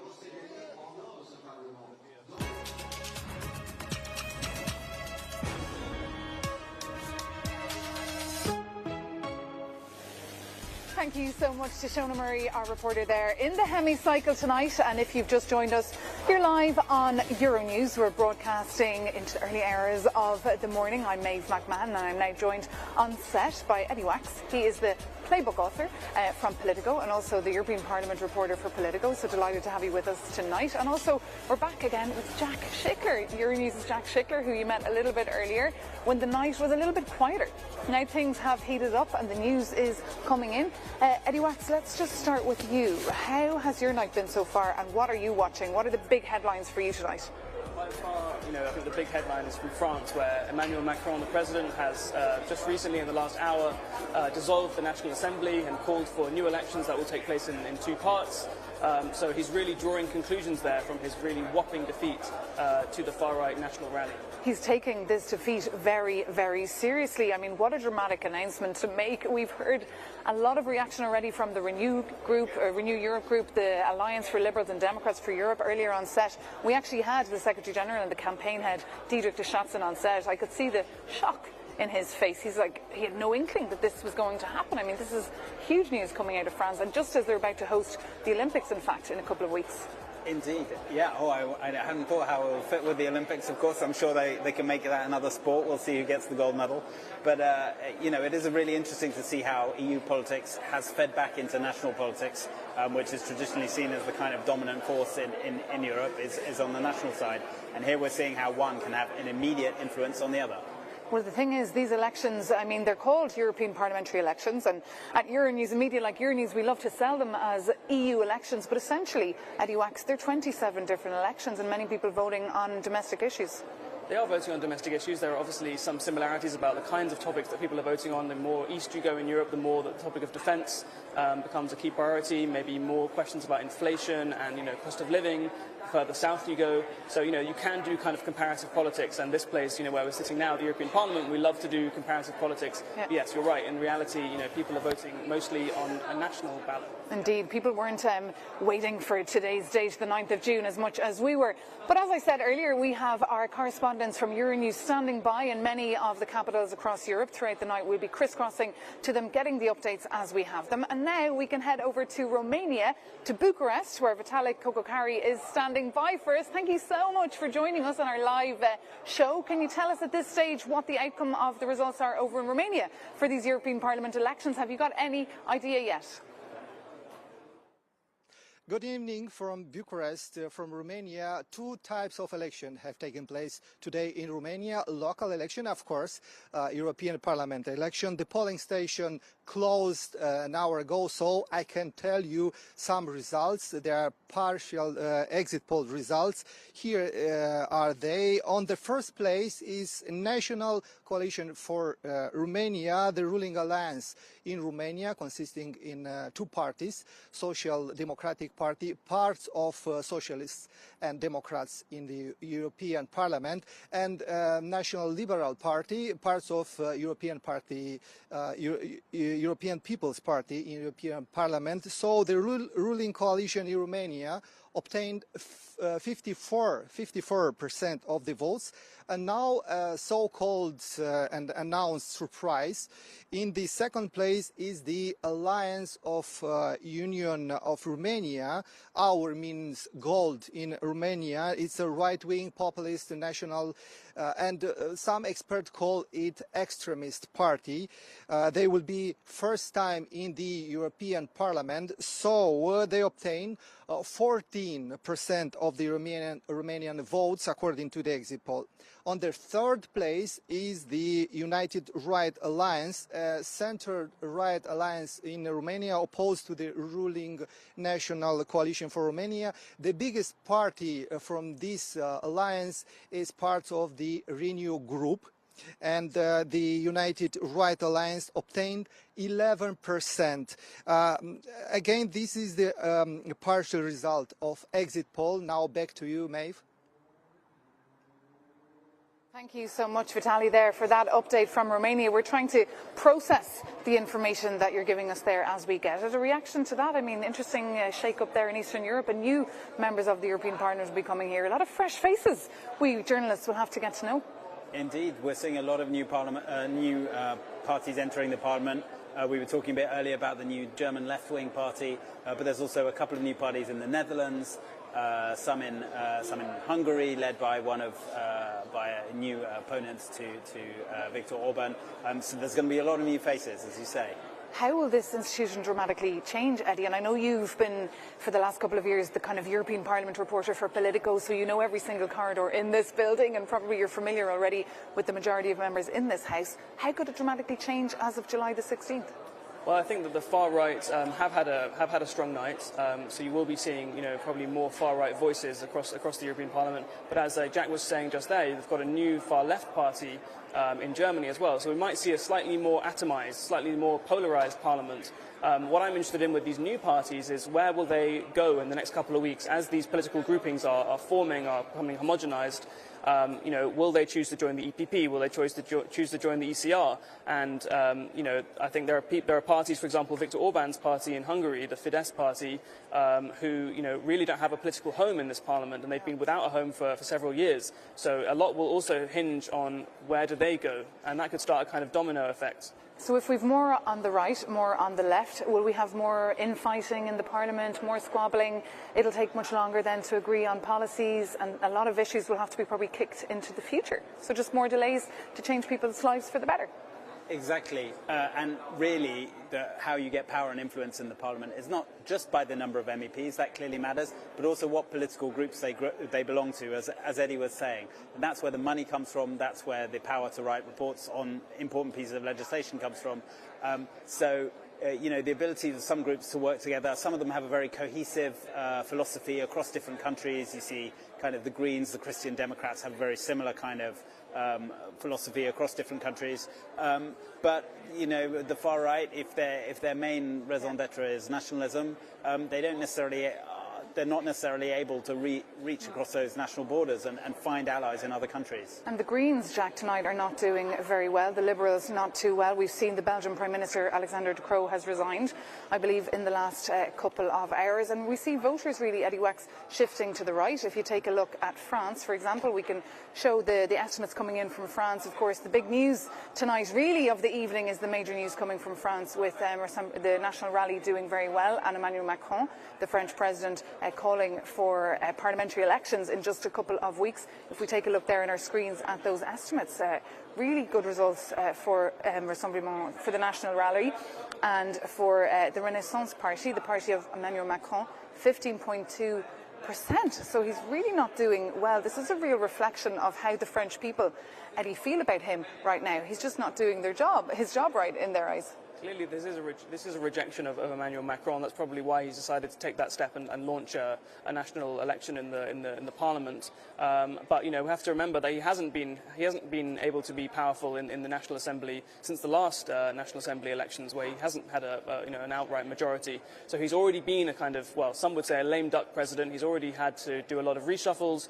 you know, there could be talk of reshuffles after this, but I think that's his response, you know. But we should also maybe mention the fact that the socialists in France, who really have been written off for many years as you know, worse than lame duck, you know, almost completely politically dead, you know, have actually done a great, had a very good score, as you know. Indeed, we all remember the days of François Hollande, who then disappeared off the map with his party. But indeed, they're doing well, and they're also doing well. The socialists tonight over in Sweden. They're doing well, where the incumbent party, the Prime Minister, was getting a bit of a bashing. But in Germany, the socialists are not doing so well. So it's fascinating, really, to see that many that are in power are not doing well, but whereas those in the opposition are. Yeah, indeed, it is. When you look at the kind of pan-European picture, you see the Greens and the Liberals have had a really bad night. Based on the projections that we've seen, we haven't got the final results yet, but they've lost 20 MEPs each, which is pretty punishing for a relatively kind of mid-sized party. Actually, the big groups that that are pro-European and kind of form part of their kind of majority, they've done okay. They've trod water. They've stayed about the same as they were, and that is also an interesting result, even if, you know, it doesn't. Well, we saw the mood among the European People's Party earlier was very positive. We had a number of guests as well with us on set from the European People's Party saying that tonight is a victory. We saw as well Ursula von der Leyen, the European Commission President, speaking to the hemicycle, or what's turned into tonight a gigantic press room. Does she have a good chance now, Ellie Wax, of being the European Commission President? Will heads of state endorse her? I think around the European Council table, where the heads of government and heads of state sit, she does have a good chance, and that's not only because of these strong results in, you know, the EU's most powerful member country, Germany, tonight, but it's also, you know, because you know, they have so many names around that table. You know, so many countries are actually led by EPP, you know, centre-right leaders at the moment. So I think they've got around 12 or 13. I have to check my numbers, but you know, so those are 12 or 13 people who will go into bat next week, you know, this week, for Ursula von der Leyen and say we want her to be our next Commission President. So she has a good chance of passing that first hurdle. The next hurdle, which whether it could come in July or September, is the vote in the European Parliament, and that one is looking quite tight at the moment, I would say. Well, of course, just to perhaps explain to our viewers how that works, because we're going to see early autumn lots of grillings taking place here, because the new 720 members of the European Parliament will have to give their blessing to the Commission President, and of course then all the commissioners who are also then appointed by the member states themselves.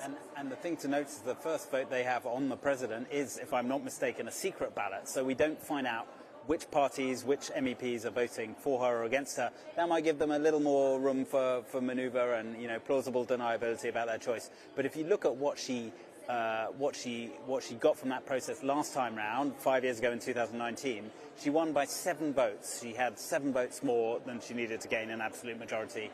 And when you see the big kind of pro-European parties that certainly form part of her coalition have lost 40 MEPs, you've got to ask yourself, you know, is she going to make it this time? And you can see that here in the Parliament in Brussels, we're all fascinated really by European politics and telling this story. But beyond the bubble, Eddie, do you think people are really engaged? I mean, we had our correspondent earlier from Zagreb, and he said only 20% of people even went out to vote today, which is pretty pathetic. That would be shocking. You know, I think turnout, we're not sure what the final figures for turnout are, so I don't want to say something that I can't back up later on.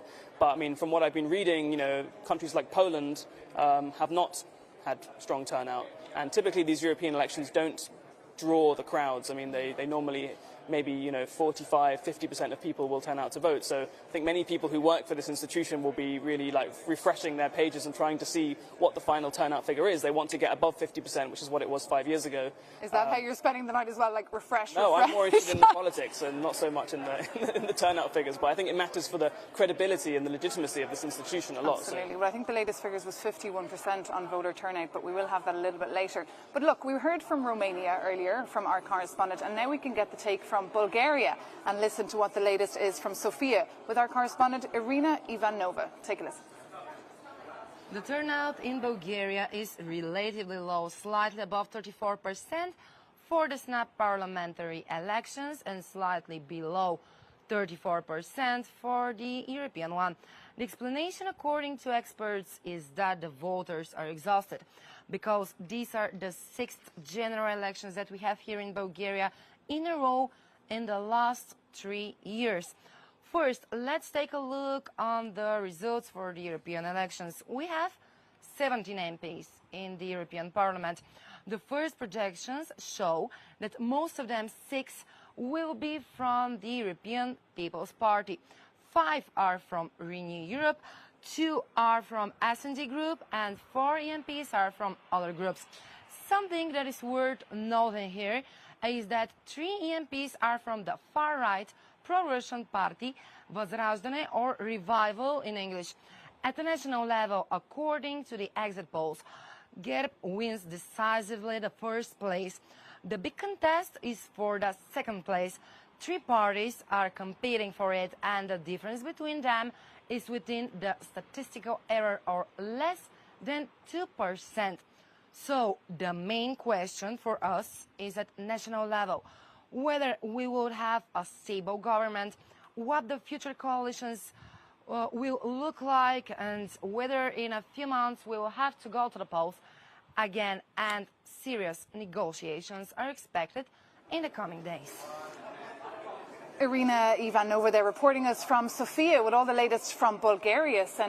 They'll be sending as well some fresh members that, as she said, were very much anti-Ukraine or pro-Russia, she put it. I mean, they certainly will have to sit with the Identity and Democracy Party. Indeed, we are seeing some of the same trends there as across the continent, I think. But it's also good news for the European People's Party, the main centre-right bloc. And as we just heard Ursula von der Leyen say, there can be no coalition without the European People's Party. And I think it's pretty clear, whatever the results of tonight, looks like it's going to be the case. I think I heard your correspondent there talking about this Revival party having won a few seats, and that's really interesting because actually that party, once the far-right German Alternative for Germany party got kicked out of the far-right group here a few weeks ago, they immediately reached out to the Germans and said, can we form our own grouping? So the fact that they've actually done well there and come into the parliament, for the first time, does raise the question of whether this extreme right group, which some people call the hooligans group, could actually emerge on the sort of real far right of the parliament, like the total cusp of the extreme right, the pro-Russia right. The hooligans group. So the European Parliament chamber could get very loud with lots of heckling. We're going to have a nomenclature problem, aren't we? The far right group, is this the far right group, or far how right. are we going to call that? You miss kind of the heckles of the days of Nigel Farage, right? Pre-Brexit, he provided a bit of entertainment, but I mean, entertainment is one thing, and then being pro-Russia and being like anti-democratic and anti-rule of law is another. So we certainly will have an interesting new outlook of that parliament in a couple of days, couple of weeks, as of the 16th of July when they come and take their seats. In a couple of minutes as well, we'll be heading over to France, because what we're asking ourselves tonight as well, Eddie Wax here on Euronews, is why this shift to the right? Why are people no longer enamoured in green politics and liberal democracy? Well, I think I've spoken to a few experts recently who specialise in populism and the far right, and really what they say is that when people vote for the far right, they're not seeing their issues, they're not seeing their problems being dealt with by mainstream politicians. So clearly that's what people are feeling in France, that's what people are feeling in the Netherlands. It's a protest vote in some ways. They're feeling left behind. I mean, that's the phrase we always pull out of the drawer, but indeed that's the serious case. And if you look at your screens now, we can show you the estimates coming out of France tonight, with the National Rally doing very well, coming up on top there, and followed then by the Renaissance Party coming up with just 14.7% there. Emmanuel Macron, the French president, really having to do some soul searching tonight about how he will keep the country running really as we go into the summer period. Jack Schickler, what does this say for Europe? I mean, we always rely, don't we, on France and Germany to kind of anchor the ship. Indeed, and both of them have taken a bit of a punishing in these elections. You see, in both countries, if you're in the ruling the government, then you have suffered in tonight's poll, based on what we know so far. And that has always led to a kind of weakening of national politics, which in turn kind of comes to feedback on European politics. Leaders aren't inclined to be bold, they aren't inclined to take risks, because they've just taken a beating at the polls, and people have gone to express their complaint with their national government. And Eddie Wax, you've been in the Parliament all night, wandering around here and chatting to people. What is the reaction that you've picked up from people on this news coming out of France tonight? Well, people are shocked, people are surprised. It kind of reminds people, I think, of what happened in Spain last year, actually, when Pedro Sanchez, got some dismal results in regional and local elections in May. And, he surprised a lot of people, shocked a lot of people the next day by coming out and saying, you know what, I'm going to hold a national election in July. So maybe Macron, this could be a theory, going around the parliament, but I think, maybe Macron is trying to kind of, shock the political system and maybe, raise the alarm and say, look, we need people to come out and support me. Typically, French voters don't go out in droves and droves for the European elections, certainly not compared to sort of presidential combats. It's funny also because they have the seat of the European Parliament in Strasbourg. So one would think that they would be a little bit closer to the European Union than perhaps citizens of Zagreb or, Croatia, Bulgaria, Eastern Europe. Indeed, but often you find that that there's less connection with what Europe is doing. I mean, the policies the EU concerns itself with aren't always as dear to people's hearts as what national capitals have to deal with. And Eddie, what do you think Europe got right in the last 5 years, and what did they get wrong? Well, it's not really for me to say. I didn't even have a vote in this election, so I can't speak as a voter. But as a reporter, I've seen that there's been a huge response to the COVID pandemic and a huge response to Russia's invasion of Ukraine. So I think those are probably the two areas where people saw Europe being visible. That's why people know the name of Ursula von der Leyen. If they know her name, that's why they know her, because she was the sort of face and the figurehead at the helm of the response to COVID, launching this huge recovery plan with billions of euros being funneled into national pockets, and also obviously going to Ukraine a lot, supporting Zelensky over there against the Russians. And her face, I think, was on the front of Time magazine, wasn't it? That gave her a little bit of publicity as well. But look, of course, the big story tonight that we're following for you on Euronews is the news coming out of France. It's a disastrous night for the French party Renaissance, the party of Emmanuel Macron, the French president. We can cross over now to Sofia Katskinkova, our correspondent, who's been working very hard for us today, bringing us the latest. Tell us where you are now and what's happening. So I'm still at the electoral party of the National Rally. However, they closed the downstairs. Now they're having a private meeting, so I've moved to the upstairs floor where all the press is still here. And as you said, huge surprise for everyone. For us tonight in Paris, French President Emmanuel Macron announced the dissolution of the National Assembly. That's the lower house of the parliament. And he called for early elections on the 30th of June and the 7th of July. Just as a reminder, this was a request by Jordan Bardella, the 28-year-old politician leading the far-right National Rally Party. But the surprise was that Emmanuel Macron had previously said that he was not going to consider doing this in the case that the far-right crushed his Renaissance party headed by Valérie Ayé. And the initial results that are currently still being calculated is that Bardella is leading by 31.5% of votes. That's far ahead of Valérie Ayé and the presidential camp, who are struggling at around 15.2%. And just another historical reminder, this weapon, this tool at the hands of the French president has only been used 5 times under the Fifth Republic. The last time was in 1997. So clearly this is huge. This is historical. And a lot of people are asking me, why do you think the far right won? Well, the National Rally had previously won the last EU elections in 2019, but they had always been closely tailed by Macron's Renaissance Party. And now they're more than 15 points ahead. I mean, it's a landslide victory. And this could mean a big challenge now for the President Emmanuel Macron and his party. And one of the things that you should know is that national issues were at the forefront of this electoral campaign in France. And the National Rally organized their whole campaign and communications around these issues and said that the vote should be considered as a vote of anger and discontent against the President Emmanuel Macron and how his government has handled key issues and preoccupations of French voters, such as immigration, security, as well as inflation. I'll be keeping you updated as usual throughout the night if more happens. Back to you, Brussels. Thank you so much, Fuya Kaskankova, for that explanation on the politics and on France, and also explaining why you're standing in front of a beautiful painting. So the press have been moved away so that the group can actually drink their champagne alone and talk about their next plans. So interesting to hear that Jordan Bardella himself was the one who wanted that election to be called. Indeed, and I wonder if they're not drinking so much champagne as caucusing their strategy for the upcoming surprise elections that no one knew. We knew 2024 was going to be a year of elections. Now we've got one more on our list. Yeah, because we've got the elections over in the UK as well. Which UK, the US, yeah, it's a big year.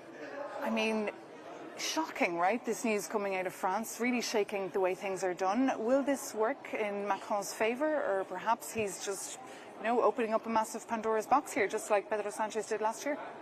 I think what's difficult for Macron as well is clearly tonight you've seen that the socialists have done well, and typically the way that Macron kind of got elected was also by harvesting all those votes from the socialist camp. So if they are now roaring back into life under Raphael Glucksmann, that's going to make things difficult for Macron. There's no reason to believe that Glucksmann and his Place Publique party and other socialists won't be also campaigning just as hard as they've been campaigning in the last few weeks. So, I don't really know what Macron's counting on here. He's probably counting on more people coming out to vote. He's probably counting on shocking the electorate into action and hoping that national elections do draw more voters than European ones. Well, Sophia spoke about this discontent, didn't she, between regular people and the establishment of Macron. And I suppose, Jack, the whole Gilets jaunes movement, the Yellow Vest movement, still hasn't gone away in France. They still really feel the policies are not working for them.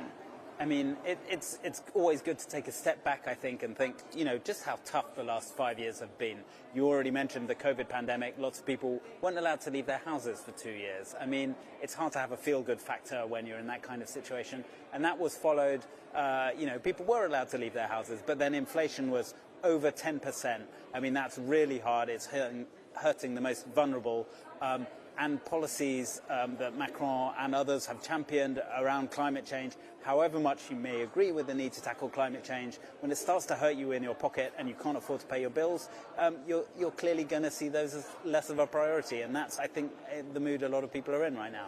And the question now, will the party of Jordan Bardella and Marine Le Pen be able to fix France?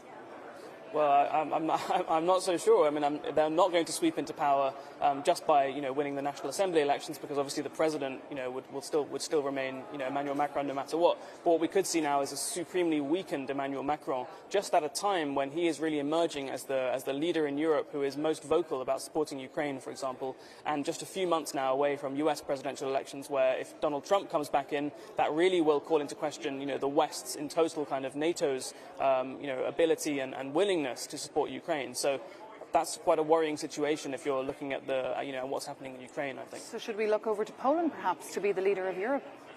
Well, I think I haven't yet seen good figures from Poland, but we do have the kind of pro-centre-right, pro-European Donald Tusk sweeping back into power. Polling I've seen suggests he might also top the polls in this, but he does still have this kind of further to his right, the Law and Justice Party chasing at his tails. They haven't gone away. Clearly, Poland is a particular case, sharing a border with Ukraine and a lot of pro-Ukraine sentiment. So in respect of that being a kind of centre of what the EU is all about right now, that may well end up being the case, yeah. Okay, Jack Schickler, thank you so much for being with us here live on Euronews. I know you'll be live blogging later tonight as well, and your team, and of course you'll be reporting on all the outcome in the next couple of days, so we look forward to watching or reading your coverage. And Eddie Wax from Politico, thank you so much for taking time out to be with us here on Euronews. I guess you won't be getting much sleep tonight either? No, we're keeping our live blog going. Everybody should have a look at that. We've done a live podcast this evening, so we're really at full tilt over at Politico Towers. Absolutely. Thank you so much for being with us here on Euronews.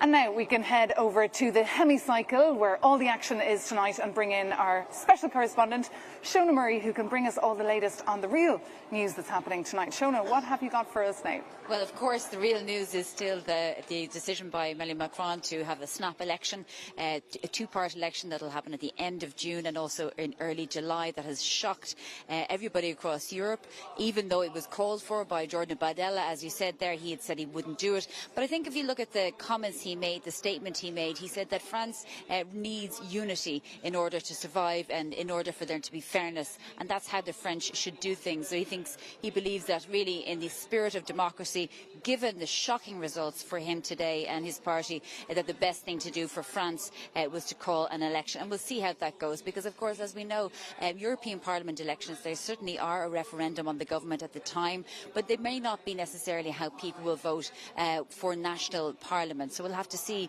what happens there. We also had the resignation of the Prime Minister of Belgium, Alexander De Croo, after his Liberal Party did quite badly, got around 3% of the vote in the national elections, but actually his party is doing very well. It's topped the poll in the European Parliament elections, so a mixed vote there. I think what we can say very much so is that the centre right is very much holding, but the gains for the far right, they are significant, even though they're maybe not as strong as had been predicted. The implications for policy in the European Union is unknown. Maybe they won't have the big, strong voting bloc that people had said, or Marine Le Pen had said that she wanted, but think about what it means for the European Council, which is where the member states sit. Those governments will be taking into account the voices of people who have voted for the far right, and there, where the decision making happens at the European Union level, is where the influence could also be, because while the MEPs are the ones voting for laws, it's the member states and the governments who will be making the laws and making political decisions, and they may decide to make decisions based on what their country people have told them in this election, which is that they want much more stronger action when it comes to immigration, harsher action when it comes to immigration. And so how they interpret this vote is going to be crucial. Okay, Shona Murray, thank you so much for that. We'll be crossing over to you a little bit later as well. I think around 11:15 we'll be getting some more exit polls from the hemicycle. They'll be presented by Jeremy Duke, I believe, the spokesperson of the European Parliament, and then we'll see the so-called Spitzen candidates speak there in the podium. So we'll be back to you then, Shona Murray. Thank you so much for that.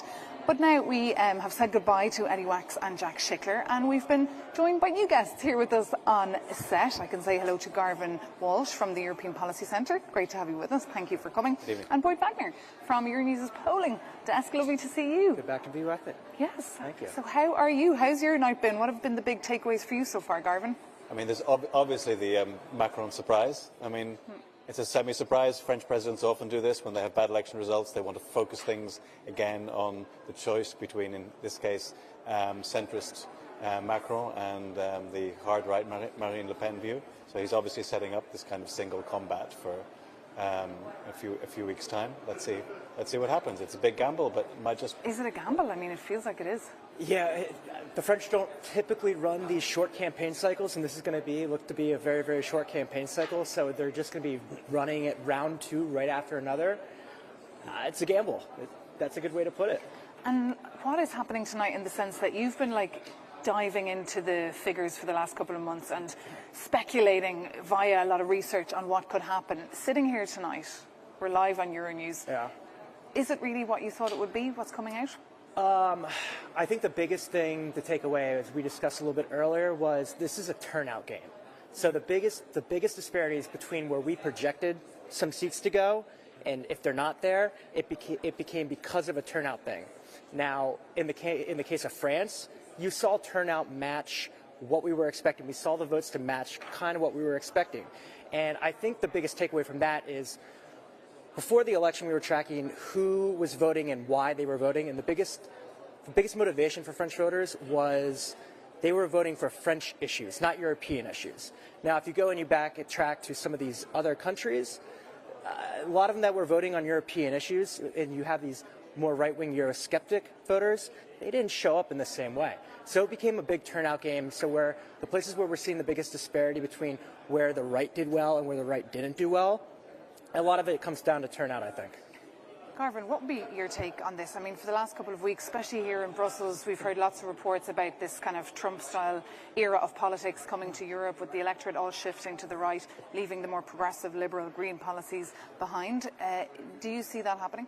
I think that was the story in 2016, when things aligned for the nationalist right across Europe and across the world, because there was concern about immigration, there was concern about borders, and this led to obviously Trump. It led to Brexit, but now we're seeing a division in the far right. We're seeing a division between those people who want to still want the old idea of splitting Europe back up into a group of nation states, and those who much prefer to try and take control of it. So you're sort of seeing a Le Pen poll and a Meloni poll. Now we haven't got Italian results out yet. We know that Le Pen's party have done very well. The AfD have done very well, but this is extremely localized. They've done well in essentially East Germany and in France. We're not seeing a far-right surge elsewhere on the continent. We're seeing normal politics happening. There are some moves towards more right-wing parties. Definitely the Greens have done badly, particularly in Germany. But this narrative that we're going to see this far-right surge is, I think, misplaced. It's misplaced, in your opinion. You mentioned Italy. Of course, they're still voting. They're allowed to vote until 11 o'clock tonight, as the Italians love to go out a little bit later. They've been given that opportunity to vote until then, and they've been voting, in fact, yesterday as well. Boyd, from your perspective, what countries have you been specifically focused on? Well, we've been focused on some of these bigger ones with the movement toward the right. I think Italy does kind of line up with that. We want to make sure that Italy does, in fact, track where we've seen it before. We haven't seen much indication in terms of any type of exit results as have come out that have said anything otherwise. I think another really interesting one to track is going to be Hungary. You've seen a large mobilization behind the Peter Magyar coalition party that's been built. We've heard that high turnout has been the case in Hungary today. So it's a matter of whether that turnout is more in terms of an opposition turnout, or if it is, I have heard this is the case, that a lot of the smaller villages have turned out. That mean a stronger Fidesz turnout, mobilization. So again, all these things come down to a mobilization effort for European parties. So I think those are a couple of the big ones that we're going to be tracking tonight. Just say one thing about Italy, first of all. The interesting thing, if you're looking at the European groups about Italy, is we're seeing move from one hard right group to the other, from ID to ECR. And if there's a net move in Italy, it's actually a move to the Liberals, who are probably pick up 6 or 7 seats because of their various small liberal parties in Italy. Now in Hungary, Peter Magyar has set himself up as this kind of alternative to Orban, who isn't part of the traditional Hungarian left. He's been able to mobilize huge numbers of people on the streets, but as Boyd pointed out, will those translate into votes, or is Orban's turnout machine, which is based on riling up the half of the Fidesz support that is really behind Orban, believes everything he says, rather than the other half who thinks Orban is the best of a bad lot? If that turnout machine stays strong, then Orban will do pretty well in these elections. And it's also key for Magyar to pull votes from the Fidesz side, from more the center to the right, to the center right, rather than just pull it from other opposition parties. And then he's planning to move to the European People's Party, right? To join that party. I mean, if you're looking at what the Hungarian polls look like so far, it looks like he is pulling them in from both sides pretty equally. There are Hungarians who are fed up with Orban, but they're just less fed up with him than they're fed up with alternatives. So the EPP will also be able to gain some Hungarian seats now for the first time in a few years that aren't from the KDNP, which is this other party that. And Fidesz, of course, are looking for a political family because now they're left outside in the cold. They're non-attached members of the European Parliament. But we're fascinated and curious in following Hungarian politics, given as well that they'd love to join the ECR, but their stance on Russia is completely at odds with law and justice in Poland or the Czech ODS. There's no way that group can hold together. So they may be left with. They might be left outside. It's going to be one of the more fascinating points in the next month as negotiation takes place. Is where they're able to maneuver themselves. And another country, obviously, that we're looking at very closely here on Euronews is Germany, the biggest member of the European Union. They'll be sending 96 members of the European Parliament to Brussels and Strasbourg. As we can take a look at the estimates already from Germany tonight. We have the CDU coming up on top there with 29.5% of the votes, followed by AfD, the Alternative for Deutschland. They're doing very, very well there. The Socialists coming in at 14%, followed by the Greens at 12%, and then the Bundeswagen Connect coming at 5.5%, a new party. by the new kid on the block, and then the FDP, so the Liberals there, over at 5%. And for more on what is going on in Germany tonight and those results, we can bring in Liv Strauss, that is our Berlin correspondent. We spoke to her a little bit earlier in the evening. She was standing at the headquarters of the CDU, and there was an electric atmosphere. It looks like it's a little bit quieter now where she is, but tell us the latest from your perspective, Liv. Thank you very much. So as we have recently learned, the voter turnout has actually even smashed the records of 2019. It's reckoned that it is at 65% this year. And obviously, as you just mentioned, the two parties that have performed the best in this 2024 European election in Germany are the Sarah Wagenknecht Party and the AfD. Both of these parties share very similar policies. They both wish to halt weapons deliveries to Ukraine. They want to water down climate change policies, and they also wish to have a harder stance on immigration. So following on what's happened with France tonight and Macron, it will be very interesting to see what happens if the coalition government, with its very shocking loss tonight, will adopt any of these policies, if they will turn around and actually work with the AfD as they have always promised not to, or if they will even perhaps surprise everyone and call a snap election very early. We will be keeping our eye on that. Liv Strauss for that update there. You're standing there at the headquarters of the CDU, and the Greens indeed getting a bit of a defeating over in Germany tonight, and not just there but other groups. And for more on that, we can actually bring in Maria Sara, our correspondent here from Euronews, who's actually standing with Philippe Lambert, the outgoing co-chair of the Green Party here in the European Parliament. Maria.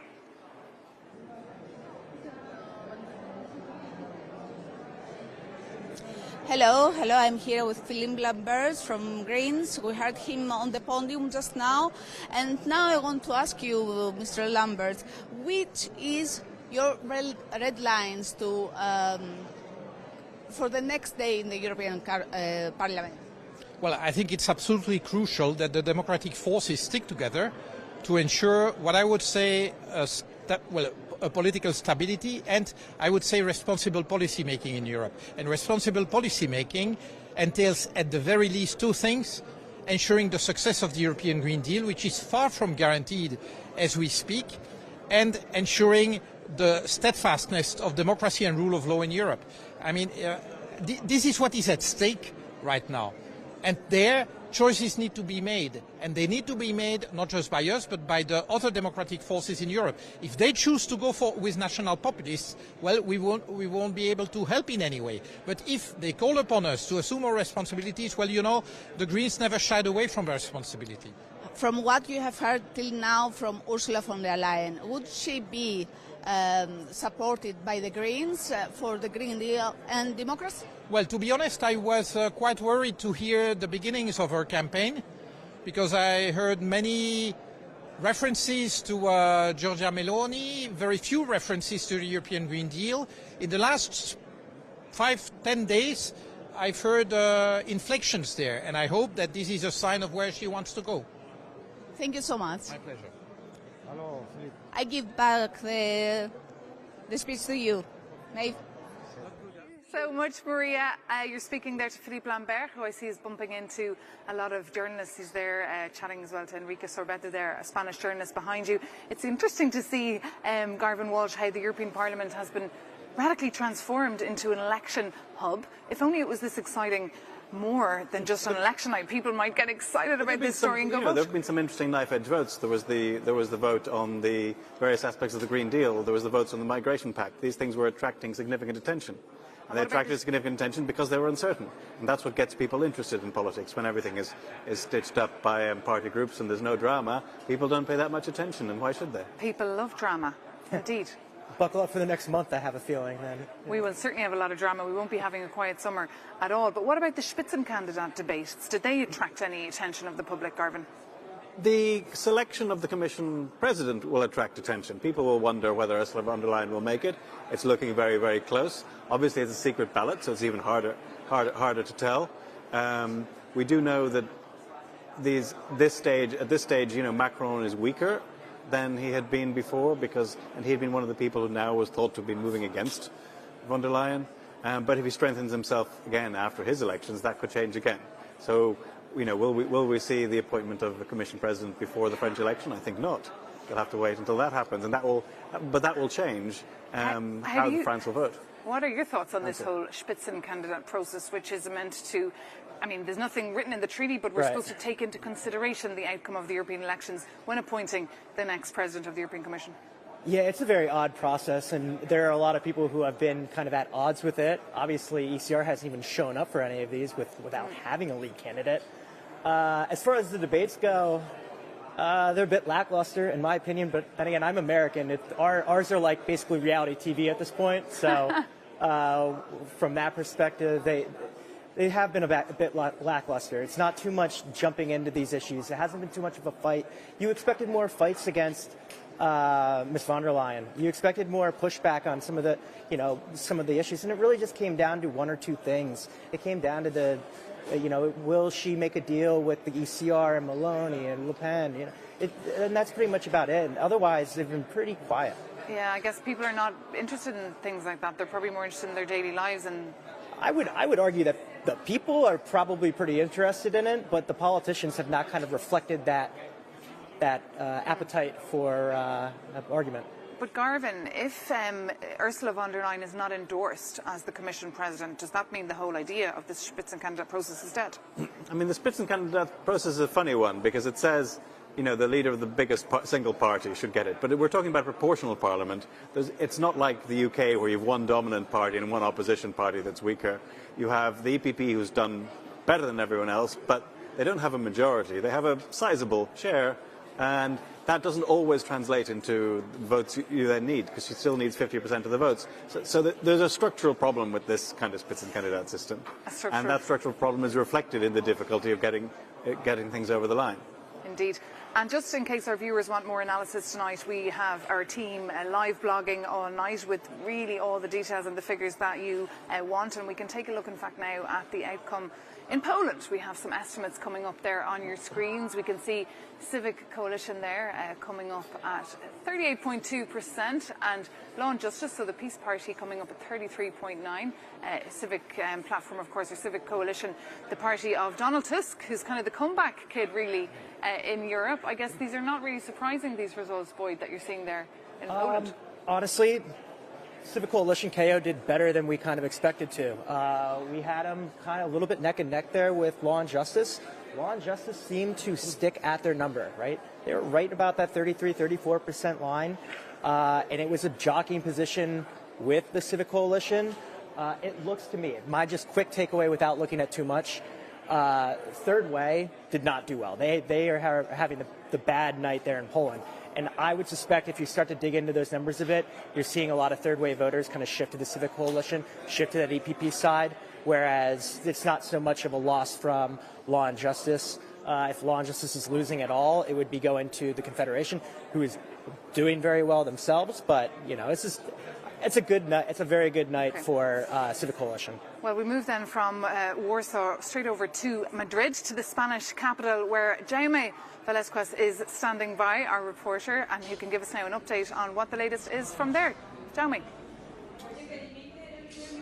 Well, I'm at the People's Party headquarters, and there's any sign of celebration here, despite the exit polls are showing that the People's Party will win the election, but it will win the election with a very, very, very small difference compared to the Socialist Party. If these exit polls are confirmed, we will know, we will have the first official results in a few minutes, but if this is confirmed, it could be a great backlash for Alberto Núñez Feijóo, the leader of the People's Party, who had framed this election as a referendum on Pedro Sánchez, the Prime Minister, government, and his performance as Prime Minister. And we tonight we are seeing that this European election is becoming an earthquake for national politics. So we don't know exactly what can happen when the first results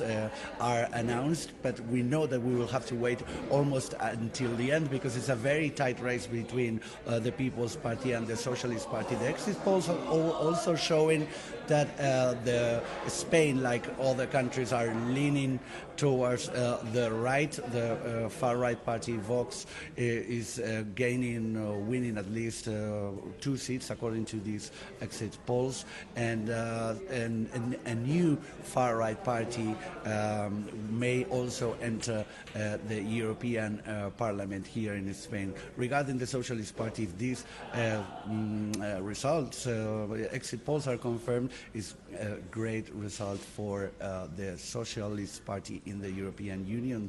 It will strengthen its position within the democratic and social group in the European Parliament. And the People's Party obviously will end up second within the group of the Conservatives in the European Parliament. But regarding the situation and the big clash between both parties, we will see exactly how this battle plays out when it comes to making alliances in the European Parliament. Jaime Velasquez, thank you so much for that live update from Madrid. We'll be back to you a little bit later in the night, so don't get tired just yet. We'll be back to you a little bit later in the night to find out what the precise details are out of Spain tonight. But interesting, as Jaime was saying there, Garvin, it is a bit of an earthquake what's happening here, and a real shake-up. Spain's going back to its traditional two-party system of having two big, pretty strong, equal parties. The thing that happened after the financial crisis, where you had Podemos created, Ciudadanos created, Podemos or Sumar as they are now, they're back to the old Izquierda Unida, far-left Spanish vote. Ciudadanos have disappeared. And then Vox on the far right, they're still there at 10%, but they're down from their heights of a few years ago. They're struggling to really make the kind of impact that Chega made in Portugal, as I think we were discussing earlier. And it's another good performance by Pedro Sanchez, who seems to always manage to pull a cat out of the bag at the last minute. He did this with his incredible stunt about the accusations against his wife. That seemed to have consolidated support behind him.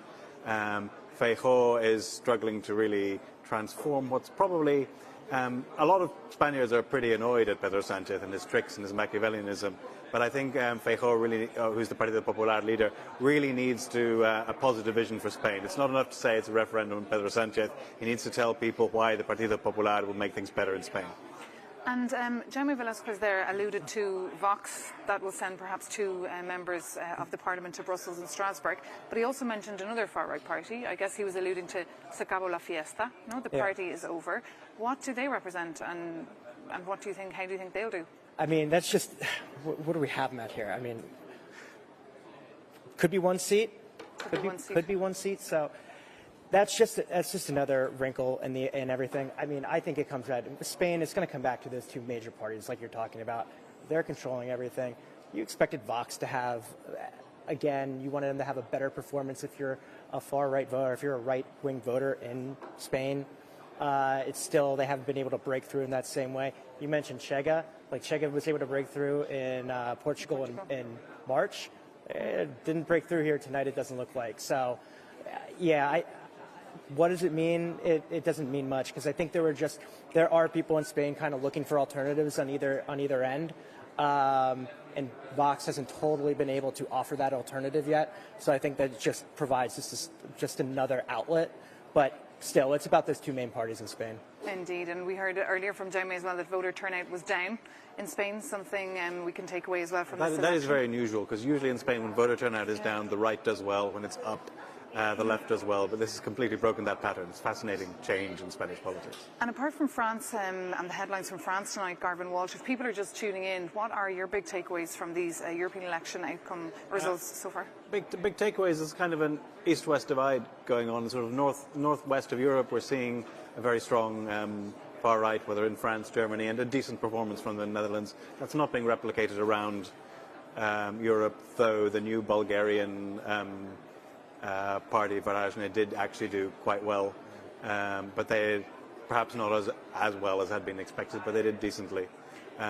It's a mixed picture. They're complicated elections, but it's going to be business as usual in the European Parliament. The big groups are basically the same size as they were You have a lot of drama at certain national levels, but the overall makeup of the European Parliament isn't very different from what it was before. So very calm takes from our two gentlemen here tonight. We can actually bring in now a comment from Marine Le Pen over in France, who throughout the night has been cracking open the champagne with her colleagues. Let's take a listen to how she's been digesting the news of her big victory tonight.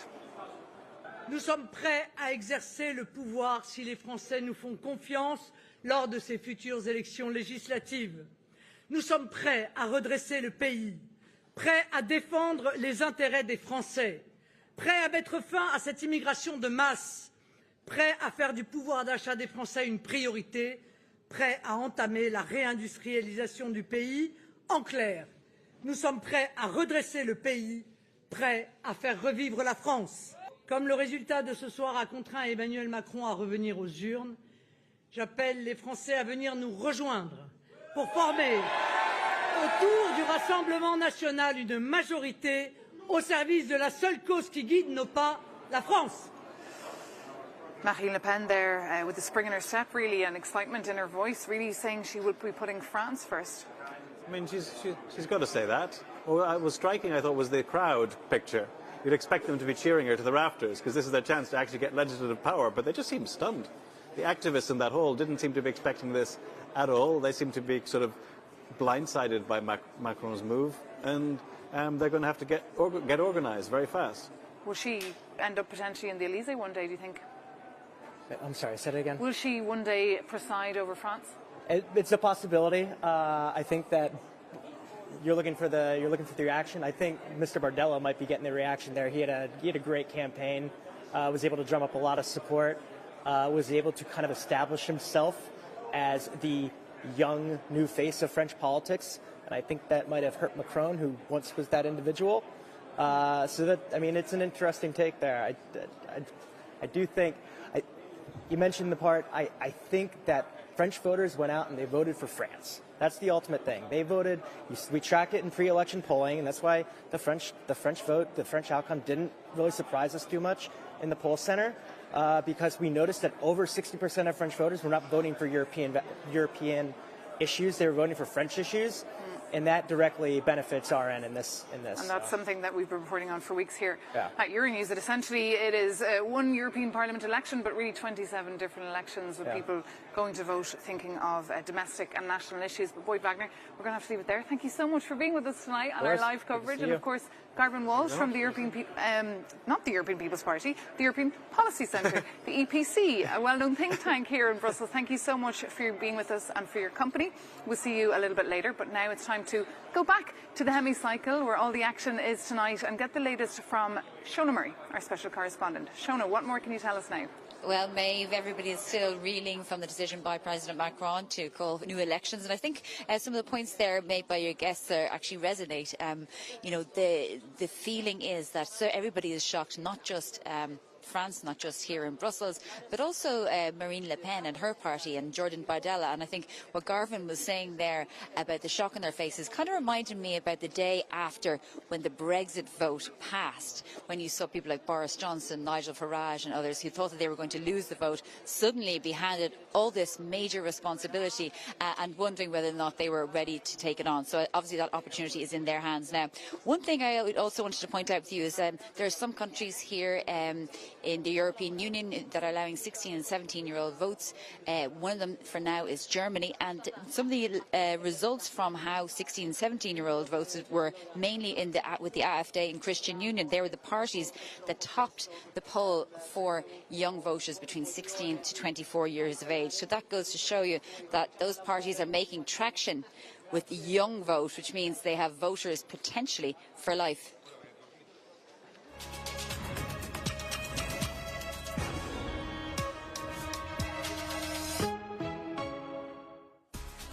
Welcome back to our election night special coverage live from the European Parliament in Brussels. I'm Stefan Grobe, your host for the next hour, and I can promise you lots of reactions and analysis from our expert guests and our correspondents here in the Parliament and across Europe. To start the conversation at this hour, let's bring in Olivia Lazar, Research Fellow at Carnegie Europe, and Matteo Albania, political analyst and communications director of Must & Partners. Welcome to both of you. Thank you. Olivia, it's 11 o'clock. The battle is almost over. What are your main takeaways? In 2019, the street and climate activists decided the outcomes of the election. This year, it's very much the cost of living crisis that did. And the circumstances around the cost of living crisis are going to have some very long-term consequences. Deciding the future of the Green Deal, the future of European security, and whether or not Europe is coherent enough to equip itself from an economic perspective to pursue the means, essentially, of its climate and security politics going forward. Yeah. And at 11 o'clock, the polls have closed in Italy, and that's the reason to go to Giorgia Orlandi in Rome. Good evening, Giorgia. What can you tell us? Hi, Stefan. Good evening. Well, yes, polls have just closed here in Italy, and we're waiting for the first exit polls to come through as soon as possible. We'll bring that to you live as soon as they arrive. Well, Italy is the country where polls close later than in other parts of Europe, which means also that first projections will be available from after midnight. So according to partial results, we can now tell you that, well, they actually put Brothers of Italy at 27%, between 27% and 31%, and the PD party, Italy's main opposition party, according to partial results, is now put at 21%. We'll see whether or not the official outcome will confirm that. Just to give you an idea, a sense of how it looks like over here, well, this is Meloni's headquarters, where everyone is waiting for the final results. 300 accredited journalists coming from 14 different countries. Now, let's talk about very quickly about vote turnout. Well, it currently stands at around 40%. Low vote turnout has long troubled EU elections here in Italy since they were held the very first time, and the figure has been decreasing throughout the years. Now, this vote is crucial because it will mainly be a political test for Giorgia Meloni since she was appointed in 2022. She's determined, well, she aims to get a higher share of votes compared with 26% in 2022, and according to first exit polls, maybe she actually might get enough votes. Should that be confirmed, obviously that could strengthen her role both in Italy and in Europe. Back to you, Stefan. All right, Giorgia Orlandi, thank you so much, live from Rome. Matteo, Italy, a country close to your heart. How do you rate the performance of Giorgia Meloni? I mean, 40% turnout is weak by all standards. Is that the support she needs to aim at higher objectives on the European level? Well, if the polls are confirmed, and she might get around the 30%, okay, it's a low turnout, but if the polls are confirmed, that's a strong performance. Meloni's been in government for over a year, and if we compare it to Scholz and Macron in France and Germany, out of the three biggest countries, Meloni is the one coming out most powerful out of these elections. So yeah, low turnout. Italians didn't feel these elections as important, they didn't feel as close to them. But Meloni definitely can portray herself as the queen maker, and if she plays her card well, she can definitely place Italy as the front runner in the negotiations for the nominations of the European Council, the European Commission, the top jobs of the EU. Okay, thanks for this, Matteo. We go live to Maria Psara, our Euronews correspondent. She's inside the European Parliament, and she has a guest. Maria, up to you. We're here.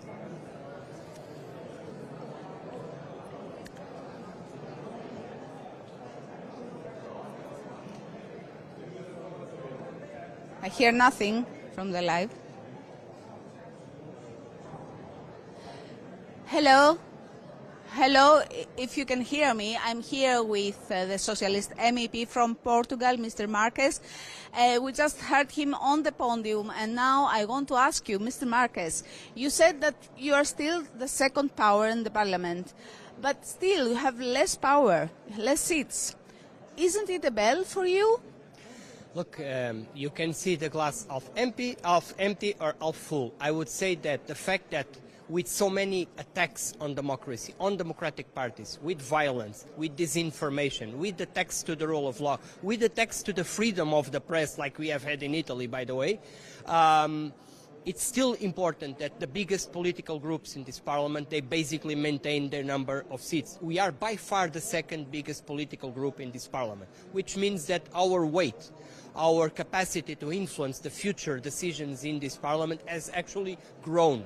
So there's a clear choice now in front of us, in front of the European political parties. Do you go pro-European, pro-democratic, or do you go pro-far right, pro-radicals? And we want to go pro-European, and it is possible to rebuild a majority of pro-European parties, again, based on the will of the European electorate. That's important for us. That's indeed important, but would this include Ursula von der Leyen as the next president of the Commission? Look, we now will wait for the indication of EPP and the discussions in the Council. We will put our own conditions. I mean, we respect the Spitzenkandidaten process, and we respect the fact that EPP was actually the group that came out first place. But now it's not just about the persons. It's not just about person A or person B. It's about policies. It's about continuing with the Green Deal. It's about social rights. It's about workers' rights. It's about housing policy. It's about supporting Ukraine.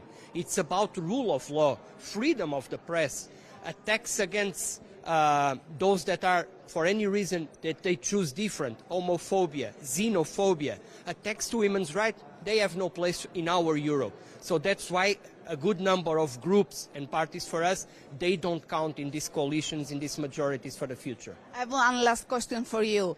Mr. Smith, your Spitzenkandidat, has stressed a lot of times that he wouldn't cooperate with Ursula von der Leyen if she would go with ECR and even more with the ID.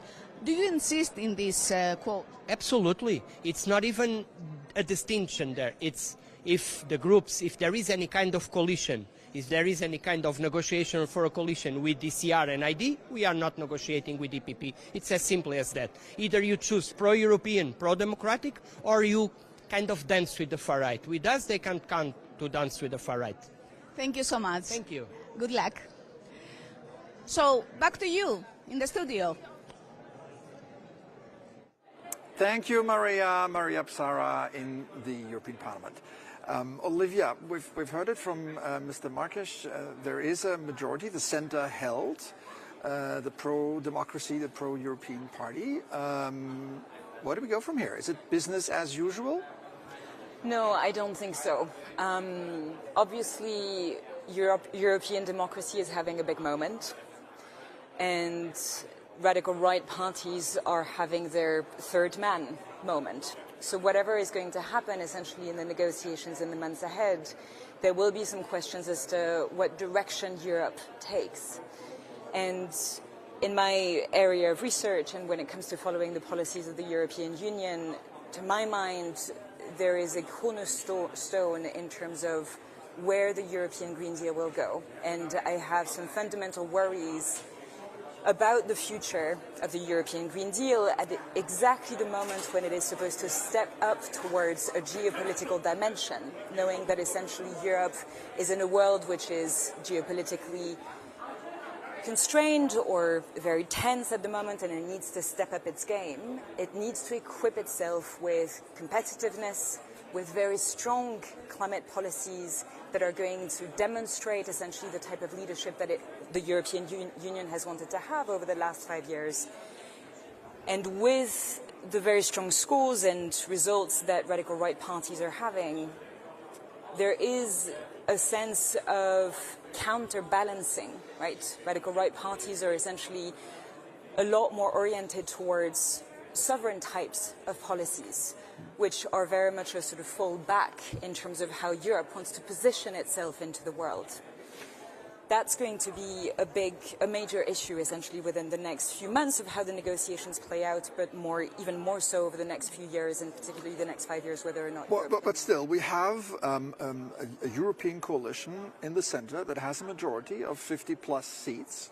At the same time, we have a very fractured far right They are not on the same page when it comes to Ukraine, when it comes to migration, when it comes to a host of other issues. How could that fractured right influence or pressure the majority? Well, I think that the current majority cannot go business as usual. They need to open up somehow. Front National, AfD in Germany, FPO in Austria, there is a clear choice made by citizens that Europe as it was in the last 5 years, was not okay. So it will be a big mistake to go in the same direction. I think that the next majority, even it will be formed by the same parties, the Liberals, the Socialists and the APP, will still need to make some concession to the far right and to the extreme right. How would that look like? I'm curious. Well, you mentioned the AfD. They got 16% in Germany. So a party that has 16%, although they were polling above 20% just a few weeks ago, what would be an incentive for the majority to open up, as you say, to the far right? And how would that be? Well, I see it, for example, in competitiveness, in industry, the Green Deal. It will be a mistake to proceed and to go on as it was being done in the past years. Policy when it comes to defense, sovereignty about the member states. These are all areas where the current majority needs to reflect upon and needs to make concession. It cannot be that we continue on with the Green Deal, with the green transformation, with the green laws, without taking into account the needs of industry, the needs of farmers. These votes represent that voices, the voices of farmers, the voices of companies that have enough of this regulation. So I think that some concession will be made as a trade-off. I can expect some of these parties, some of these MEPs voting for some pieces of legislation and being a bit inside the cordon sanitaire. Okay, let's go to a country where the far right did not score spectacularly well, and that is Portugal, where we're now joined by my dear colleague Ricardo Figueira. Ricardo, what's the latest from Lisbon? Hello. Once again, well, the latest is that the first official results are in, and the first 12 MEPs of 21 elected by Portugal are confirmed elected. These are 5 each for the Socialists and for the ruling centre-right coalition, the AD, 1 for the far right, the Chega, and 1 for the Liberals, for the Iniciativa Liberal. Now, these first official results, which are still partial results, are confirmation of what the exit poll said, which is a perfect tie between the socialists in the opposition and the Social Democrats and Conservatives in the government. So the tie has been confirmed. There is a very, very slight advantage to the socialists, 32% ahead of 31% for the AD, but this is really a minimal advantage. So I'm here in the headquarters, in the campaign headquarters of the ruling centre-right coalition, and the mood is of a bit of disappointment, really, because of course they were hoping for a victory, and that is not being confirmed. Now, in the stage right behind me, the head of list of the AD coalition will speak in a few moments. He will, of course, say this is a victory for them, but the results are frankly a bit disappointing for the ruling coalition. They're also a bit disappointing for the far right, which was hoping for a better result. They had almost 17% in the parliamentary elections. Now they are with 9.8%, projected to have about 12%. So they are descending as well. Even if it's the first time they are electing MEPs, this is important to say. It's the first time Portugal will have far-right MEPs. Thank you, Ricardo. Thank you so much. Good evening to Lisbon. Olivier, there you have it. You have a country where the far right is actually going down. I guess we have the same problems in Portugal than in the rest of the the rest of the European Union. Cost of living crisis, a Green Deal problems, regulations for farmers, etc.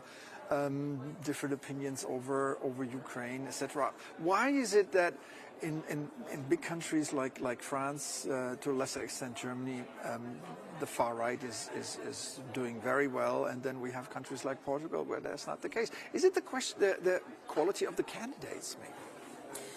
There may be some of that. There is also indeed, a question of the rise of radical right parties is very much a contextual issue, building upon political sort of constituencies that are respective to their own countries. There is also, and it was mentioned by the socialist candidate just earlier, the issue of how much certain types of misinformation and disinformation campaigns have been targeted at certain types of countries. First and foremost, France and Germany, obviously being two really important countries, particularly in the discussions around security, around climate, etc., etc.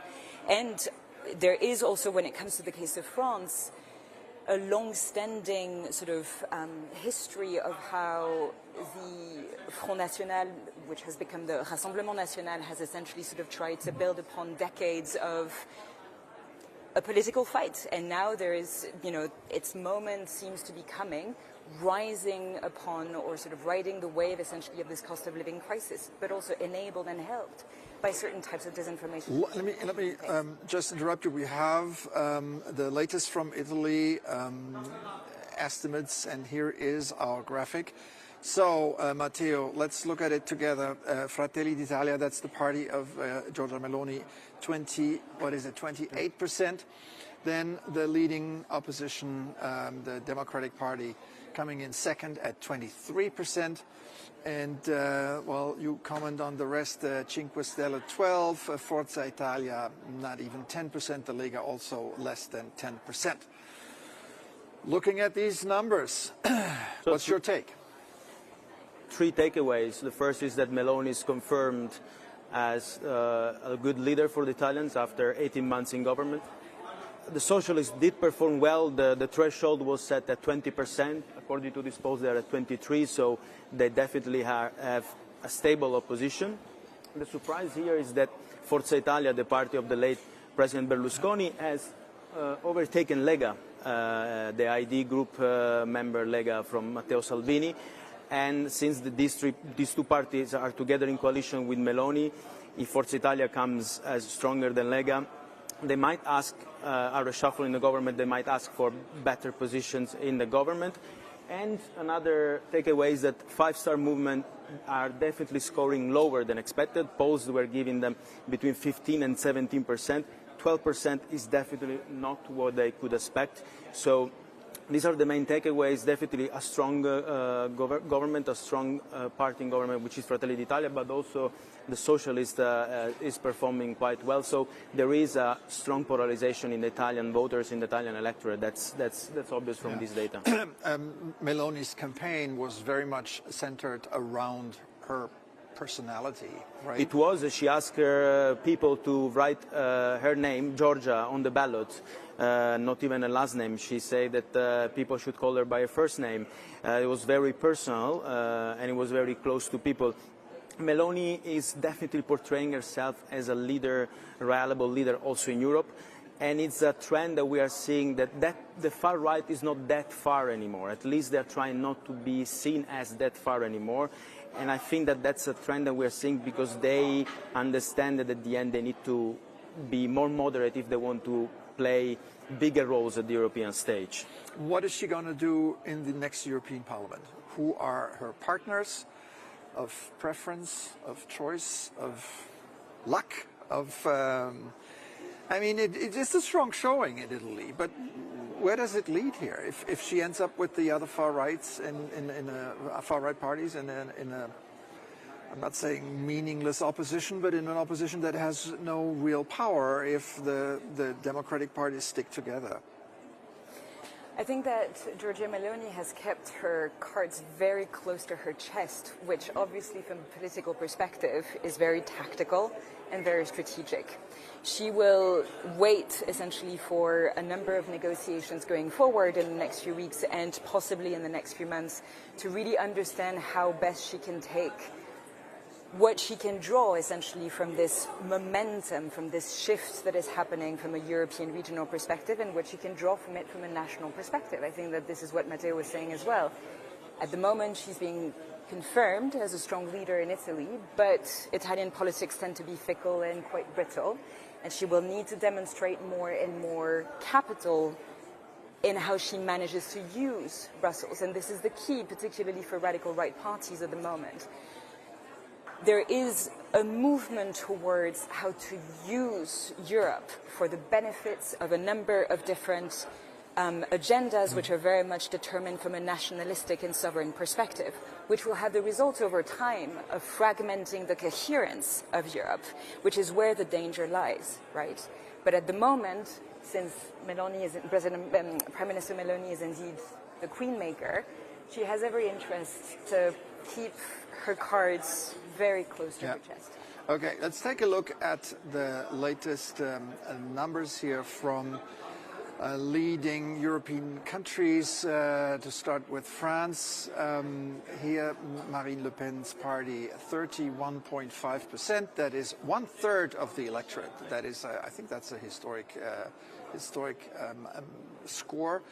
Then Renaissance, the party of Emmanuel Macron, not even 15%, and he already drew the consequences tonight by announcing the dissolution of the French Parliament. We can talk about that in a minute. The Socialist Party at 14%. I mean, they came from nowhere, right? I remember the past presidential election, they had not even 5% or something. So it's a big gain, but historically, of course, still a disastrous result. Which brings us to Germany. The traditional Christian Democrats, almost 30%, again, almost one third of the electorate, undeterred by the rise of the far right. The far right, AfD, now 16.5%. A little more than half of the result of the Christian Democrats. And then the government parties, the Social Democrats, 14, the Greens 12, and the FDP, that's the Liberal Party, at 5. That's 31%. The ruling coalition, which is quite amazing. They're without any majority right now if this were a national election. And here we have the numbers from Italy again. Meloni's Fratelli d'Italia, 28%, and then the leading opposition, 23%. And we're now ready to go to Rome again, where Giorgia Orlandi is waiting for us, and she has updates. Giorgia, up to you. Hi, Stefan. Well, I can confirm, as you mentioned, that exit polls here put Brothers of Italy, Fratelli d'Italia, at between 26 and 30%, Forza Italia and the League Party at 8%, the PD Party, Italy's main opposition party, at 25%.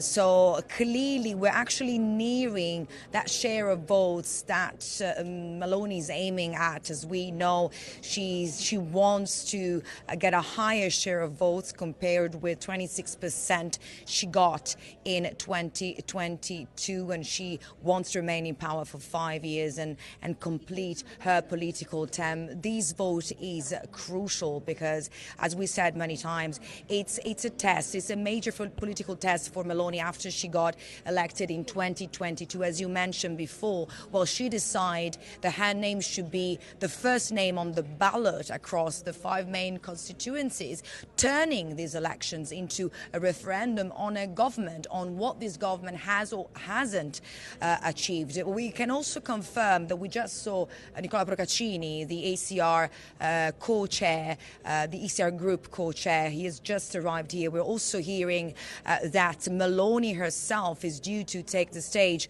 at around midnight, when the first projections are expected to be out. Should these results be confirmed, well, this could be a great result for Giorgia Meloni. That could strengthen her role both in Italy and in Europe and among right-wing political forces. Back to you, Stefan. All right, thank you, Giorgia, in Rome. They're reporting live for us. Matteo, I want to turn our attention to France now, from where the most spectacular news of the night came, the dissolution of the French Parliament.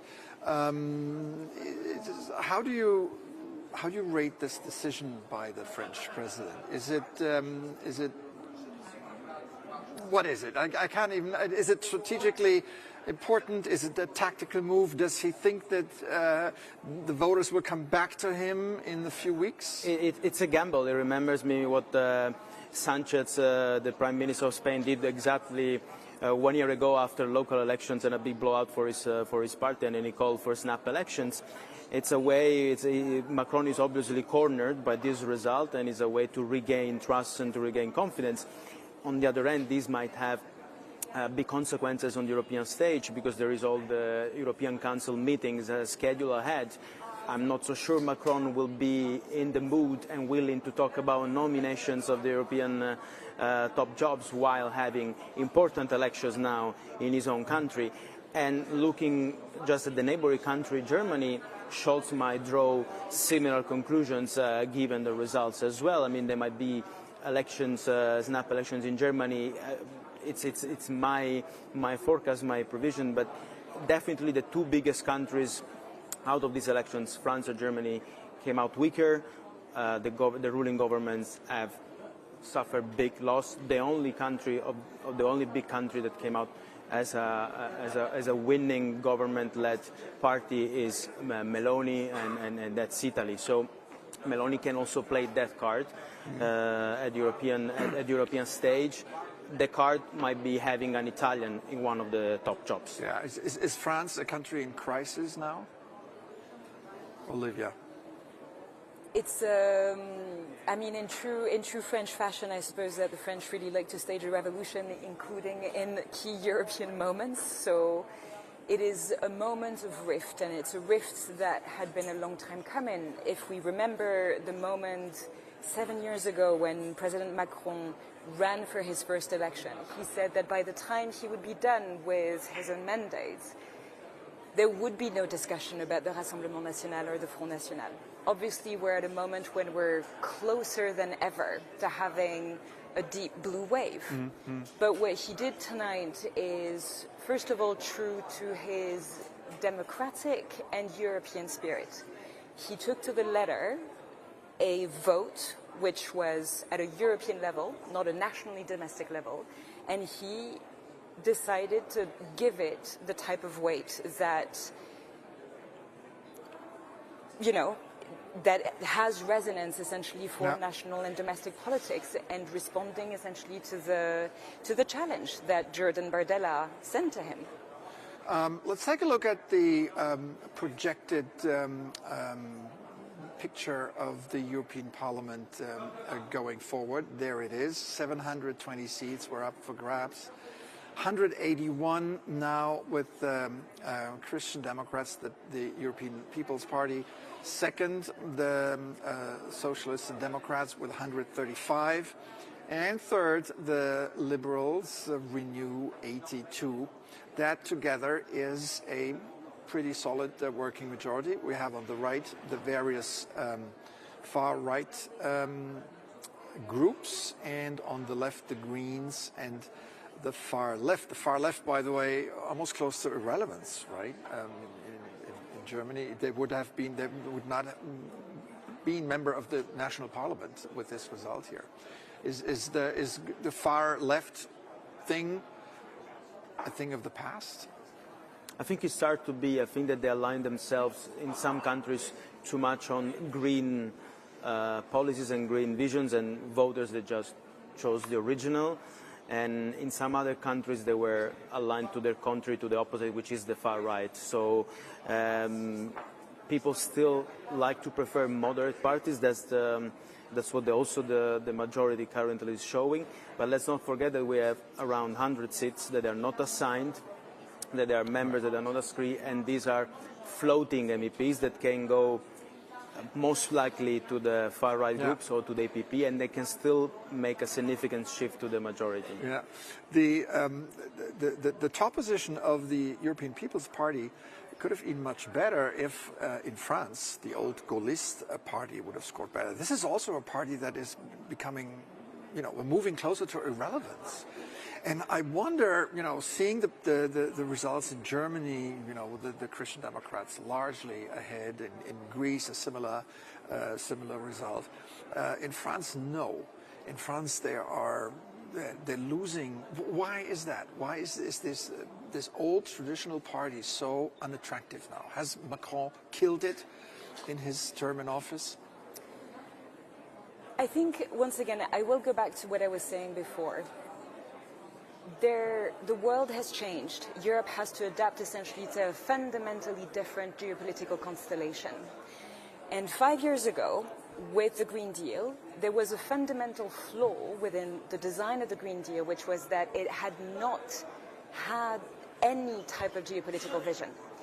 It started developing it with the war in Ukraine, with the Repower package, EU package, and as a result, we started seeing essentially some fundamental rifts opening up at the foundations of Europe, including in countries like France, including like Germany. This is a story also why, the Greens and the SPD are sort of losing ground in Germany, even though technically 5 years ago they were the big winners. We're essentially sort of seeing a Europe which is grappling with what is its place in the world, what are the various foundations that will best serve its own political project internally, regionally, but also how will it be able to step up essentially in this geopolitical constellation and stay true to its European project. And for the moment, Europe is searching for its own soul, both in terms of its past, but also in terms of its future. Yeah. So a lot is is floating in Europe right now. Thank you so much. And we go straight to our special correspondent, Shona Murray, in the hemicycle. Shona, what have you got? Stefan, everybody just counting up the election results today. I think so far everybody's been speaking about Giorgia Meloni's exceptional results. I think she'd been expected to get around 26% and is looking well over that, which coincides with her national election results, which means that she is really maintaining her popularity, which gives her huge clout when it comes to the European Council.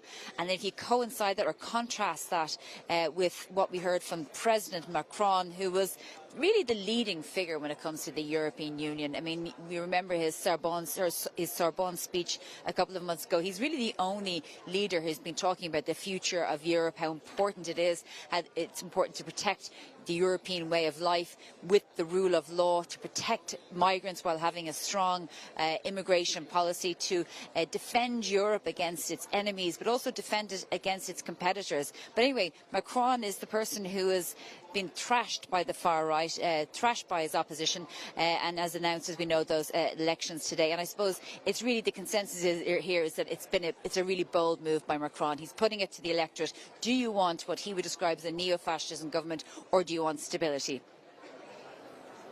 Okay, thank you, Shona Murray, there live from the hemicycle in the European Parliament.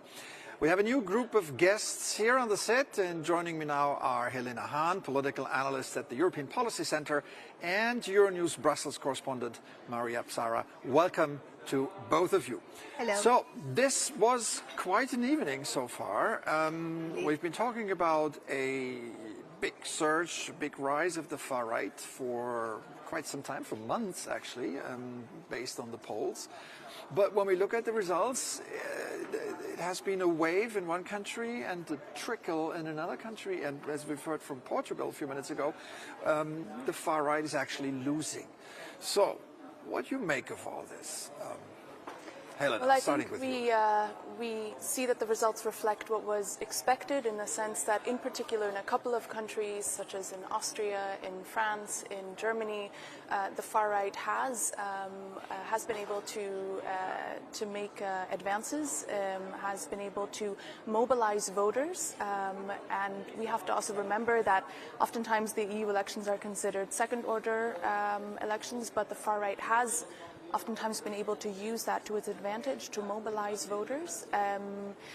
I think it is remarkable in the sense that we will, by comparison, now have a much bigger group, percentage-wise, of far-right or right-wing or conservative right-wing MEPs in the parliament. Sorry to interrupt. You have to go to Berlin, Germany being one of the countries where the far right scored a respectable result, let's call it this way, and where our correspondent Liv Stroud is there. Liv, I hear you're running out of battery, so give us your updates rather quickly.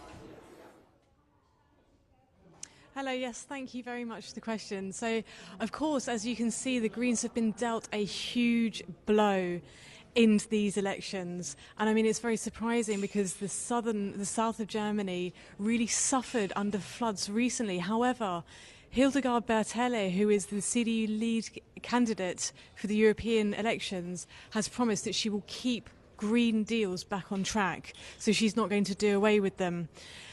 The voter turnout in Germany smashed records. It was at a record-breaking 65%, which is the most it has been since the start of the European elections. So that's very impressive. The biggest winners of these elections have been the AfD party.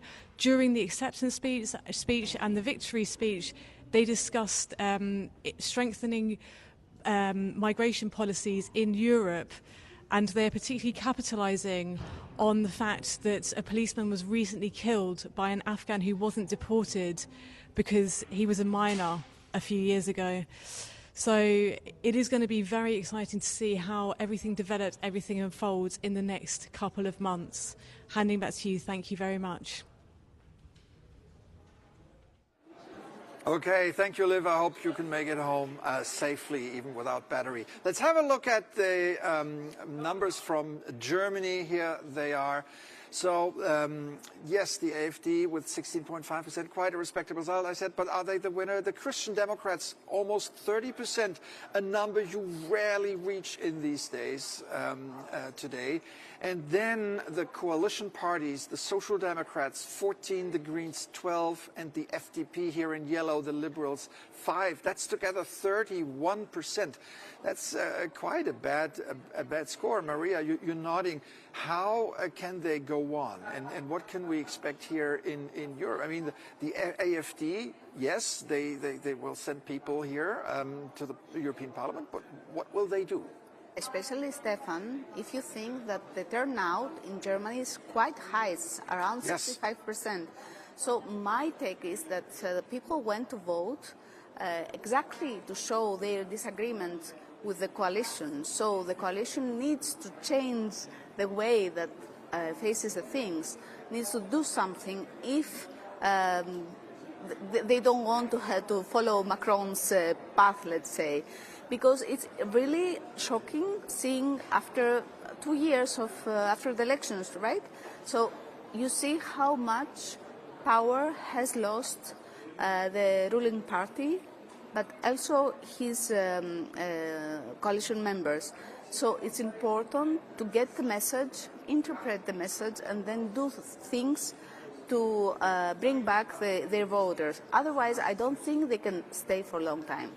Well, it's not only the case that people are looking for new recipes, for new solutions, when they give the Christian Democrats, you know, the traditional right, a big first spot here. In Greece, the same thing. So I have to ask you, what made Mitsotakis' party so strong? Look, it is the first party, and as expected, the opposition parties are very low in the rates. But as Mitsotakis himself admitted, it was not the result that the ruling party was expecting. It's lower. So there, again, we have a complaint vote. We have a vote for the government saying something is wrong here. You should change the way you face the things, you do handle things. And the most important, Stefan, in Greece recently is the products, the inflation and the cost of living. It's very high with very low salaries. The working perspective of the young people are still very bad. A lot of people need to leave the country still now after 3 memoranda of understanding, 3 programs, financial programs. So you understand that all these people wanted to send a message, a strong message to the government, and that's what they did tonight. With the strength of the Christian Democrats, we have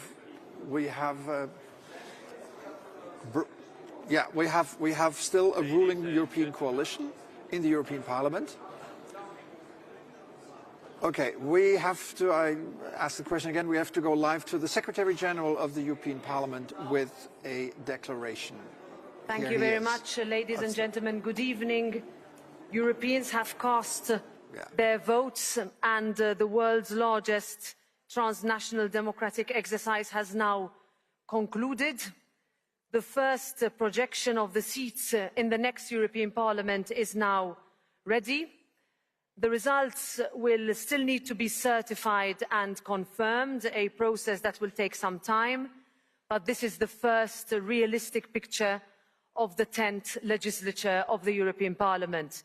A parliament that will start working immediately. Already on Tuesday, the day after tomorrow, the political group leaders will come together for a first meeting of Parliament's Conference of Presidents, and there the group leaders will take stock of the results of the European elections with a view to the election of the next European Commission President and set out the roadmap for the constitution of the new Parliament. Over the coming weeks, political groups will need to be constituted and majorities will need to be formed in order to work on a political programme that will steer the direction of our Union for the coming years. In short, parliamentary work starts now. On the 16th of July, the new Parliament, the 10th legislature, will hold its inaugural session in Strasbourg. As President of this Parliament, I see these results today as a sign of trust from our people, for the Parliament to continue leading the European agenda for the coming 5 years, but also as a signal that we need to work even harder to reach people. Europe has voted, democracy is alive, and our Parliament will be one that is constructive and that will continue to work for all Europeans. Thank you. Thank you very much, President. Now you will see the provisional results appear on the screen.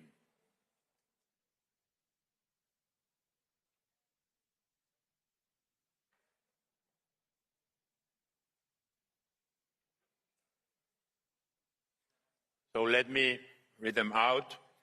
EPP 186, SD 133, Renew 82, ECR 70, IND 60, Greens 53, the left.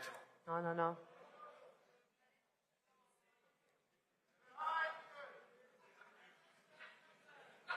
There is a discrepancy between what you said, Jaume, and Okay, sorry. Please take note of these results. EPP 186, SD 133, Renew 82, ECR 70, IND 60, the Greens 53, the left 36, non-attached members 50, others 50.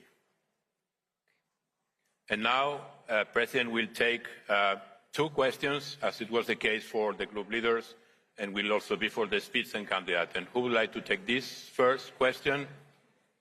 Yeah, Francesca, please. Maybe give your name and your media also to all others.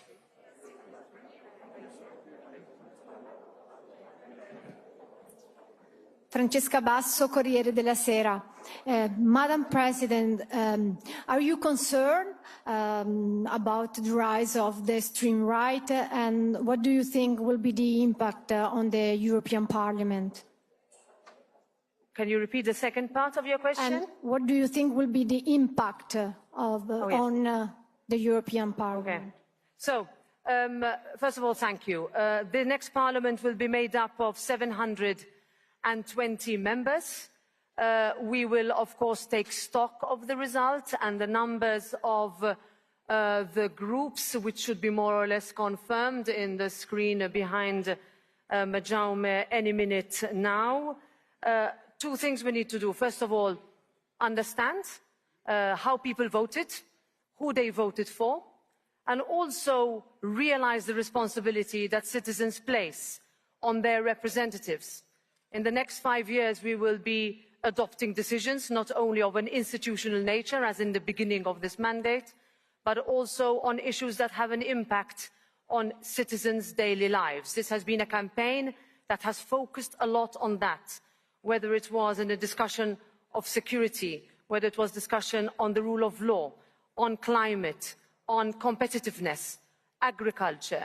I can tell you housing featured in a number of countries. So this would, I think, will be a balance between the impact of the result, but also a responsibility of the groups to come together to form a majority. In this Parliament, it doesn't work with a government and an opposition, it works with majorities. We can see that the constructive pro-European centre has held, and it is that centre that will be projected to build on the European projects that we need to work with. And second question now. I see Marek, please.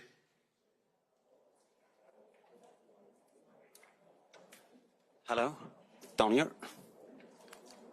The microphone is on? Yes. Perfect. Marek Majewski, German press agency, DPA. Do you think that gains by right and far-right parties is connected to the Qatargate scandal and the fact that trust in European democracy has suffered from it, and what you call on pro-European parties to support von der Leyen? Thank you. So first of all, I am very proud of the reforms that we introduced specifically because this European Parliament faced a number of challenges at the end of 2022, but the response of the Parliament was immediate, that integral reforms that were long overdue needed to be introduced in order for us to build the firewalls and sound the alarm if something like that had to happen again. This new Parliament is equipped with those new reforms. It has reinforced its rules, the rules on integrity and accountability. If you talk about the different types of rules that we have adopted inside the Bureau and by the whole plenary, this Parliament is now more effective and more open.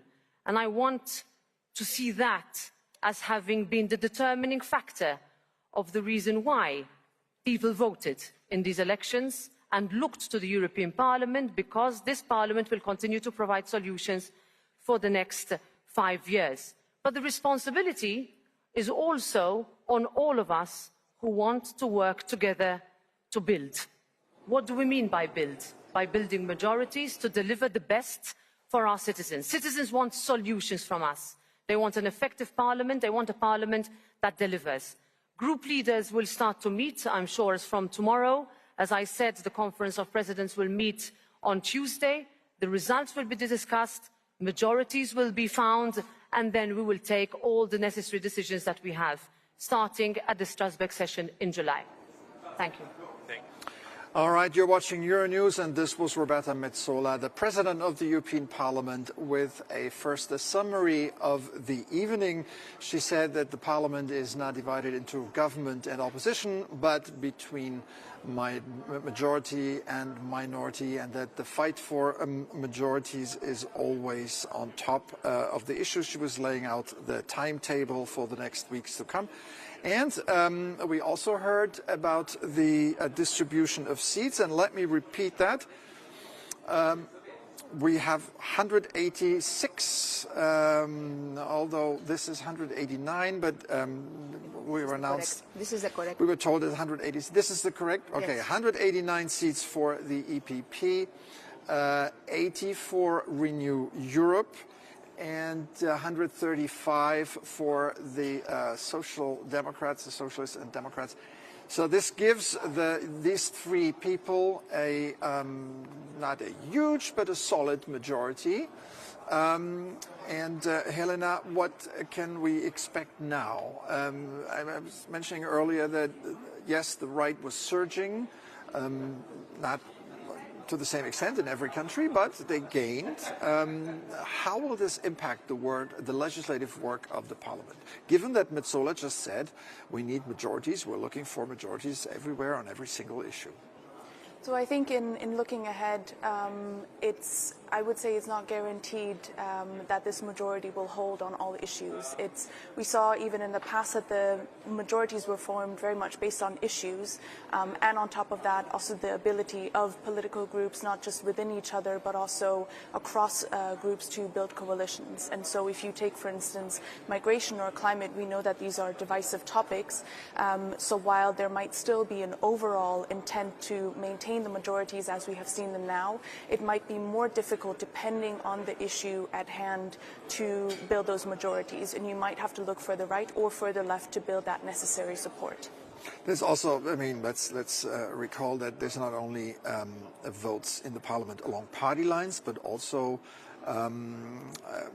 based on national interests, right? We have the people from, members from the north vote differently than from the south. Maria. If you allow me, Stefan, I see a danger here, because if again the progressive majority takes decisions without putting the populist in front of their responsibilities, I'm afraid that the populist, the extreme right, the hard or the far right, doesn't matter, will come again afterwards as heroes to save the farmers from the Green Deal, the platform workers from their bad contracts. So I think, and I have discussed with many analysts who say that the extreme right populists should be in front of their responsibilities and put them in front of dilemmas so that they can decide and show their decision to the people. So that Interesting point, yeah.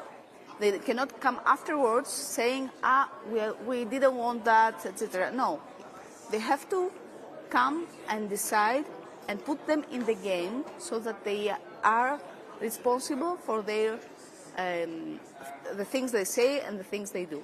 And this maybe could make us avoid an extreme right race even more next time. Okay, we need to stop here right now with Ursula von der Leyen speaking. Let's listen.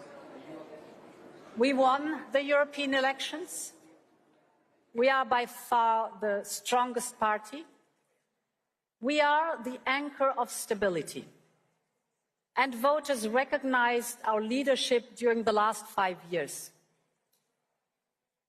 Over the last weeks, I campaigned across Europe. I campaigned in 17 countries and 31 cities.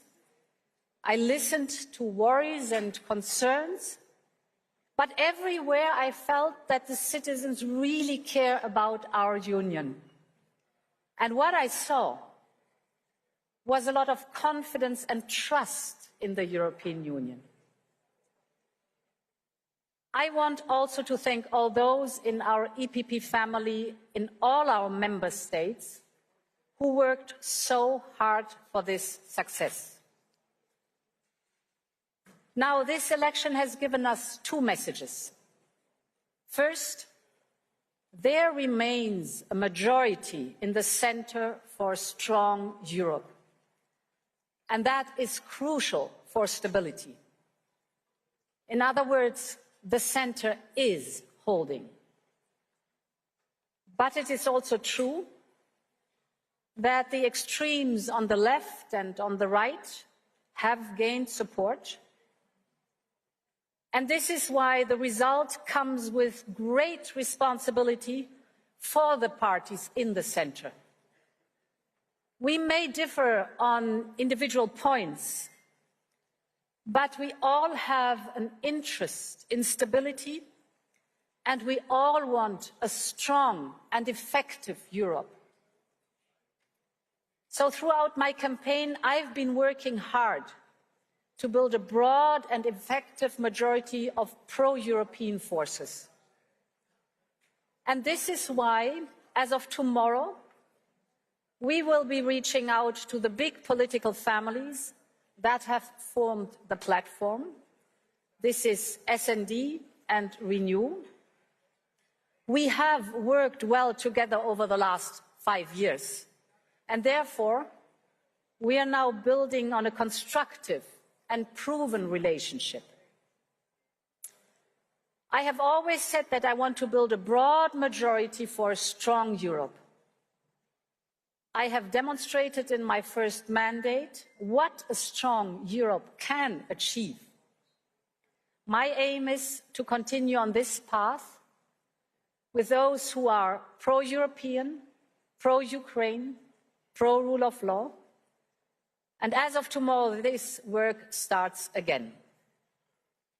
To conclude, of course, this election does not take place in a vacuum.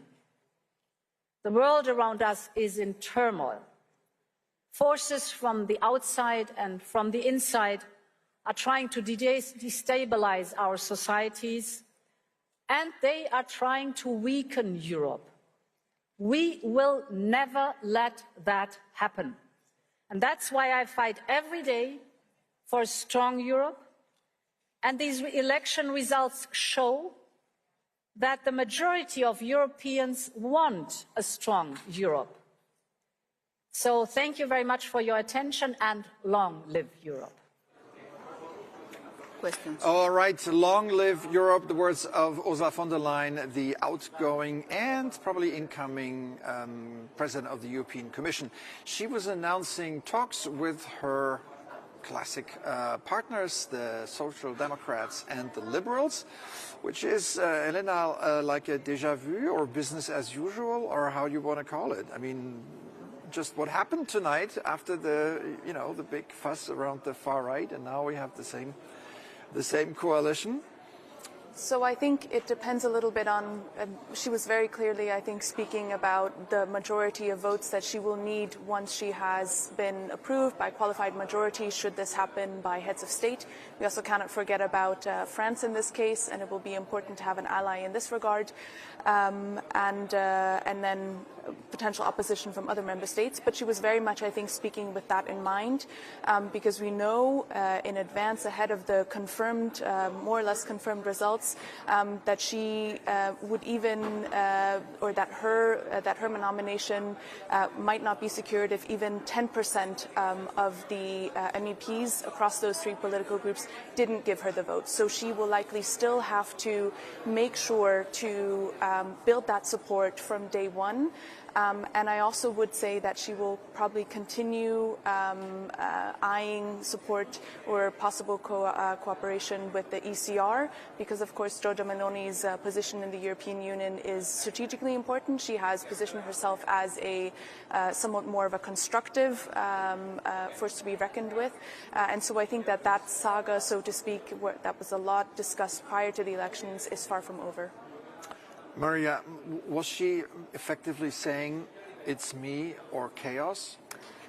More or less, yes. And but she is more secure now, because now Macron is not strong enough to go to the table, to the dinner with the other leaders and say, no, I don't want Ursula von der Leyen.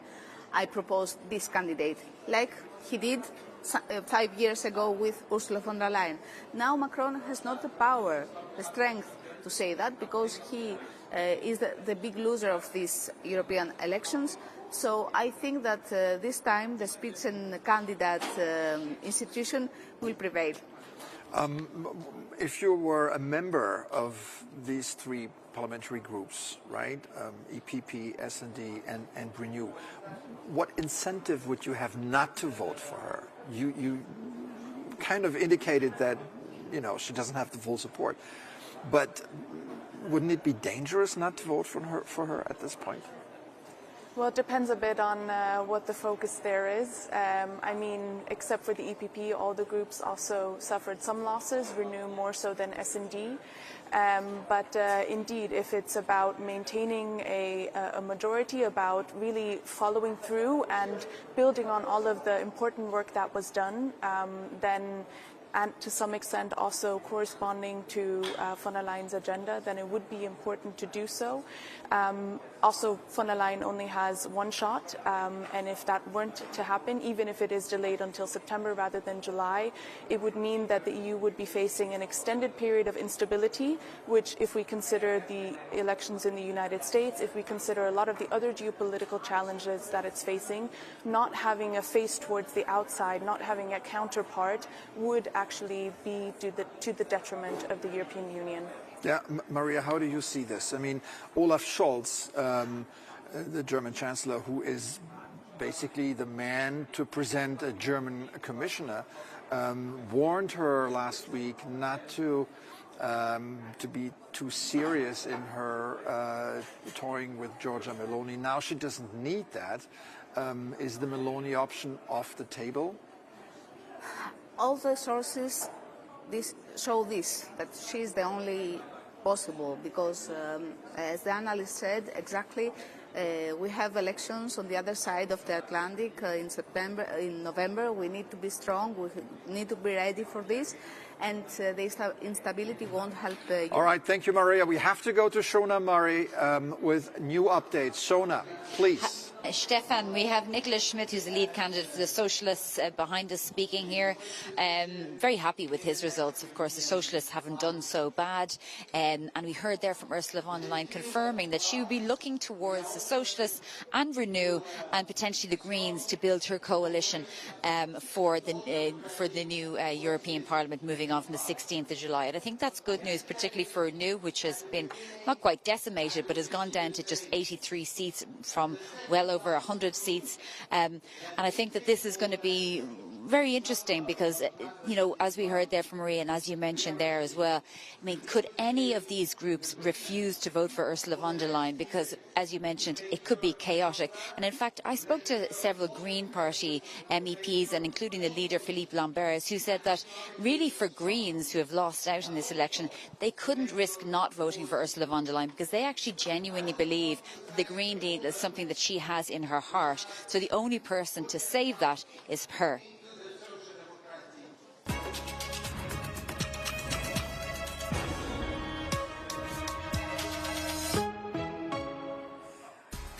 Good evening and welcome to Euronews' special coverage of the European Parliament elections 2024.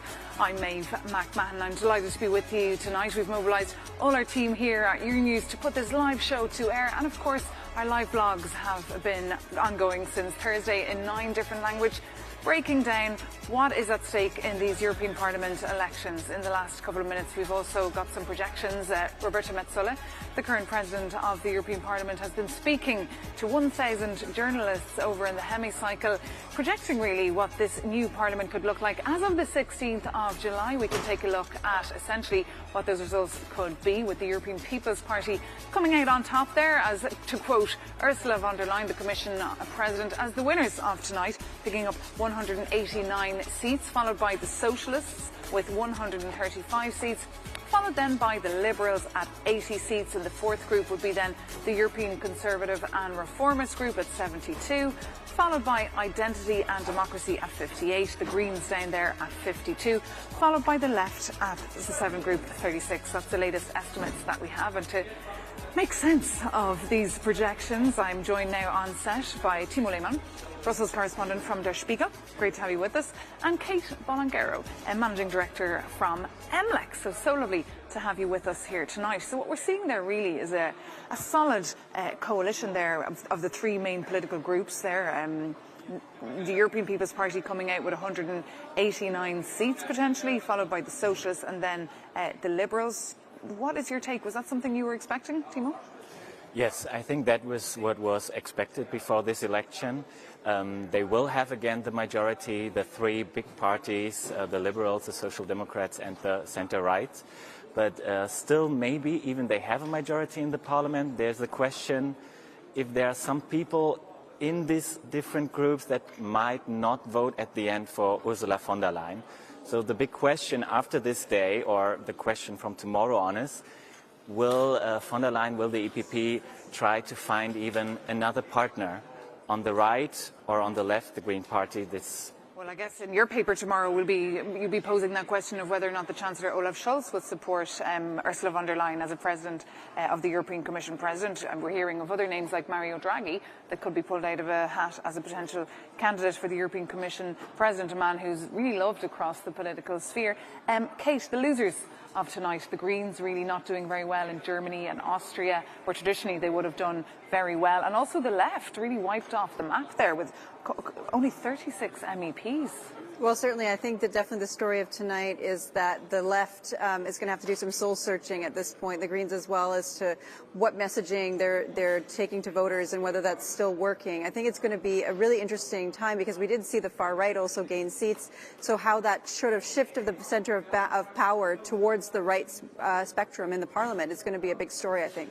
Well, it's coming up there on our screens again. Just we're digesting all these news as we get them. 189 members of the European Parliament for the European People's Party, and then 135 for the Socialists. The Socialists not doing as bad, perhaps, as they thought across the spectrum.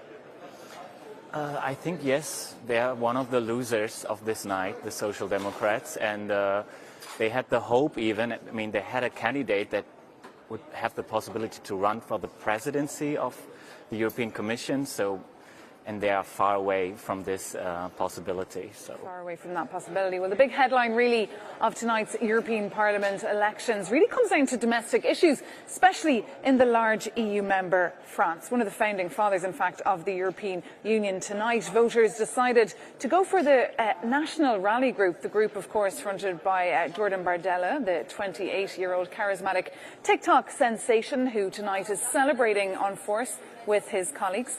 We can actually head over right now and bring in our correspondent who's been at the headquarters of the National Rally all night long, speaking to members of the party and digesting really how they're feeling.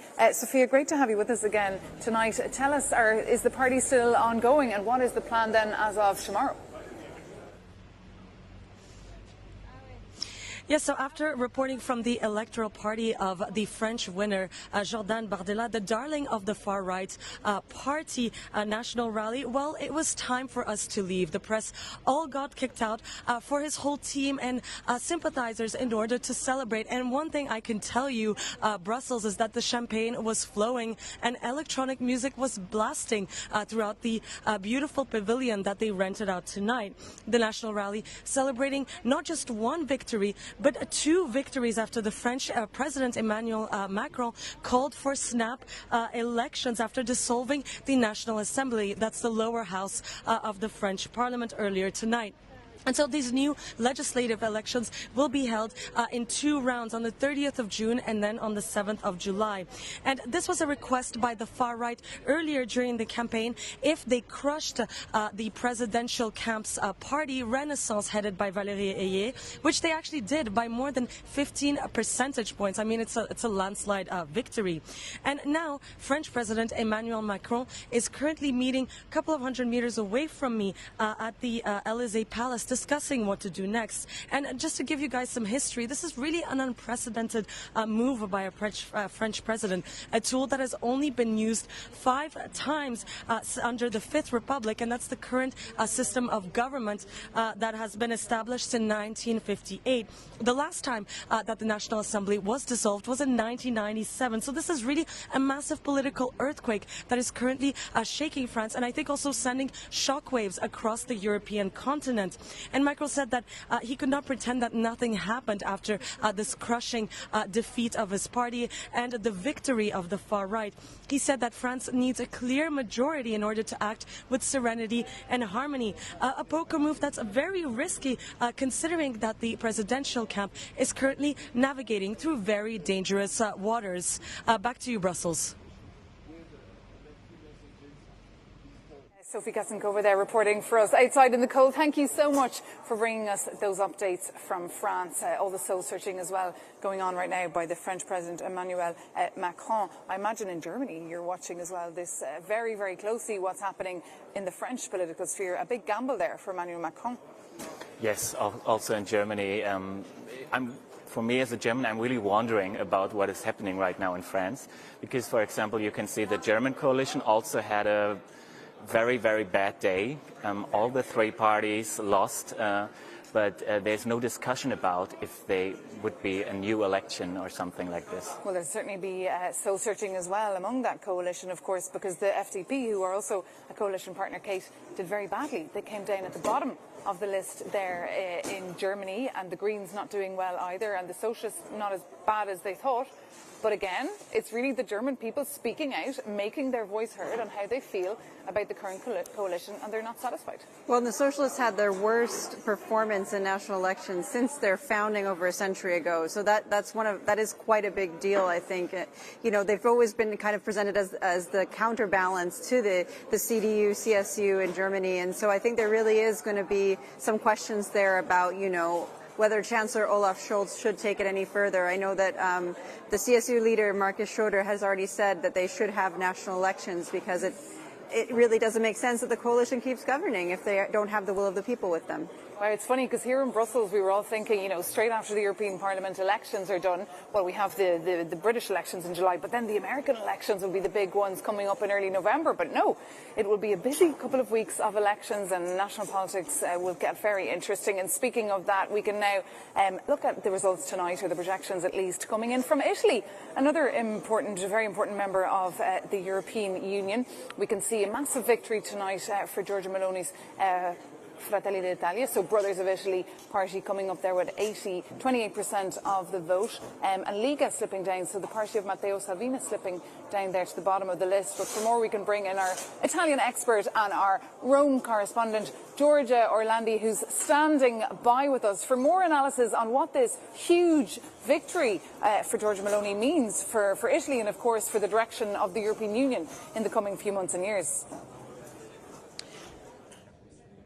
Hi, Maeve. Well, actually, after exit polls, we're getting the early projections through, and after 8% of the votes have been counted, early projections put Fratelli d'Italia, Brothers of Italy, at 27.7%, the PT Party at 23.7%, Forza Italia at 10.5%, and the League Party at 8%. Well, obviously, it's too early to say whether or not this is going to be confirmed, but if those results are going to be confirmed once all votes have been counted, well, that's a great result for Giorgia Meloni. We know that she aims at getting a higher share of votes compared with 26% in 2022. So if this is confirmed, well, it seems to be the case. And as we said throughout the evening, well, this is a major political test for Giorgia Meloni. She decided to put a name on the ballot as the first name,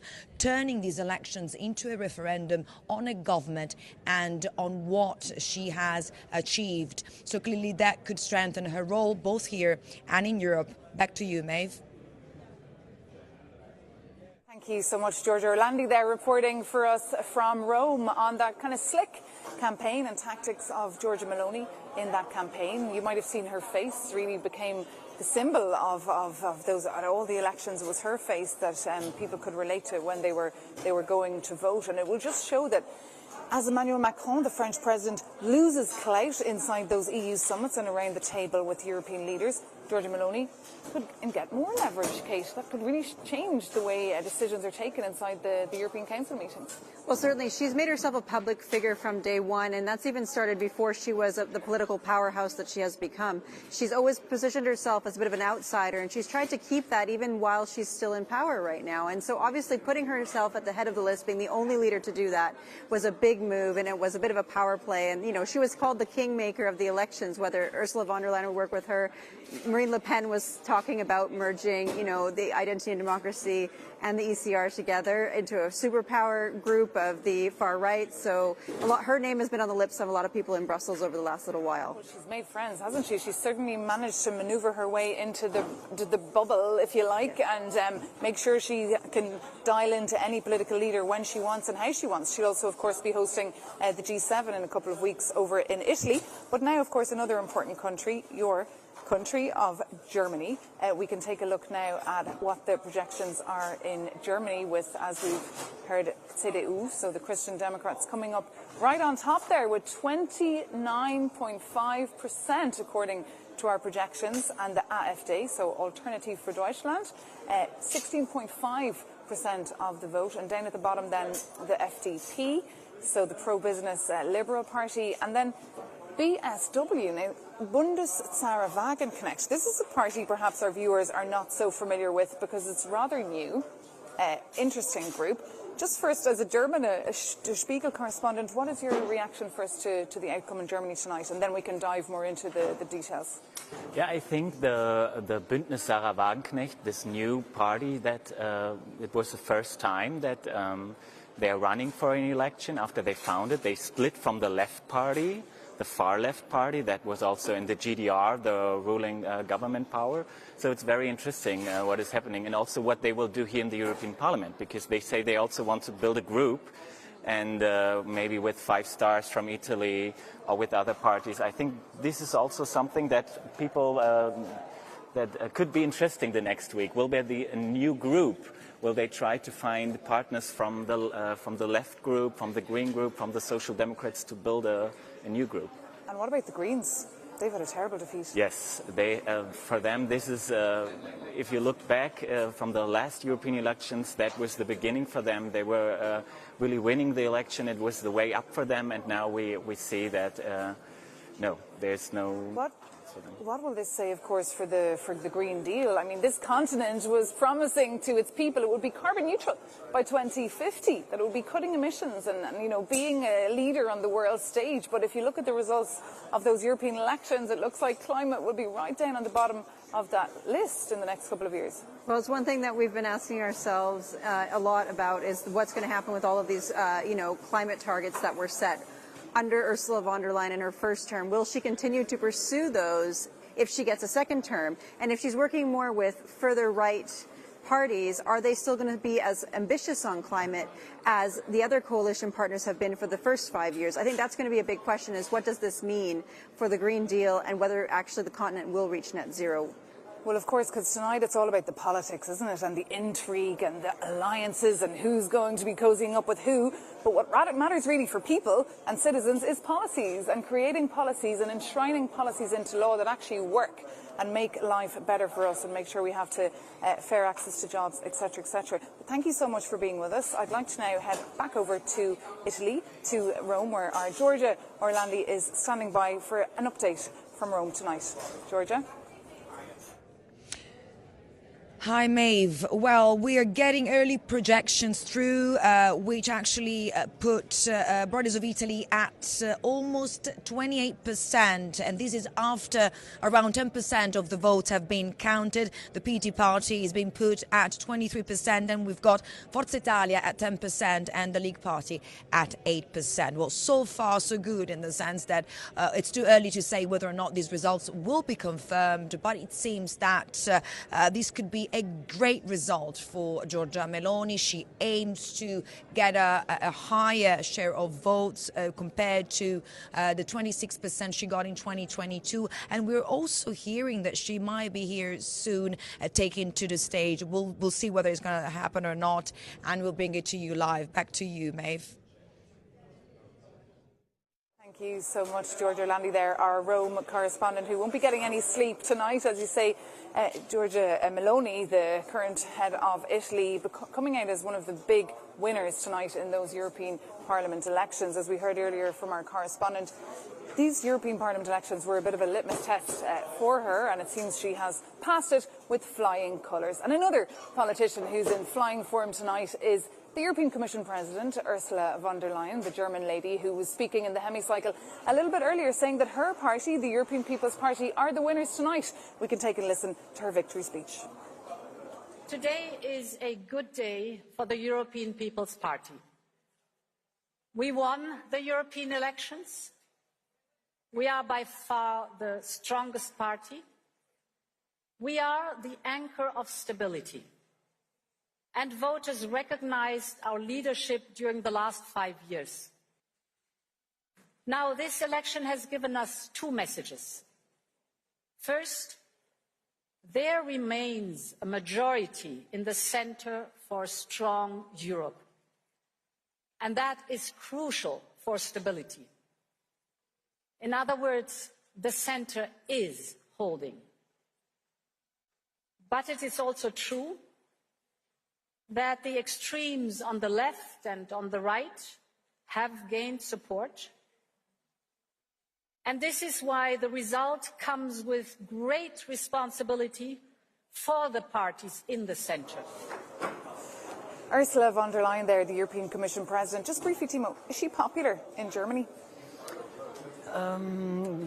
When she was in the German government before she became president of the European Commission, and at that point she was not that popular. She had some scandals when she was Ministry for Defense, and but I think right now people like her more than they did when she was in national politics. But could we see now the Greens try and put pressure on Olaf Scholz to not back her in order for them to be able to get a commissioner and send a commissioner to Brussels? I think at the end that Scholz will back her because she's German, and why should be there an interest for that an Italian guy like Draghi at the end is in the most powerful office in the European Union? I think that's not, at the end it's not realistic. And that would mean, Kate, then that the whole Spitzencandidate process would have been a success if, of course, the candidate Ursula von der Leyen was endorsed and was sent back to the Berlaymont, the headquarters of the European Commission, for the next 5 years. Certainly, and it was really interesting tonight to see Manfred Weber, who's the president of the European People's Party, who was the Spitzenkandidat for them 5 years ago, presenting her. And so there we saw, von der Leyen parachuted in and was elected at the end, despite not being Spitzenkandidat. So it would be very interesting to see whether the process works this time as it was intended to. That was very telling, wasn't it, to see them both on the podium there, side by side. But now, moving on to another country, moving on from Germany over to Hungary, because of course Hungary will be taking over as well the EU presidency as of the 1st of July, and will be coming up a lot more in our discussions. And our correspondent in Budapest has been standing by all night, Zoltán Szibosegi, and he can give us now a little update on what the outcome of the election is so far over in Hungary. Zoltán, what more can you tell us? So actually we are still here in the Fidesz headquarters, and in these moments Viktor Orban, the Prime Minister of Hungary, is holding a speech. Actually we are surrounded with international journalists because they didn't let us in. What we know so far, the results, and what I already mentioned in the last live, that it's quite difficult to verify what is the difference between a win and lose for Fidesz, because actually they lost more or less 1 million of voters, and of course the turnout wasn't as high as during the parliamentary elections, but still it's a huge loss for the governmental party. They now, if it stays like this, they will have 11 seats in the European Parliament, and the biggest opposition party, called Fidesz, called TISA, which is born half a year ago, could reach the Fidesz. So actually they have reason to be afraid a little bit, and also it's not just about the result, not just about the seats, but about really the people. So we can see after 14 years that the support of the Fidesz has broken a little bit.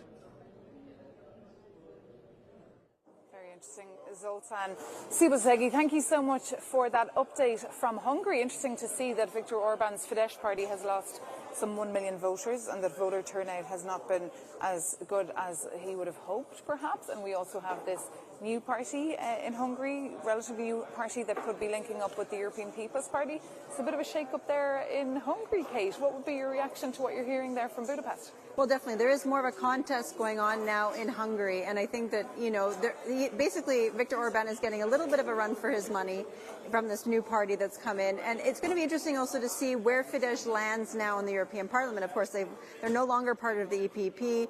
They're speaking to a few different parties right now, but they remain in the non-aligned group. And there were some questions from journalists here today about what exactly the plan will be for Fidesz. So that's going to be really interesting to see what happens. Just to tell our viewers, they've been kind of floating, kind of in the outer sphere. They're not affiliated with any political party at the moment for the last couple of years, since they left, of course, the ECR. So yeah, we'll have to see if the European Conservatives and Reformists take them in. That's a big question. I think there are some parties inside of the ECR group that don't want Fidesz. So, but we know about this thing with Meloni and Le Pen, and there are other right-wing parties that want also a new alliance. So I think also AfD, actually, because they're not in any group right now anymore, but they say they have the ambition to build a new group. But this is very hard because they need, I think, 26 members from 6 different countries. So.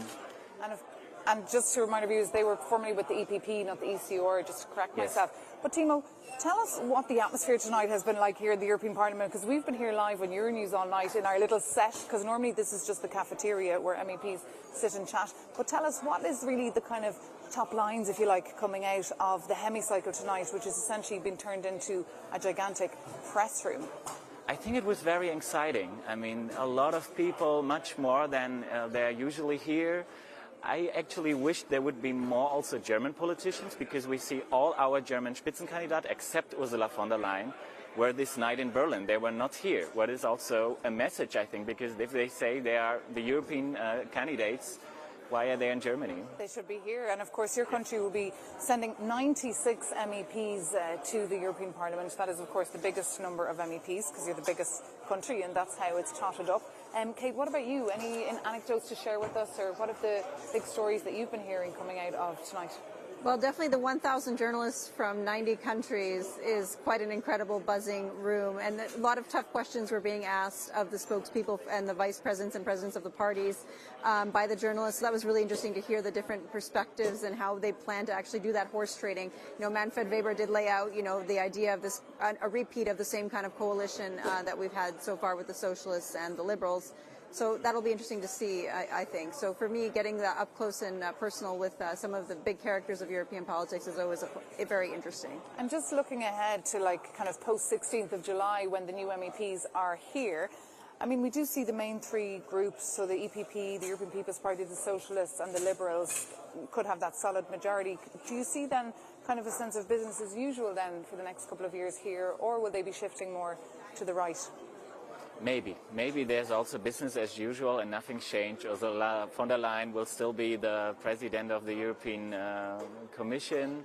We will still have the main majority of the three big parties. And what about the left? I mean, should they just hang up their boots? Yes. They'll just have a couple of MEPs. I mean, they'll have hardly any clout. They'll have hardly any say. They won't get much speaking time. They won't have many members as committee heads. They'll have a really hard time having their message projected. What will that say for workers' rights and issues like that they were close to their heart? Well, I think it's going to shift the conversation, obviously, in Brussels. I mean, already with the war in Ukraine, you know, there's been more talk about defense and security. Migration is a big topic, especially for those on the right end of the spectrum. It's a big topic for them. And so I think it will change what we're talking about. And however, it's also an opportunity for the left to reinvent itself and take a good look at what they're pursuing as policies and what they're promoting to voters. And they can really seize on this as a moment to go back as a group, regroup themselves and get ready for the next 5 years. Well, reinventing yourself, I mean, that's a good one, I think, and that's a message that politicians should really take home tonight. It's the time for change. I think also, as we've seen, the electorate are also looking for change. And just on that note, we can head over now to Spain, to Madrid, and see how voters have been voting over there. I know the turnout has been quite low today, but we understand that the European People's Party, so the PP, are doing quite well. But let's get more from our Spanish expert, and that is our Madrid correspondent, Jaime Velasquez. What more can you tell us at this time? Well, finally, there's been some celebrations here. The party leader, Alberto Núñez Feijóo, and the candidate, the European candidate of the People's Party, Carlos Montserrat, have come here to celebrate the results. The People's Party has won the European elections with 22 seats. That's 9 seats more than back in 2019. But the Socialist Party has come in second with 20 seats.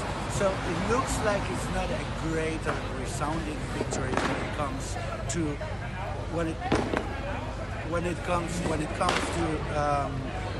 members of Parliament, 22 compared to 20. But the difference is 4 points. Between the People's Party and the Socialist Party, and that would make a great difference in the case of a general election here in Spain. But the Socialist Party has somehow managed to hold its ground, and now probably in the coming days we're going to see a fight for the narrative with the People's Party claiming victory and the Socialist Party saying, okay, we've managed to hold our ground, and Pedro Sánchez had a lot of support as well, even though the People's Party have framed this election as a referendum on Pedro Sanchez's government. Jaime Velasquez there in a very noisy, rowdy capital of Spain. No, it sounds like there was like fireworks in the background there. It sounds almost like he's at a football match. But obviously a good result there for the European People's Party from the PP. I mean, as expected perhaps. Sorry. Were you expecting that result? Yeah, it is very noisy. I can see. It's also a bit noisy here, not only there. Yeah, I think that was kind of also what was expected there, that the socialists will be kind of stable, right? So. Yeah, I mean, Spanish politics, obviously fascinating, and we're always following them very closely here. We understand as well that the Vox party, he said, so the far right, that sit in fact with the European Conservative and Reformists, that is the party affiliated with Brothers of Italy, so the party of Giorgia Meloni, are also in that group. We can bring in now Vincenzo Genovese, our reporter, who is standing here in the European Parliament beside a Green member of the European Parliament. Vincenzo, what more have you got for us?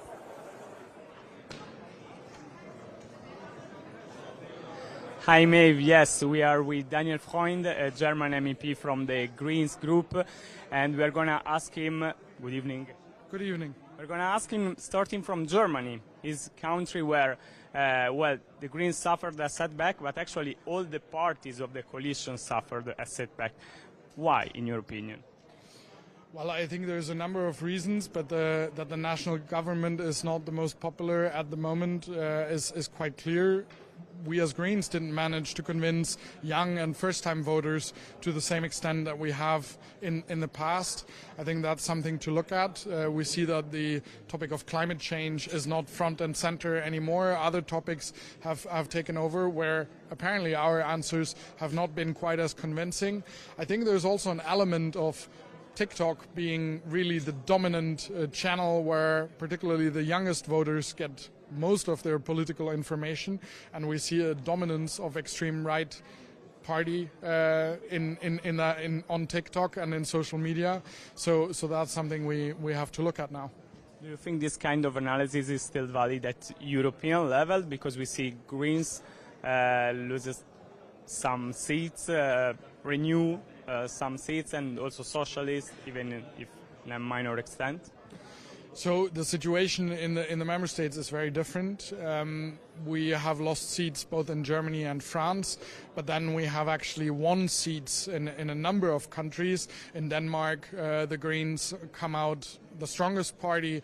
In the Netherlands, it's a joint list, but led by a Green that also came out first. We now will, it seems, have members from Croatia, Slovenia. We're also performing well in the Nordics. So it's a mixed picture.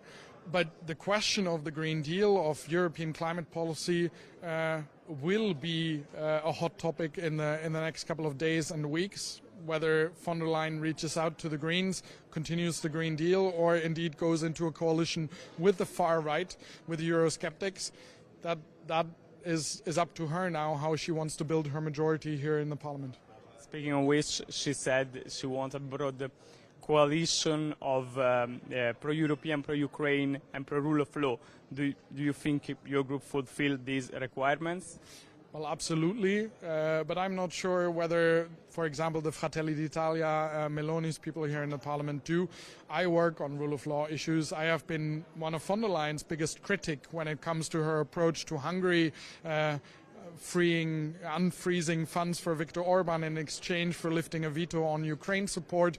So when von der Leyen now says she wants to go into a coalition with Fratelli, they have consistently voted against anything to do with the rule of law in these past 5 years, so how they fulfill this criteria is a mystery to me.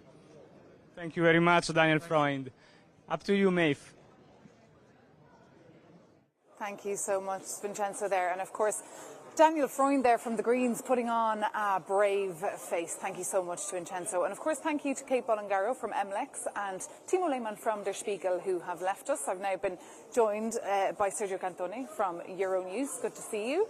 And also Andy Bounce from the Financial Times. So lovely to have you with us on set. Before I get your analysis, which I'm very excited to hear. I'd like to just head back over to the hemicycle where our Shona Murray is standing by and can give us now the latest on those projections for the incoming European Parliament. Shona. Well, Maeve, the projections are around 189 seats for the EPP, but I've been speaking to people in the European People's Party who believe that in the end they'll get well over 200 seats because they feel like they're going to get at least several of the new MEPs that are non-grouping. They also believe that they will go and get the seats from the new Peter Major's party, the Respect and Freedom Party in Hungary. So they're absolutely thrilled. Now, the only concern they have is how is Ursula von der Leyen going to please everybody? Because, as she said today, she's going to move towards her traditional coalition of the S&D, Renew and potentially the Greens, that she does really have heart when it comes to the Green Deal, but that it will be reduced in some way, that it will have to become more about competition and competitiveness rather than green issues. And also she'll want to ensure that she has the support of Giorgia Meloni. And as we heard there from Daniel Freund, Giorgia Meloni and the Greens and often the Renew parties and the S&D, they quite clash when it comes to things around rule of law. So she will have an issue there, but she has said that her priority is to move with the centre, to move with pragmatic politicians. Maeve? And Shona, we've been talking here a lot about the big member states, Germany, Italy, France, but how have the smaller member states been voting tonight? Do you think of countries like Ireland, Malta, Belgium? Have you any updates on those countries? And how they've been Belgium booked the trend, actually, because the Renew group, the Liberals, actually topped the poll there. That's the party of Alexander De Croo, who said he's going to resign tomorrow because on a national footage he didn't do very well. Malta, we have the President of the European Parliament, Roberta Metsola. She got the highest number of first preference votes ever in the history of Malta elections, her team have told me. And with the 6 seats that Malta has, 3 will go to the EPP and 3 will go to the S&D.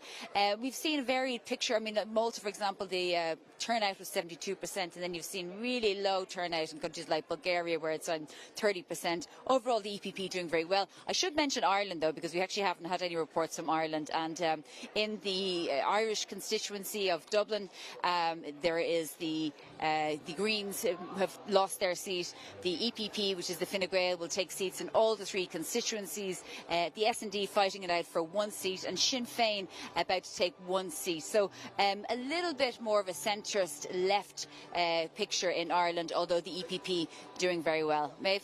Thank you so much, Shona Murray, there with all the latest from the hemicycle, and of course painting a picture as well of how the continent has voted in the last couple of days, with these elections of course taking place since Thursday. Andy Bounds from the Financial Times, I am going to look at you and ask you what these results or projections will mean for the economy and policies when it comes to the economy in the next couple of years. That's a great question, because I think the whole debate about the Green Deal has been about what impact it's had on Europe's competitiveness. It was pitched originally as the competitiveness plan for Europe, that businesses would lead the transition, they would have world-leading technology because they had to go green first, and therefore we'd be selling that technology around the world. What's actually happened to some extent is that China has actually taken the lead in many of these technologies. We've seen it with electric vehicles, we've seen it with wind turbines, solar panels, so we're importing an awful lot of this stuff. And European companies are complaining that not only are they having to compete with China, they're also having to implement lots and lots of rules that have come about from the Green Deal and change things, and that's sort of hurting them. Indeed, that's a message we get from business, from industry, small to medium-sized companies as well, that they're overburdened with regulation and they just can't really cope. They came out of COVID, then it was the cost of living crisis, and of course the implications of the full-scale invasion of Ukraine, and then they just can't really cope anymore, so they said no. Well, first of all, let me say that this election has a kind of systemic effect on the political arena of the European Union and maybe the entire Europe. First of all, the French question will surely influence the post-electoral institutional process because the decision, for instance, for the top jobs will be completely influenced by the electoral campaign in France. Second point, the EPP, the Conservatives, are strong, but not enough to assure a majority. So we'll have to find partners and it's going to be a difficult job, and it will have also important and deep political ramification when it comes to the policies you have mentioned. Well, Andy, that is, of course, one of the big headlines we're looking at tonight. It is the outcome, of course, in France, the huge victory for the National Rally and the real slump of support for the French President Emmanuel Macron's Renaissance Party. Now, you've seen the party of Marine Le Pen offer proposals to cut taxes for the under-30s, for example. But in reality, will she be able to do that? Will she be able to fix France for the people? Well, I mean, she won't get the chance to try to fix France just yet. I mean, she might win the parliamentary elections, but we still have, we still have Macron as president. I think what really happens in 2027, if she wins the presidency, then she has her moment to prove her policies can work. And as we've seen, the one country arguably where populists have sort of really been in control has been the UK. They implemented Brexit. The Conservative Party went very far to the right, tried to tackle migration, and it hasn't actually worked out that well. What you have in Europe is often the coalition system sort of restrain the far right from really doing everything they want to do. They never really get their head, and the voters can see them as a sort of anti-establishment vote that's fairly pain-free. So let's see what happens if. Well, obviously we're fascinated by that election coming up as well in July in the UK, where of course the UK voters are set to swing to the left, as we here in Europe swing perhaps a little bit to their right. But now let's head over to Slovenia, to Ljubljana, where our correspondent Luka Svecina is standing by to tell us how Slovenians have been voting in these European Parliament elections and what the potential outcome could be. Take a listen. Good evening. Here in Slovenia, the election votes are still being counted. The results are not final. At this moment, close to 73% of the votes have been counted. As predicted by the latest opinion polls, it seems that the opposition Slovenian Democratic Party, led by Janez Janša, will secure 4 seats in the European Parliament. The largest government party, the Freedom Movement, will send 2 MEPs to Brussels. The Green Party Vesna, the NSC Christian Democrats, and the Social Democrats will each have 1 seat. Therefore, we can conclude that the centre-right will hold a majority of Slovenian seats in the next European Parliament. This is Luka Svecina from Planet TV Slovenia for Euronews. And thank you so much to Luka for that update there from Slovenia. Fascinating, isn't it? All night long we've been crisscrossing the continent. We were over in Cyprus, we were in Greece, we were in Rome, we were in Paris, getting the latest on how Europeans have been voting today. But what about voter turnout? How has voter turnout been this time, Sergio? Say it again, please. Voter turnout. Yes. How has voter turnout been? Well, a little bit higher than the last, no, but not great either. If I had to give you a headline for tomorrow, I would say that the far right supported the turnout, because the conclusion that more or less we can draw. Because they were where the people were. They were on TikTok. The higher turnout, we got the higher turnout where the far right got success, where the lower turnout where the far right was not present or didn't have this big success. And look at Giorgia Meloni, who did very, very well tonight in these European Parliament elections. She's been coined Georgia. She asks people just to call her Georgia, which makes her very relatable when it comes to... This phenomenon of Giorgia Meloni is, as it was mentioned by my colleague before, is anyway an important aspect from the point of view of a balance of a European Parliament, say.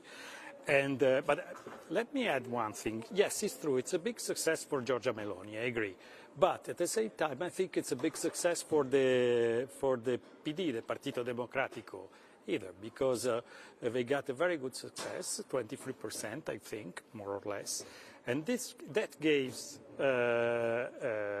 Italy a grasp on 2 important groups, because the ECR will be basically influenced by a strong Italian presence, but the socialists will be also influenced by a big Italian presence. And let me think something about the next top job of the European Commission, because both parties used to be Draghi supporters. Giorgia Meloni personally, as an ECR, and of course the Partito Democratico, that was an historical supporter of Draghi when he was at the ECB. And just to remind to our viewers, in fact, Mario Draghi, Super Mario, as he was called, the former head of the ECB, a former head of state of Italy, name tossed around here sometimes as potentially a candidate for the president of the European Commission, but we'll have to wait and see who that person is. We can now head over to Rome and bring in our correspondent, Giorgia Orlandi, who's standing by and can give us a little update on the outcome of these elections. Giorgia.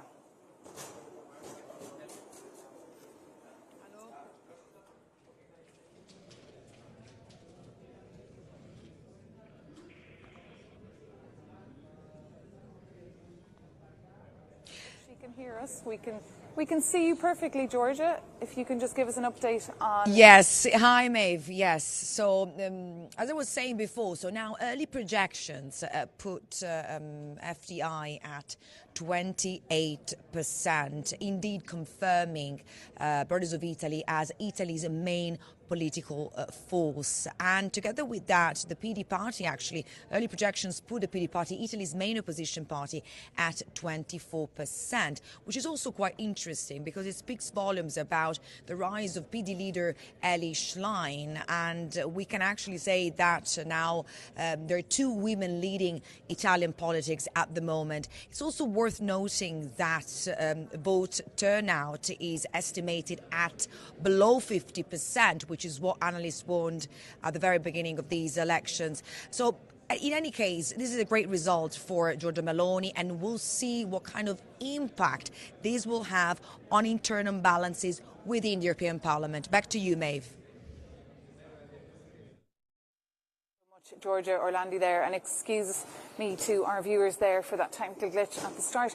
Andy Bounds, what would be the headlines that you'll be writing and that will be coming out of Brussels tomorrow morning as this news kind of is processed?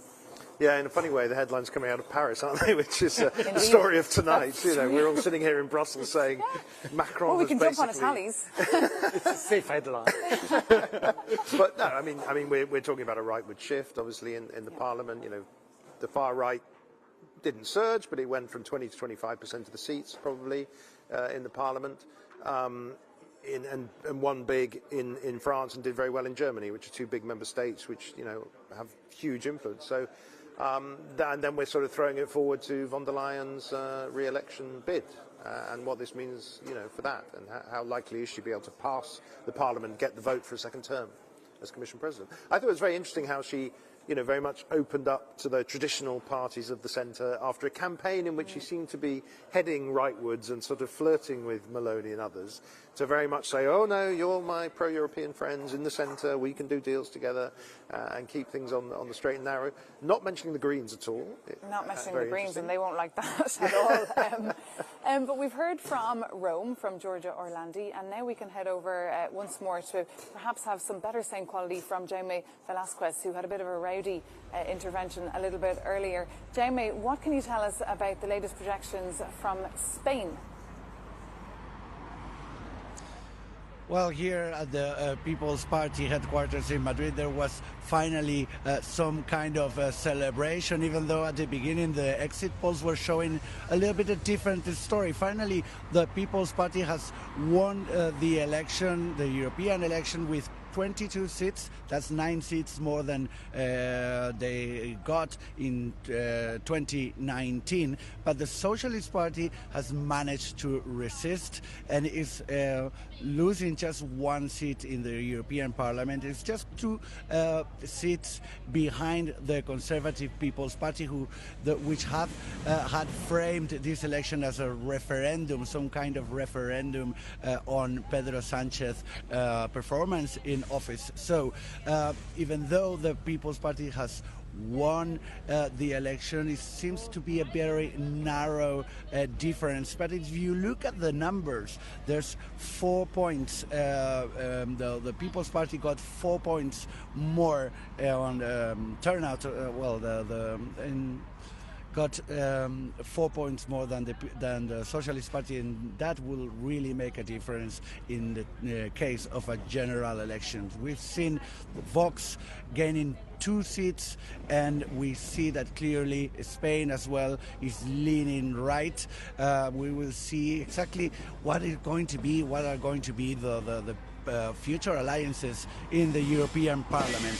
The Socialist Party remains the biggest group in the Social Democrats, and Spain, and Pedro Sanchez is probably the last great stronghold of the socialists, and they said that they are going to try to make a difference in Europe, defending the values of the left against the extreme right and the right in the European Parliament. But also the People's Party is coming second in the second biggest group in the conservative camp in the European Union. We will see if finally the Conservative Party and the Socialists in Europe continue working together.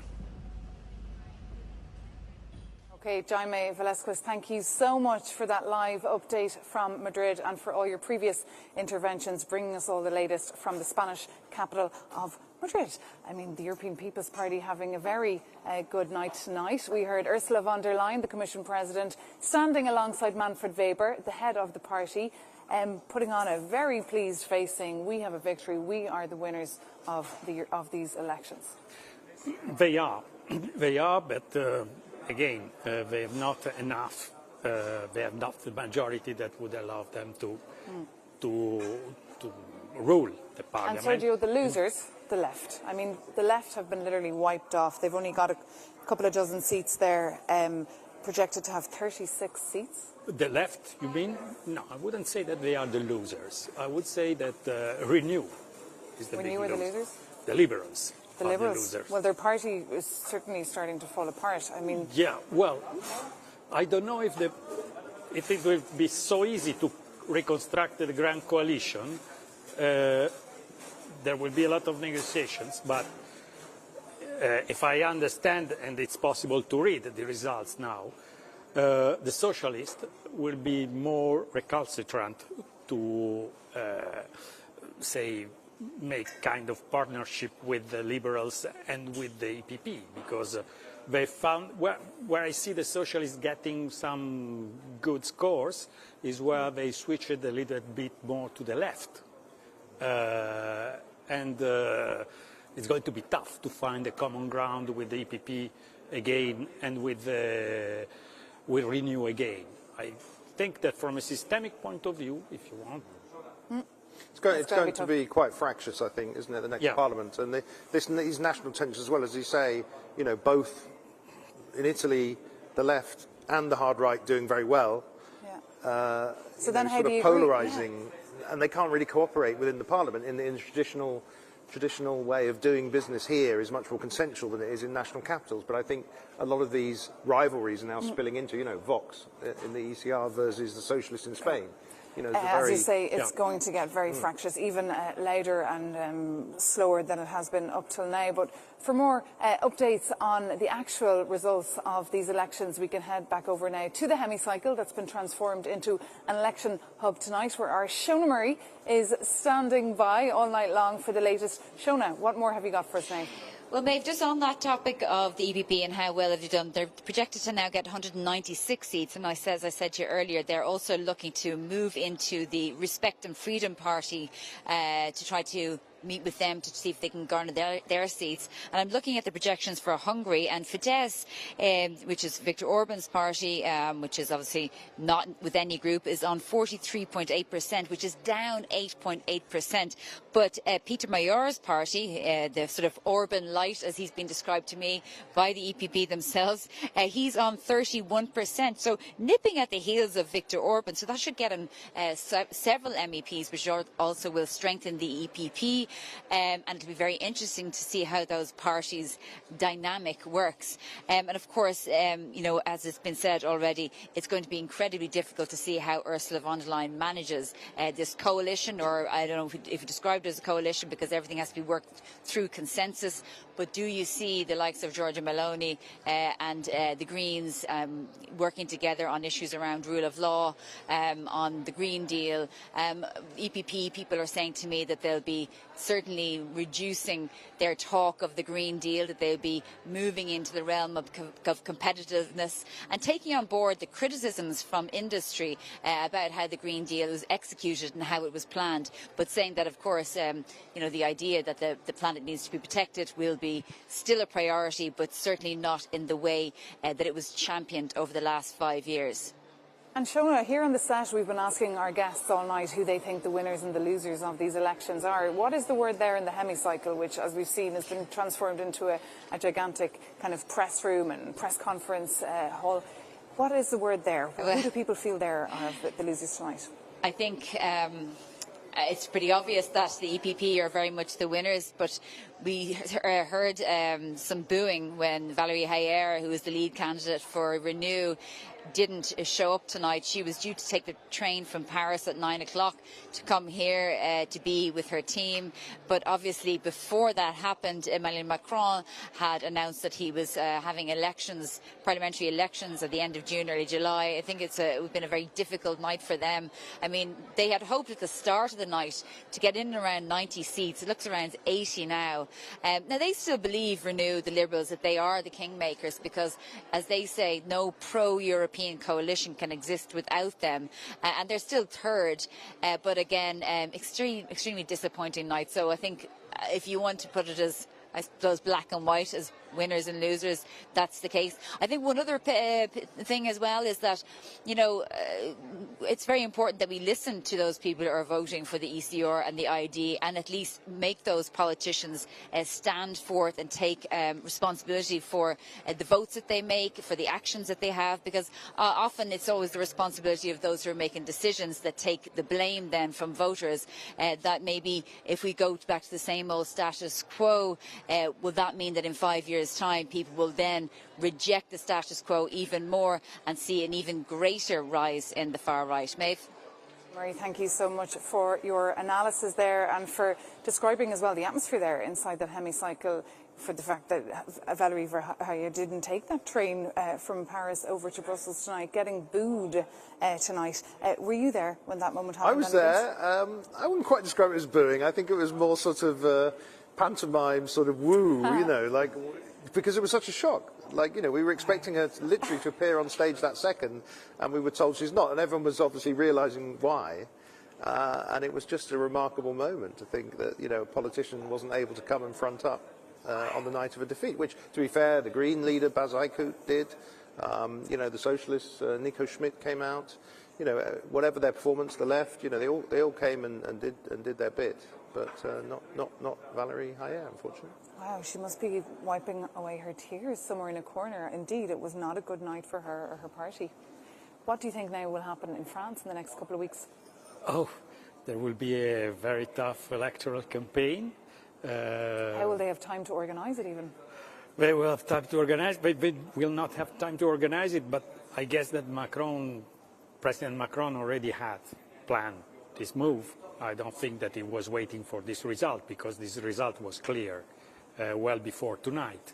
So it's sure that he knew what was going on and was prepared to this, whereas probably Marine Le Pen will have now to find the solution to react to the move of the president. It's a hazardous move, quite courageous, brave. Probably. I don't know if it will be useful. I remember in '97 another historical dissolution of the Assemblée Nationale, of the French Parliament, when Jacques Chirac, after waves of strikes, decided to fire the Prime Minister, Alain Juppé, and they went to the elections, and we got the cohabitation with the socialists and with the with the Chirac party, that was the center-right, then the Republican now. Maybe we will see this scenario. Hardly. We will see if, again, the problem is that after all the protests that we got in Paris, I think that many people from the left this time, for many people from the left or center-left, it will be very difficult to stand by Macron in the name of a barrier against the Front National. It's going to be more difficult this time. It's not like the previous time. I think, especially in a parliamentary election, in a presidential election, you can rally behind the anti-Le Pen candidate. Parliamentary election, they all stand on their own platforms. The Socialists did quite well in the European elections. They'll be pushing their own programme. It just seemed like an incredibly risky gamble, which is what Macron has always done. I mean, that's how he started his career. But this one does seem a bit of a gamble too far. And I do wonder what will happen in that first summit. You know, when he's in the room with the other European leaders, as a bit of a wounded animal. I mean, you know, he's still the president of France, but he's on his way out. A bit of a lame duck, president of France. Whereas Giorgia Meloni will be there, an emboldened Giorgia Meloni with the full backing of her people, and therefore perhaps have more of a say in the direction of the European Union in the future. And sorry, but also on the apologies, also on the side of the party of Macron is not a classical party with an history behind. Sure. It's a group, and it's a group that is crumbling. So it's even more a gamble because of that. There is not such an organized party system that can bear the brunt of such an important election, parliamentary election. And meanwhile, very frustrated, angry French citizens looking for answers to all their problems. We're not sure that any politician will be able to have any sort of a magic solution to any of them, but whatever happens in France or in Brussels or anywhere across the continent, here at Euronews, we of course will be following it for you. For the last 7 hours, we've been live with you on Euronews. We've been crisscrossing the continent to all our correspondents in all the various capitals to hear what these European Parliament elections looked like for their countries, whether or not people actually went to the polls or not, how they voted when they did. Next steps, of course, in the next few weeks, we'll be keeping an eye on those alliances, those coalitions, who cozies up with who. And then on the 16th of July, the brand new 720 members of the European Parliament will be having their Freshers' Week over in Strasbourg. At Euronews, of course, we will be there. But at this moment, I would like to say a big thank you to Andy Bounce from the Financial Times for being with us here in the early hours of the morning, one of the last people in the Parliament. And of course, Sergio Cantoni as well. Thank you for being with us. And Shona Murray in the hemicycle, and all our correspondents all across the continent. And to all our technical team who've been with us, thank you so much for being with us. Good night.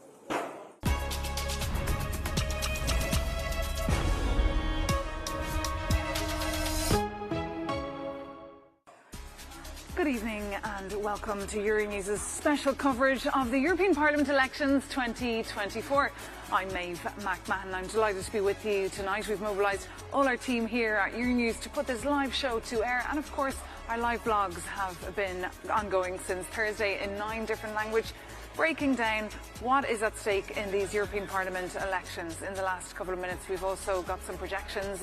Roberta Metsola, the current president of the European Parliament, has been speaking to 1,000 journalists over in the hemicycle, projecting really what this new Parliament could look like. As of the 16th of July, we can take a look at essentially what those results could be, with the European People's Party coming out on top there, as to quote Ursula von der Leyen, the Commission President, as the winners of tonight, picking up 189 seats, followed by the Socialists with 135 seats, followed then by the Liberals at 80 seats, and the fourth group would be then the European Conservative and Reformist group at 72, followed by Identity and Democracy at 58, the Greens down there at 52, followed by the Left at the 7 group 36. That's the latest estimates that we have. And to make sense of these projections, I'm joined now on set by Timo Lehmann, Brussels correspondent from Der Spiegel. Great to have you with us. And Kate Bolangero, a managing director from MLEX. So lovely to have you with us here tonight. So what we're seeing there really is a solid coalition there of the 3 main political groups there. the European People's Party coming out with 189 seats potentially, followed by the Socialists and then the Liberals. What is your take? Was that something you were expecting, Timo? Yes, I think that was what was expected before this election. They will have again the majority, the three big parties, the Liberals, the Social Democrats and the centre-right. But still, maybe even they have a majority in the parliament. There's the question if there are some people in these different groups that might not vote at the end for Ursula von der Leyen. So the big question after this day, or the question from tomorrow on, is will von der Leyen, will the EPP try to find even another partner on the right or on the left, the Green Party? Well, I guess in your paper tomorrow you'll be posing that question of whether or not the Chancellor Olaf Scholz would support Ursula von der Leyen as a president of the European Commission president. And we're hearing of other names like Mario Draghi that could be pulled out of a hat as a potential candidate for the European Commission president, a man who's really loved across the political sphere.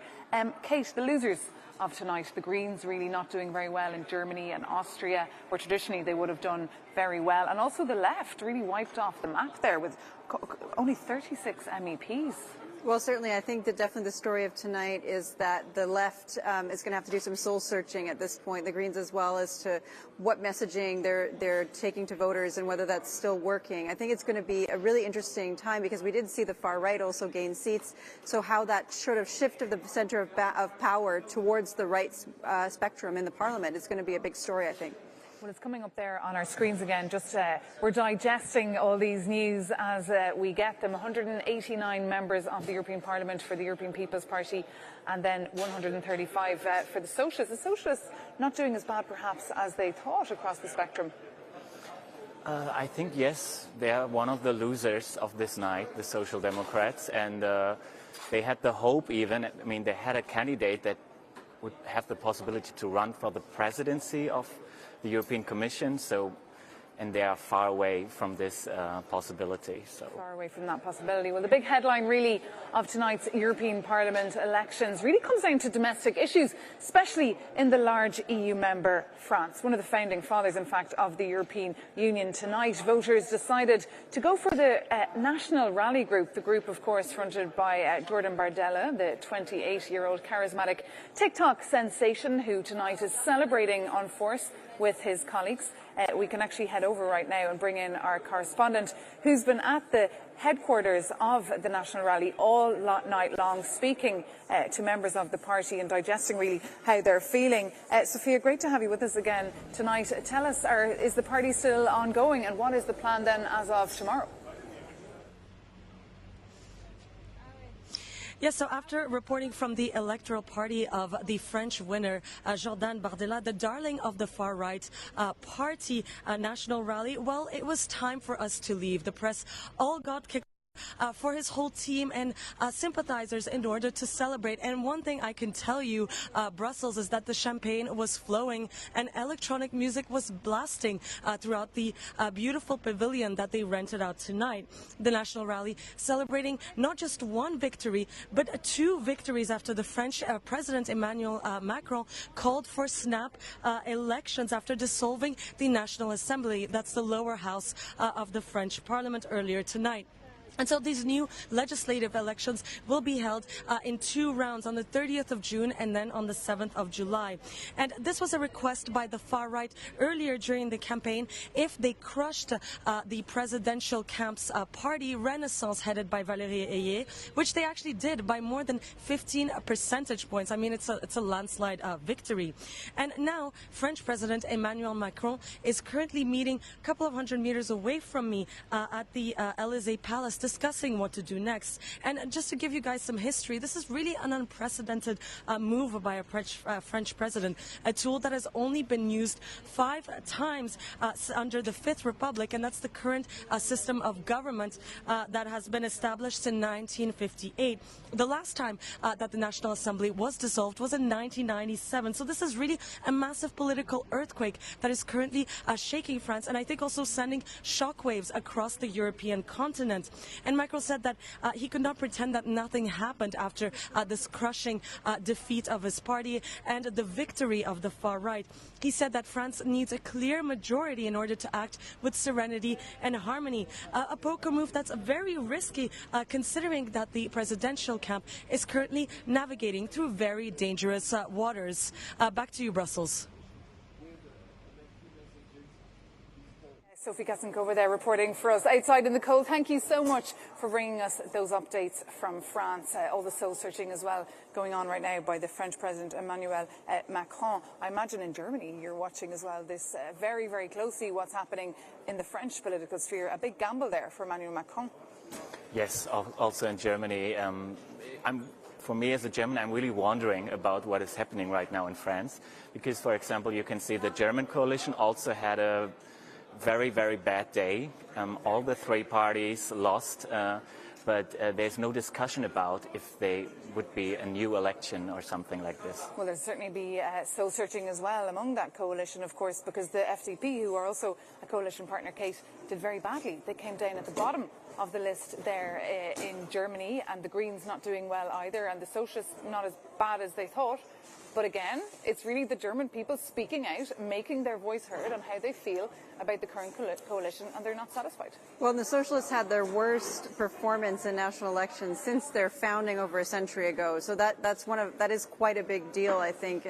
You know, they've always been kind of presented as the counterbalance to the CDU, CSU in Germany, and so I think there really is going to be some questions there about, you know, whether Chancellor Olaf Scholz should take it any further. I know that the CSU leader, Markus Schroeder, has already said that they should have national elections because it really doesn't make sense that the coalition keeps governing if they don't have the will of the people with them. Well, it's funny because here in Brussels we were all thinking, you know, straight after the European Parliament elections are done, well, we have the British elections in July, but then the American elections will be the big ones coming up in early November. But no, it will be a busy couple of weeks of elections, and national politics will get very interesting. And speaking of that, we can now look at the results tonight, or the projections at least, coming in from Italy, another very important member of the European Union.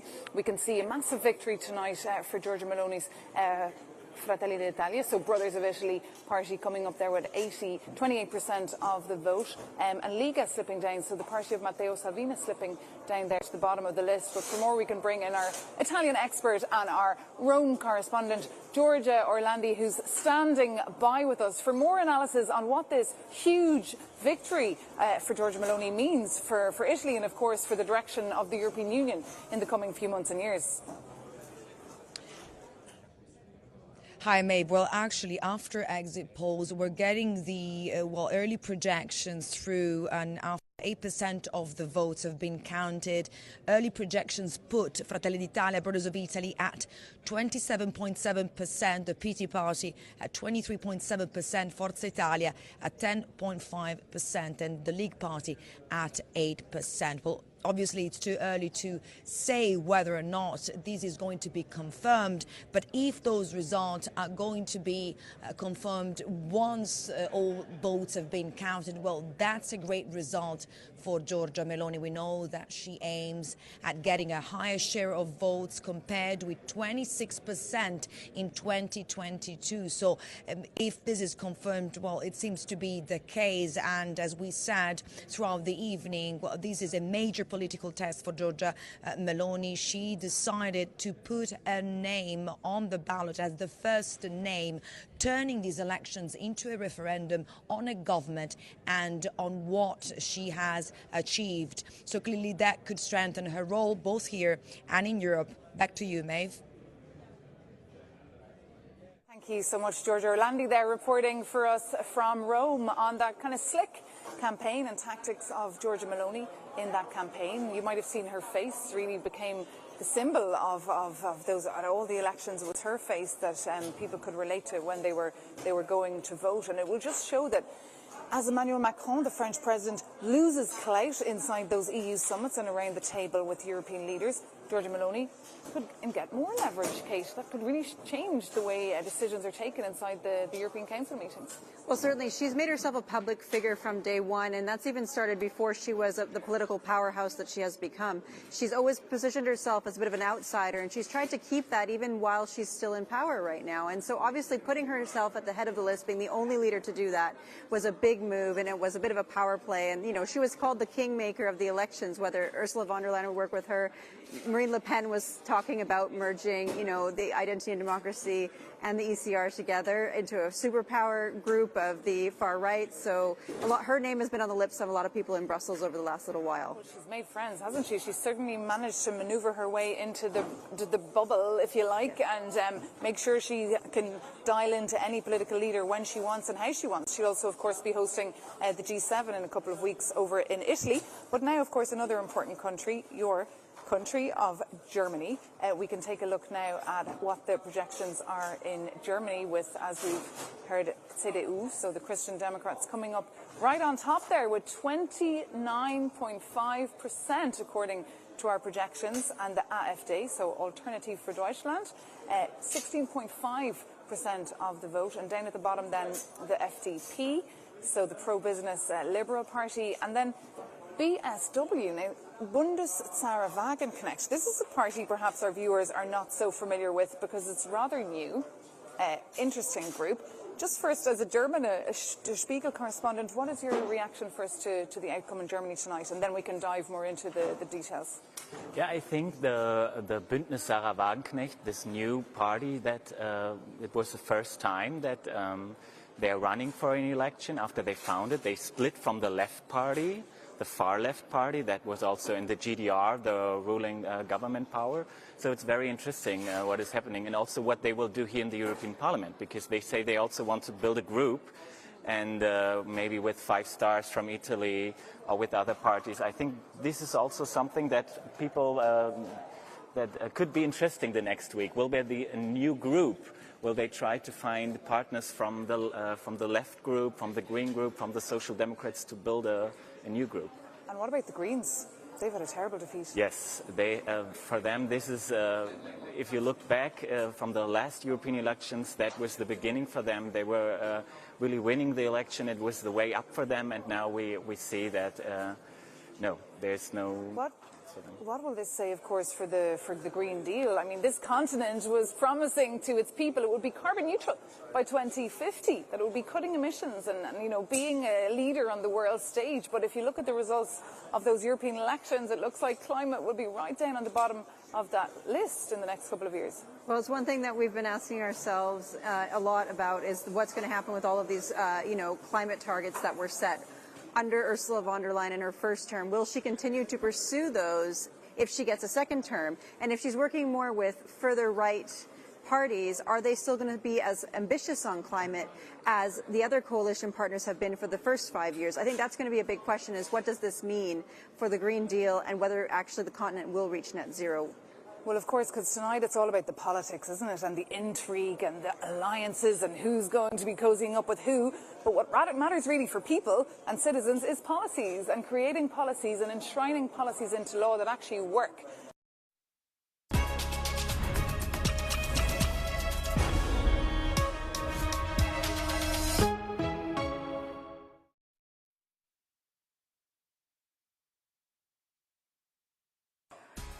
Good evening and welcome to Euronews' special coverage of the European Parliament elections 2024.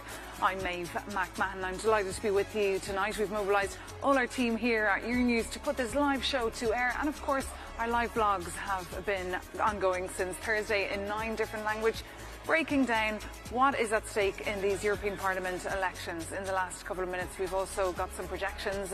Roberta Metsola, the current President of the European Parliament, has been speaking to 1,000 journalists over in the hemicycle, projecting really what this new Parliament could look like. As of the 16th of July, we can take a look at essentially what those results could be, with the European People's Party coming out on top there, as to quote Ursula von der Leyen, the Commission President, as the winners of tonight, picking up 189 seats, followed by the Socialists with 135 seats, followed then by the Liberals at 80 seats, and the fourth group would be then the European Conservative and Reformist group at 72, followed by Identity and Democracy at 58, the Greens down there at 52, followed by the Left at the 7 group 36. That's the latest estimates that we have. And to make sense of these projections, I'm joined now on set by Timo Lehmann, Brussels correspondent from Der Spiegel. Great to have you with us. And Kate Bolangero, a managing director from MLEX. So lovely to have you with us here tonight. So what we're seeing there really is a